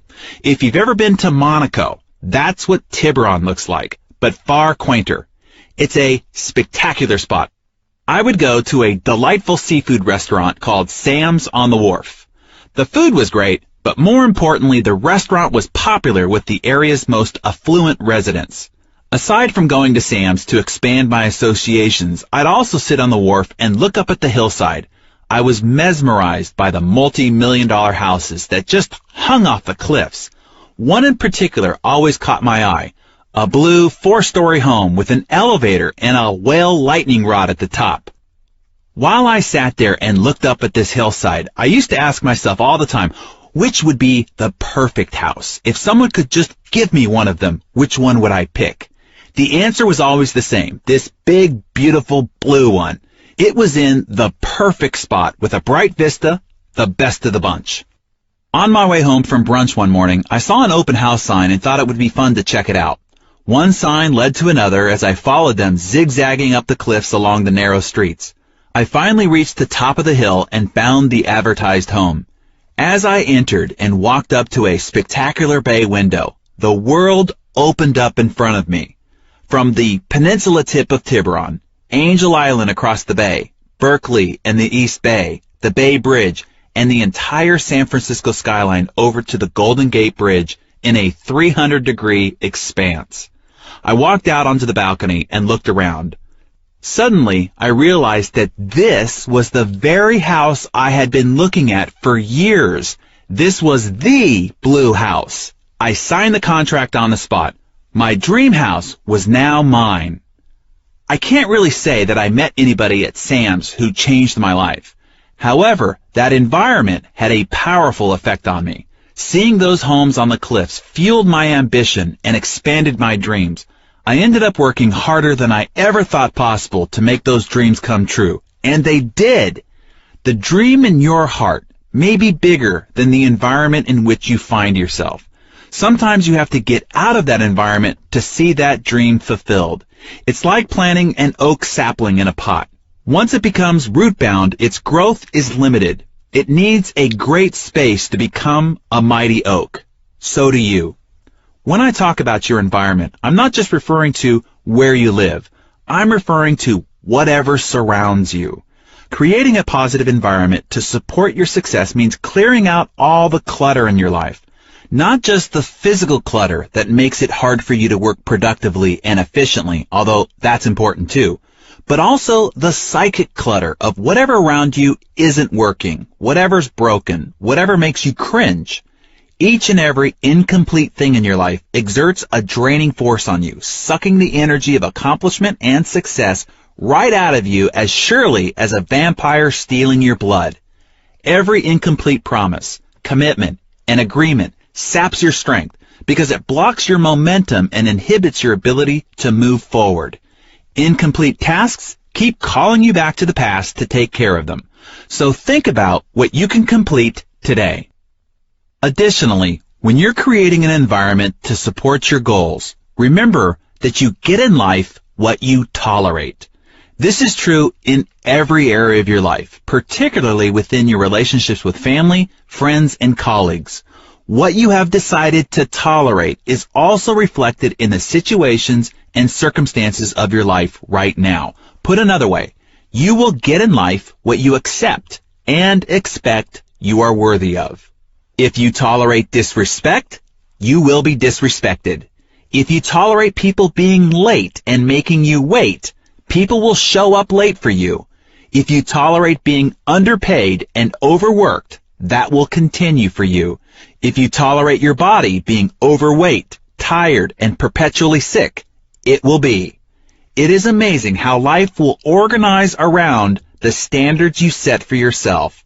Some people think that they are victims of other people's behavior, but in actuality, we have control over how people treat us.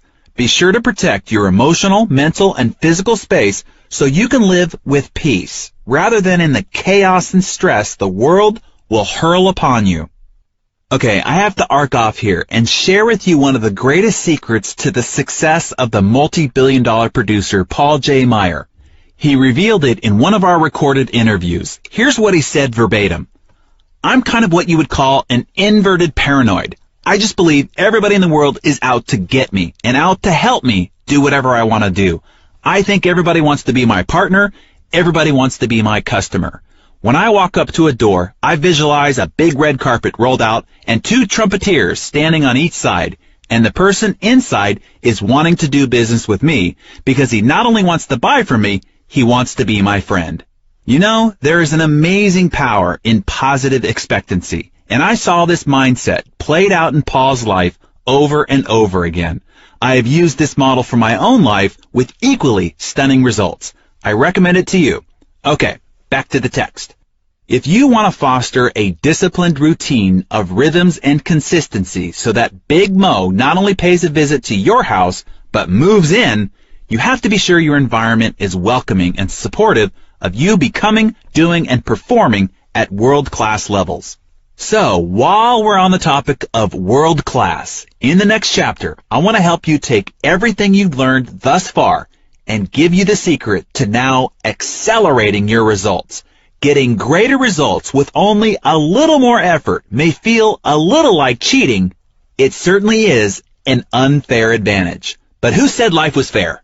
But hey, before you move on, be sure to go back to the book, look at the summary action steps, and apply those principles into your life so that you can get the results you desire.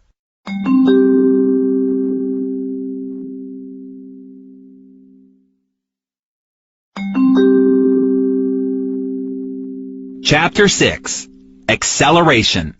When I lived in La Jolla, California, for exercise and a test of will, I would regularly bike the 2 miles straight up Mount Soledad. There are very few things you can do voluntarily that cause more pain and suffering than riding a bike up a steep mountain without stopping. There's a point at which you hit the wall and come face to face with your true inner character. Suddenly, all the projections and ideas you had about yourself are stripped away, and you're left with the naked truth.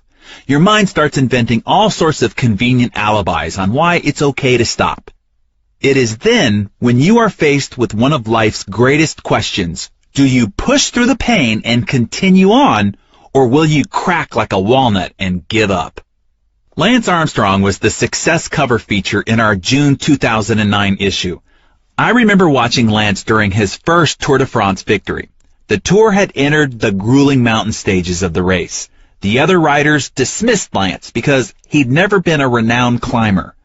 During the third mountain ascent through the freezing rains, mist, and then hail, Lance got separated from his team. He was left fighting the top climbers in the world alone. On the final ascent, 18 miles straight up the mountain, after 5.5 hours of climbing, every rider was suffering. Each needed to search the depths of his stamina and self-definition. Could they endure? It became a test of who could survive the hardships and find the strength to keep going. Who would crack and who wouldn't? With just 5 miles to go, Lance was 32 seconds behind the leaders, an eternity while climbing a mountain on a bike. During a curve, Lance stood up and surged ahead until he caught up to the 2 leaders, both established world-class climbers. Having expended almost everything he had in him, Lance then launched an attack and gained several lengths on the leaders. He later said in his book, It's Not About the Bike, My Journey Back to Life, when you open up a gap and your competitors don't respond, it tells you something. They're hurting. And when they're hurting, that's when you can take them. Completely exhausted, struggling to breathe, his legs and arms burning with fatigue, Lance kept pounding on the pedals. Some tried, but no one could catch him. They just didn't have it in them. At the finish line, with fists pumping in the air, the unexpected contender won the stage race and then ultimately won the Tour de France. In this chapter, I want to talk to you about those moments of truth and how the compound effect can help you break through to new and greater levels of success faster than you ever imagined possible. When you've prepared, practiced, studied, and consistently put in the required effort, sooner or later, you'll be presented with your own moment of truth. In that moment, you will define who you are and who you are becoming. It is in those moments where growth and improvement live, when we either step forward or shrink back, when we climb to the top of the podium and seize the medal, or we continue to applaud sullenly from the crowd for others' victories. We'll also look at how you can consistently deliver more than people expect, compounding your good fortune even further. Moments of truth. Lance said in his autobiography this, "There is a point in every race when a rider encounters his real opponent and understands that it's himself." He said, "In my most painful moments on the bike, I am at my most curious and wonder each and every time how I will respond. Will I discover my innermost weakness or will I seek out my innermost strength?" When I was in real estate, I would hit the wall several times a day. While driving to an expired listing property after just getting pummeled by the last prospect, I'd start conjuring up all sorts of excuses to skip the sales call and head back to the office. While out canvassing a neighborhood, dogs would snarl at me, or it looked like it might start to rain. I'd be in the midst of money time, that's 5 to 9 p.m., cold calling, and frequently get chewed out for interrupting somebody's dinner or favorite TV show. I was sure at that point that I needed to take a break or go to the bathroom or get a glass of water.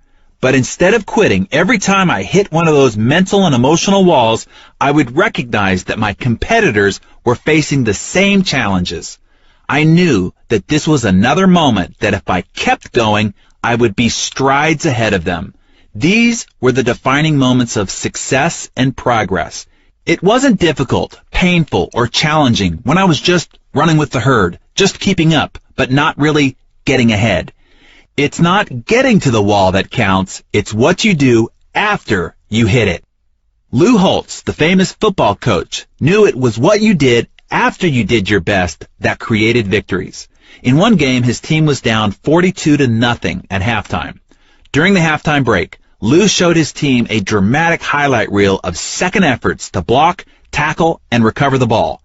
He then told the players that they were not on his team because they could give their all on every play. Every player on every team does that.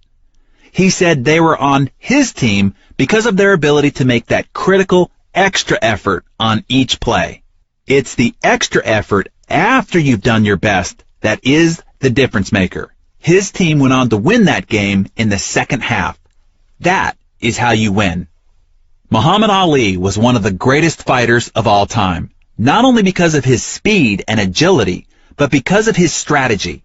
On October 30th, 1974, Ali regained his heavyweight championship, beating George Foreman in one of the biggest upsets in boxing history in the Rumble in the Jungle.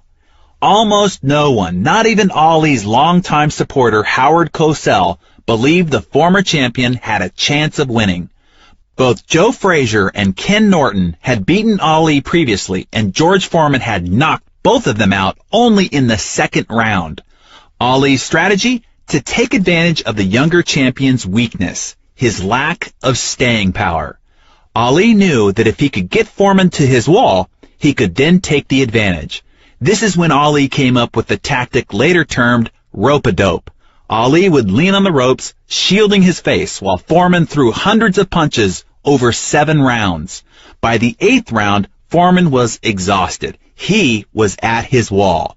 It was then that Ali dropped Foreman with a combination at center ring. Hitting the wall isn't an obstacle. It's an opportunity. During Lance Armstrong's second attempt at winning the Tour de France, it was once again time to head into the mountains. The first big climb would be where Lance had experienced a devastating crash earlier that same year, giving him a concussion and breaking his 7th lumbar vertebra during a wet day in the spring. Now during race time, it was raining yet again. Instead of being concerned or hesitant, here's what Lance said: "This is perfect attacking weather, mainly because I know the other riders don't like it. I believe that nobody in the world is better at suffering than me. It's a good day for me." And he was right. Lance brought home his second victory. When conditions are great, and things are easy, and there aren't any distractions, no one's interrupting, temptations aren't luring, and nothing is disturbing your stride, that too is when most everyone else does great. It's not until situations are difficult, when problems come up and temptation is great, that you get to prove your worthiness for progress. As Jim Rohn would say, don't wish it were easier, wish you were better. When you hit the wall in your disciplines, routines, rhythms, and consistency, realize that is when you are separating yourself from your old self, scaling that wall, and finding your new, powerful, triumphant, and victorious self. Multiplying your results. I have an exciting opportunity for you. We've talked about how the simple disciplines and behaviors will compound over time, delivering amazingly powerful results for you. But what if you could speed up the process and multiply your results? Would you be interested? I want to show you how just a little bit more effort can add exponentially to your outcomes. Let's say that you're weight training, and your program calls for you to do 12 repetitions of a certain weight. Now, if you do the 12, you're fulfilling the expectations of your program. Great job. Stay consistent, and ultimately you will see this discipline compound into powerful results for you. Yet, if you get to 12, and even if you hit your max and you push out another 3 to 5 reps, the impact on that set will be multiplied several times. You won't just add a few reps to the aggregate of your workout. No, those reps done after you hit your max will multiply your results. You've just pushed through the wall of your maximum. The previous reps just got you there. The real growth happens with what you do after you hit the wall. Arnold Schwarzenegger made famous a weight training method called the cheating principle. Arnold was a stickler for perfect technique. He contended that once you reached your maximum number of lifts in perfect form, adjusting your wrists or leaning back a little bit to recruit other muscles to assist the working muscles, cheating a little, would allow you to do 5 or 6 more reps, which would significantly improve the results of that set. You can also achieve this by having a workout partner who assists in those last few reps you couldn't have done on your own. If you're a runner, you know this experience. You get to the goal that you set for yourself that day, and you're feeling the burn. You're at your wall. But you go a little farther, a little longer. This little longer is really a massive expansion of your limits. You have multiplied the results of that single run. Take the magic penny we talked about in Chapter 1, the one that doubles in value each day, showing you the result of small compounded actions. If you just doubled that penny one extra time per week during the 31 days, the compounded penny would result in 171 million instead of just 10 million. Again, just a little extra effort in 4 days out of 31, and the result was many times greater. That's how the math of doing just a little bit more than expected works. Viewing yourself as your toughest competitor is one of the best ways to multiply your results. Go above and beyond when you hit the wall. Another way to multiply your results is pushing past what other people expect of you, doing more than enough. Beat the expectations. Oprah is famous for using this principle, blasting beyond anyone's expectations with her generosity and ability to live and work in a big way.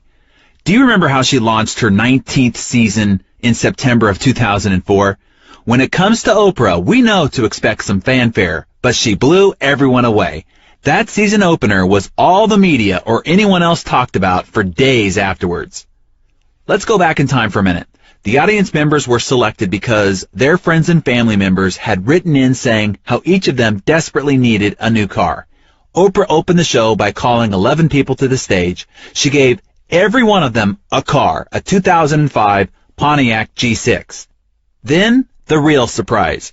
She surpassed everyone's expectations when she distributed gift boxes to the rest of the audience, saying one of the boxes contained a key to the 12th car.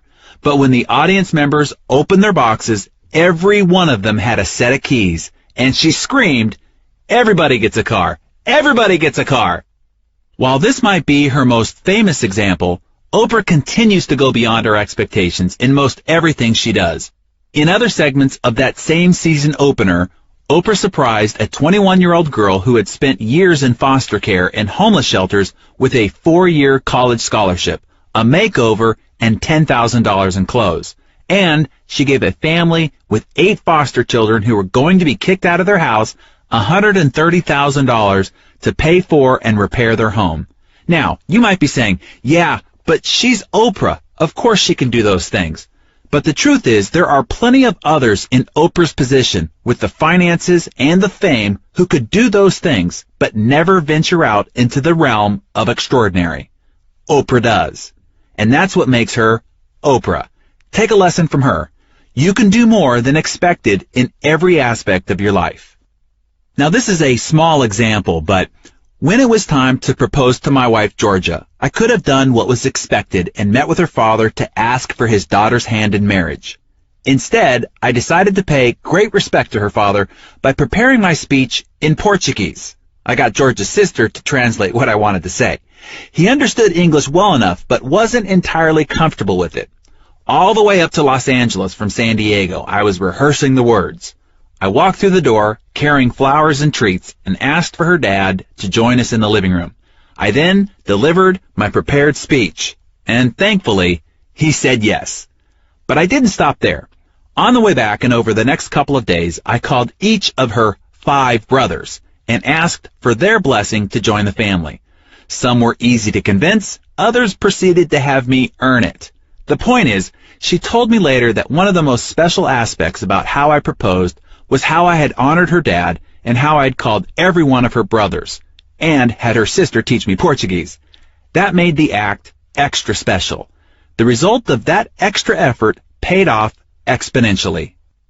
Stuart Johnson owns the parent company to Success, Video Plus. Stuart put a lot of money and a 22-year reputation on the line when he decided to acquire Success Magazine, Success.com, and the other properties of Success Media. During one of the most challenging economies in recent history, and as print publishing was being seen as unfavorable, the move in itself was bold and audacious. But then he did even more than what could be expected. While the new business enterprise was still finding its legs, translation, still operating in the red, and his primary business was taking a couple of steps backwards like the rest of the world during the economic tsunami of 2008 and 2009, Stewart launched a nonprofit foundation dedicated to kids. If he was going to make a commitment to helping teach the fundamentals of personal development to the world, he wanted to be especially sure the information would reach teenagers. So he launched the Success Foundation. He had the fundamental principles of personal achievement compiled into a book called Success for Teens, and is distributing it for free through responsible distribution partners and nonprofit organizations to help nurture young minds. Stewart personally funded the administration and management of the Success Foundation, and for the first year, with the help of a few good friends, he funded the distribution of more than 1 million books. Today, that number is far greater and growing. Now, Stewart was already in for a heavy investment and big risk without the burdens of funding the new foundation, but the additional contribution and dedication to the foundation multiplied the statement of his commitment several-fold to his partners, to the press, to peers, and to his own staff. He was doing far more than expected, and it spoke volumes. So, where in life can you do more than expected when you hit the wall? Or when can you go for wow? It really doesn't take a lot more effort, but the little extra multiplies your results many times over. Whether you're making calls or serving customers, recognizing your team, acknowledging your spouse, going for a run, bench pressing, planning a date night, sharing time with your kids, whatever.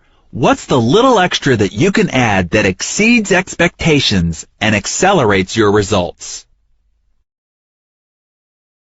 Do the unexpected. I'm a contrarian by nature, I know. Tell me what everyone else does, what's the consensus, and what's popular, and I will typically do the opposite. If everyone is zigging, I'm going to zag. To me, what's popular is average. It's what's common. Common things deliver common results. Let's keep in mind, the most popular restaurant in America is McDonald's. The most popular drink, Coca-Cola. The most popular beer, Budweiser. The most popular wine, Franzia. Yeah, that stuff that comes in a box. Consume those popular things, and you'll now be part of the common, average pack. But that's ordinary. There's nothing wrong with being ordinary. I just prefer to shoot for extraordinary. Let me give you a small for instance. Everyone sends Christmas cards, but since everyone does it, it doesn't really have much emotional impact, in my opinion. So I choose to send Thanksgiving cards instead. How many Thanksgiving cards do you get? Exactly. It makes a statement. And instead of bulk printed, computer generated, best wishes cards, I handwrite personal sentiments expressing how grateful I am for my relationship with that person and what he or she means to me. Same effort, but a much greater impact. One of my favorite characters, Sir Richard Branson, built his career on doing the unexpected. I love to watch the guy launch a new company. Every stunt is bolder, scarier, and more unexpected than the last. Whether it's flying a hot air balloon around the globe or driving a tank down Fifth Avenue in New York City to introduce Virgin Cola to the United States, Richard always delivers the unexpected. Now, he could get by with the expected press release, a press conference or two, and some swanky party and call it a day. But instead, he goes for the astonishing. He probably spends as much money, and sometimes probably less, than other companies to launch a product. He just does it in unexpected style. The wow factor makes a statement and multiplies the impact of his efforts. More often than not, the extra effort doesn't cost that much more money or energy. When I was selling real estate, everyone else would call on expired listings when they came up. Instead, I got in my car and showed up on their doorstep and hand-delivered a sold sign. Take this, I'd say, when they opened the door. You'll need it if you hire me to take over this listing. For the price it took to keep my gas tank full, I immediately and exponentially increased my chance of getting the listing. Recently, Alex, a friend of mine, was up for a big job. He lives in California, and the job was in Boston. He was one of the final 12 candidates. They were going to interview the local candidates in person and those out of the area via video conferencing. He called me asking if I knew how to facilitate a webcam video conference. I asked him, "How badly do you want this job?" He said, "It's my dream job. It's everything I've spent 45 years preparing to do." "Then get on a plane and show up in person," I said. "No need," Alex said. "They'll be flying in the final 3 for the last interview." "Listen," I told him, "if you want to be in that final 3, you should separate yourself by doing the unexpected. Fly across the country on a moment's notice and show up in person. That's how you make a statement." If I set my sights on something, I'm going to ensure success by going all in and all out. I launch what I call shock and awe campaigns. During this same job hunt, I suggested to Alex that he pull out all the stops, attack from every possible front, and do it relentlessly. Research all the decision makers, I told him. Find out their interests, hobbies, their kids' hobbies, spouses' hobbies, neighbors' hobbies, etc. Send them books, articles, gifts, and other resources you think they might like. Is that over the top? Heck yes, that's the point. They'll know you're trying to butter them up, but they'll appreciate your gumption and creativity. You'll certainly get their attention and most likely their respect. Then I continued, research all the people in the organization. Take that list and run it by your entire network to see if they know anyone who might know someone in this organization. Search every name against your LinkedIn database. Find a few people to connect with. Talk with them and ask them to put in a good word for you. Send them gifts, notes, and other things, and ask them to hand-deliver these things to the decision makers. Phone, email, fax, text, tweet, Facebook them during the process. Could this be overly aggressive? Again, heck yes, but I have found that you may lose 1 out of 5 for being too aggressive, but guess what? You get the other 4. By the way, Alex did not take my advice, and he did not get the job. He didn't even get into the final 3. I can unequivocally say he was a far better choice than the person the organization ultimately hired. But Alex failed to make an impression, and it cost him his dream job. I sit on the board of a company that needed a congressman to sign off on a piece of legislation that affected whether this company could move forward on an important project. This guy wasn't budging, not because of the actual issue, but because of a political axe he was grinding against others who publicly favored the issue. Instead of making any more futile appeals to sway him, I suggested that we go above his head and talk to his boss, his wife. We went through our network until one person led us to someone who was friends with his wife. Then we waited for her outside following a church service that she attended, and her friend introduced us. We explained our important case and cause, which was to build an after-school facility in an impoverished neighborhood that would affect the lives of hundreds of children if her husband would just support it. Needless to say, he signed on by Tuesday that following week, and the company got its project. In our attention-deficit, propaganda-saturated society, sometimes doing the unexpected is required to get your voice heard. If you have a cause or ideal worthy of attention, do what it takes, even the unexpected, to make your case heard. Add a little audacity to your repertoire. Doing better than expected. Invisible Children, another nonprofit for which I'm a board member, helps rescue and recuperate children who have been abducted and made soldiers in northern Uganda and the Congo. To gain awareness for their cause, they staged a 100-city event called The Rescue, where more than 800,000 young people camped outside until prominent leaders of the community came to rescue them, thus gaining their attention and support. After 4 days, all but one city had been rescued, having people like U.S. Senator Ted Kennedy and John Kerry, Val Kilmer, Kristen Bell, and many others show up in 99 other cities. The last city to get rescued was Chicago, and it required Oprah. After 6 days, Oprah was a no-show. On the 4th day, they organized a march and went round and round her studio. The next day, they put up a singing and dancing presentation that went on all day, all night. Then on the 6th day, having endured harsh weather and sleeping in the rain, the more than 500 participants surrounded her studio and stood in silence, holding signs starting at 3:30 a.m. That morning, Oprah walked out the doors of Harpo Studios and spoke with the organization's founders and invited the entire group to participate in a live broadcast segment that morning to her more than 20 million viewers. That attention got Invisible Children on Larry King Live and 232 other news outlets to reach a total of more than 65 million people. A bill is currently moving through Congress supporting Invisible Children's effort to save these children. The organization had already pulled off more than expected with the rescue event, but the little extra gumption and steadfastness to capture that last city and the attention of Oprah gained Invisible Children its biggest advocate to date, multiplying its results many times over. So here's the lesson for you. Find the line of expectation and then exceed it, even when it comes to the small stuff, or maybe especially then. Whatever I think the dress standard is going to be for any event, for example, I always choose to go at least one step above it. When I am unsure of the attire, I always err on the side of dressing better than I suppose the occasion calls for. Simple, I know, but just one way I try to meet my standard to always do and be better than expected.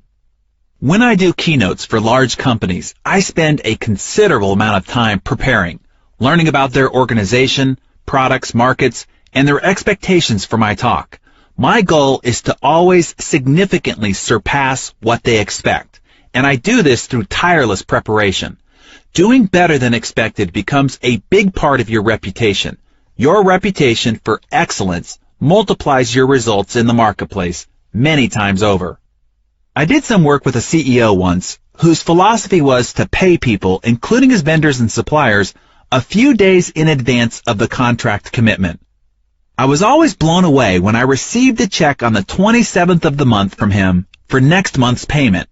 When I asked him about it, he said, "It's obvious. It's the same money, but the surprise and goodwill it will buy is immeasurable. Why wouldn't you?" This is also one of the reasons why I admire Steve Jobs so much. Of all the sensational people we've featured on the cover of Success, Jobs is one of my favorites. Whatever your expectations are about the next Apple product launch, Jobs always has a little, or a lot of, something extra to wow you. In the grand scheme of things, it might only be a minor addition, but even so, it's better than expected and multiplies the impression and response from his customers and deepens their loyalty.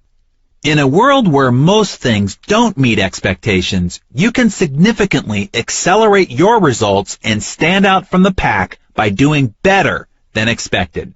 I like the boldness of what Robert Schuller told us in his success feature. He said, "I say no idea is worthwhile if it doesn't start with wow."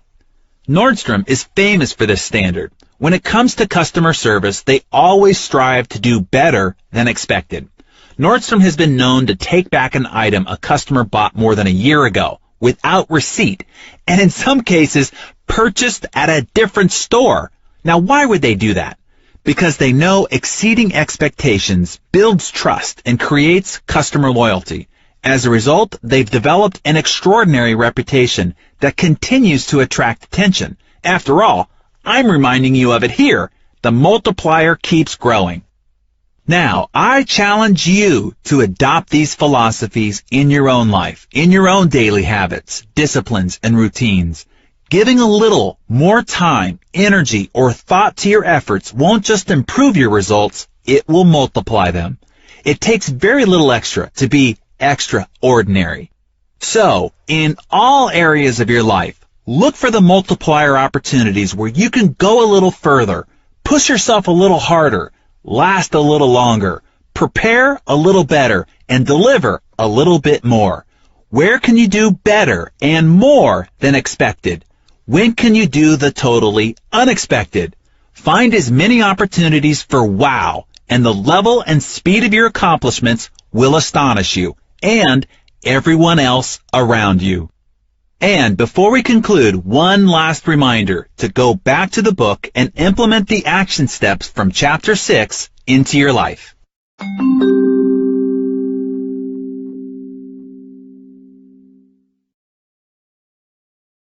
And in conclusion, as we talked about before, learning without execution is useless. I didn't write this book for my own amusement. Hey, this is hard work. Or even simply to just motivate you. Motivation without action leads to self-delusion. As I said in the introduction, the compound effect and the results it will manifest in your life are the real deal. Never again will you wish and hope that success will find you. The compound effect is a tool that, when combined with consistent, positive action, will make a real and lasting difference in your life. Let this book and the audio and its philosophy become your guide. Let the ideas and strategies sink in and produce genuine, tangible, and measurable outcomes for you. Whenever you realize small, seemingly innocuous, poor habits have crept back into your life, take out this book. Whenever you fall off the wagon of consistency, take out this book. Whenever you want to reignite your motivation and bolster your why power, take out this book. Every time you read this book or listen to this audio, it entices Big Mo to pay a visit to your life. Let me jump off the text here for just a moment as we go through the concluding information. I wrote a blog post last year that stated how we needed to learn less, but study more. The conundrum I think we find ourselves in, especially if you have found your way to this book, Read Success, or my blog, or personal development materials, is learning is not what we lack. In fact, it might be what's bottlenecking us. Beyond CDs, DVDs, and books, we also live in an age of e-zines, blogs, RSS feeds, personalized readers, Dig, Facebook, Twitter. We have a never-ending flow of ideas, tips, quotes, suggestions, and advice being continually pumped at us. We are swimming in a sea of infinite information. We paddle like crazy just to keep our nose above water, and it can be exhausting, right? We read an article and then we move on to the next. We listen to an audio and then seek out the next one. We finish a book and then start the next. Therein lies the problem. We are always reading a lot, seemingly learning a lot, but never really stopping long enough to digest, contemplate, act, review, and improve on anything we've just learned. As you know, knowledge is not power. It is the potential of power. What you do with knowledge is where the power lies. Never before have we had a society filled with so many knowledgeable failures. We do not lack for knowledge. It is everywhere, and most of it is entirely free.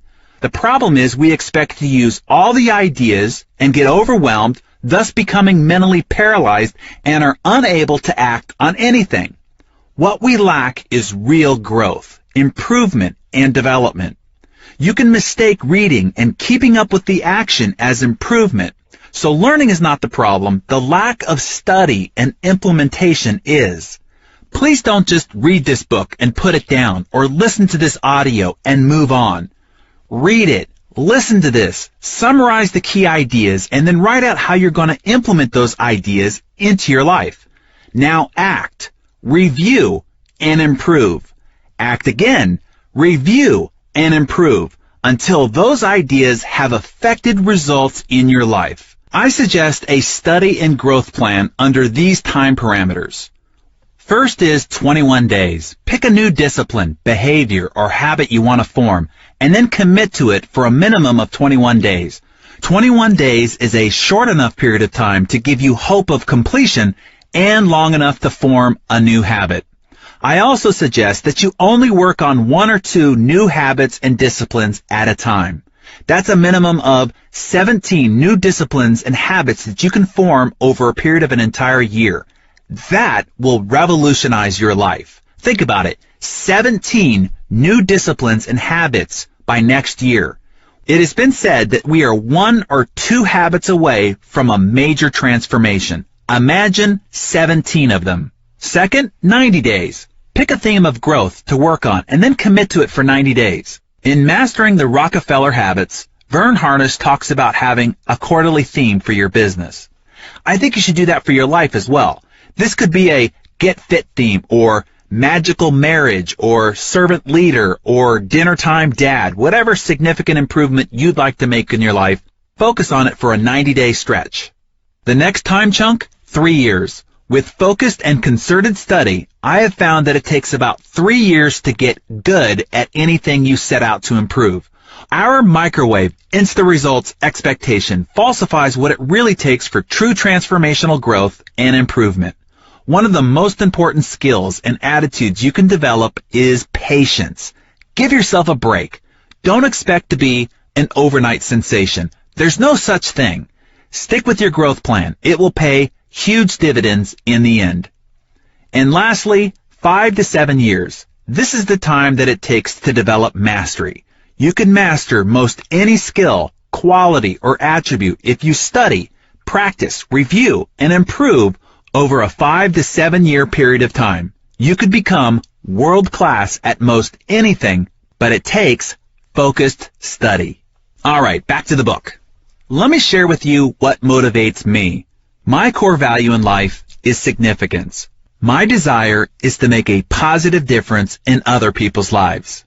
So to accomplish my goals, I need you to accomplish your goals. It's your testimony of life-changing results that I'm after.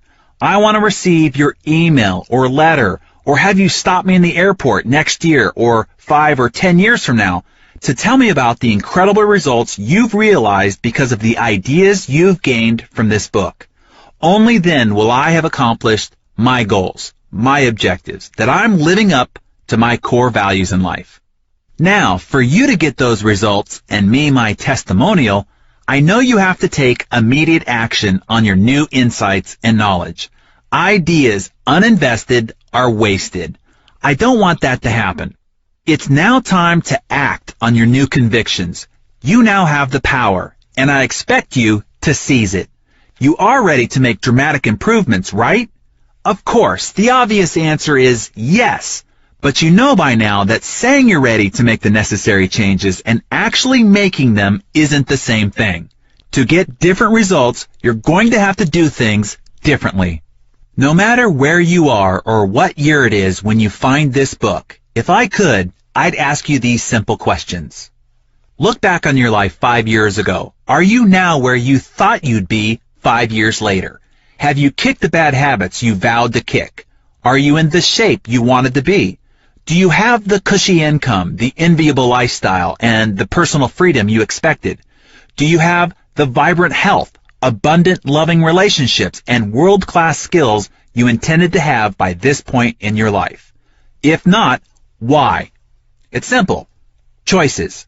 It's time to make a new choice. Choose not to let the next 5 years be a continuum of the last. Choose to change your life once and for all. Let's make the next 5 years of your life fantastically different than the last 5.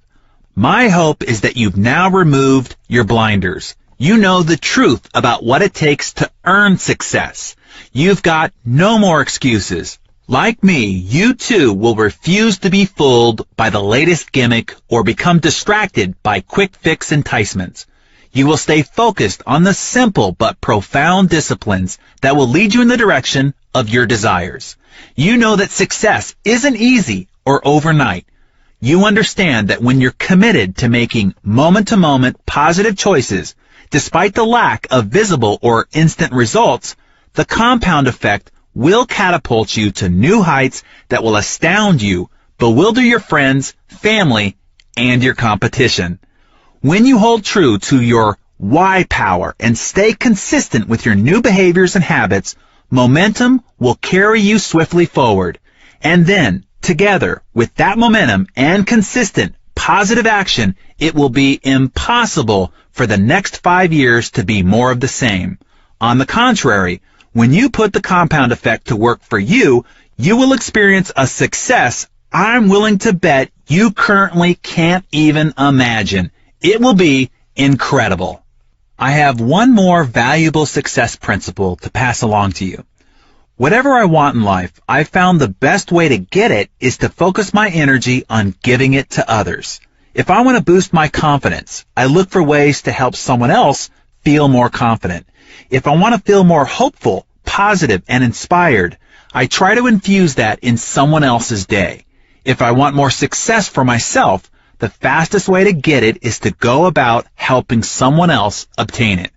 The ripple effect of helping others and giving generously of your time and energy is that you become the biggest beneficiary of your personal philanthropy.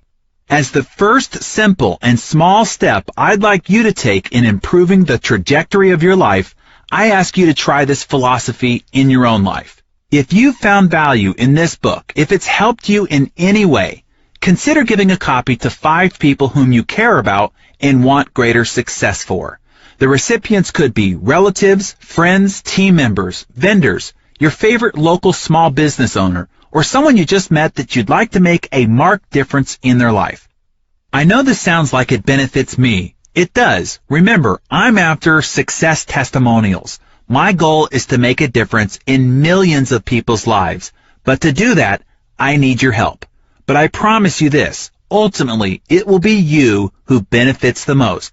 Your helping someone else find the ideas to gain greater success is the first step towards you exercising them in your own life. At the same time, you could make a marked difference in the life of someone else. This book could forever alter the course of someone else's life, and it could be you who gives it to them. Without you, they might not ever find it. So, write down the 5 people you will give a copy of this book or audio book to. And thank you for joining me in helping make a difference in the lives of others, practicing the compound effect. I'd like to extend my appreciation and thanks to my team at Success Media and Success Magazine, who supported me through this labor of blood, sweat, and almost tears, particularly my good friends and colleagues, Reed Bilbray and Stuart Johnson. To my writing muse and collaborator, Linda Sievertson, who helped pull out the stories and references from my past and give my process order and coherence. To the editing wizardry of Aaron Casey and the always genius touch of our Success Magazine editor, Lisa Acker, and to our editor-in-chief, Deborah Heiss.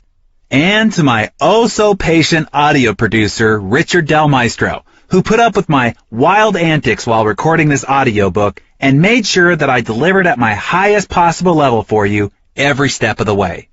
To the many brilliant personal development experts that I've worked with and learned from over the past 2 decades, all the CEOs, revolutionary entrepreneurs, and extraordinary achievers I've had the chance to interview and glean new insights, ideas, and wisdom from.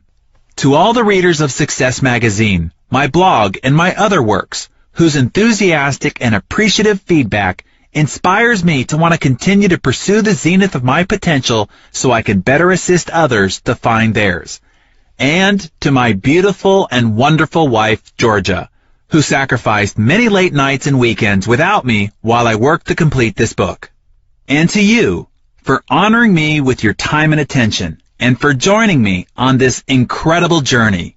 Now, let's go do something extraordinary.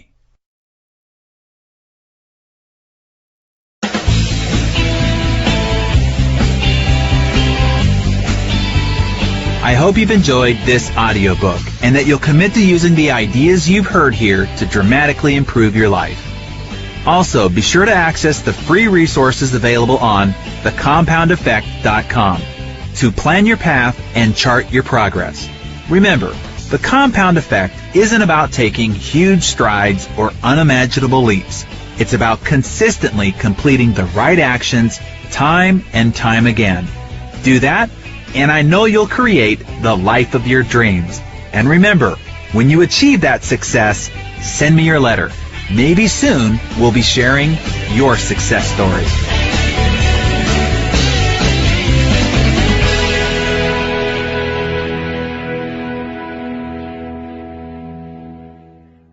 We hope you enjoyed this audiobook from Success Books. Thank you for listening. To learn more about Darren Hardy and to access free resources available with this program, visit thecompoundeffect.com/free. This recording of The Compound Effect, Multiplying Your Success One Simple Step at a Time, was read by Darren Hardy. It is published by Success Books.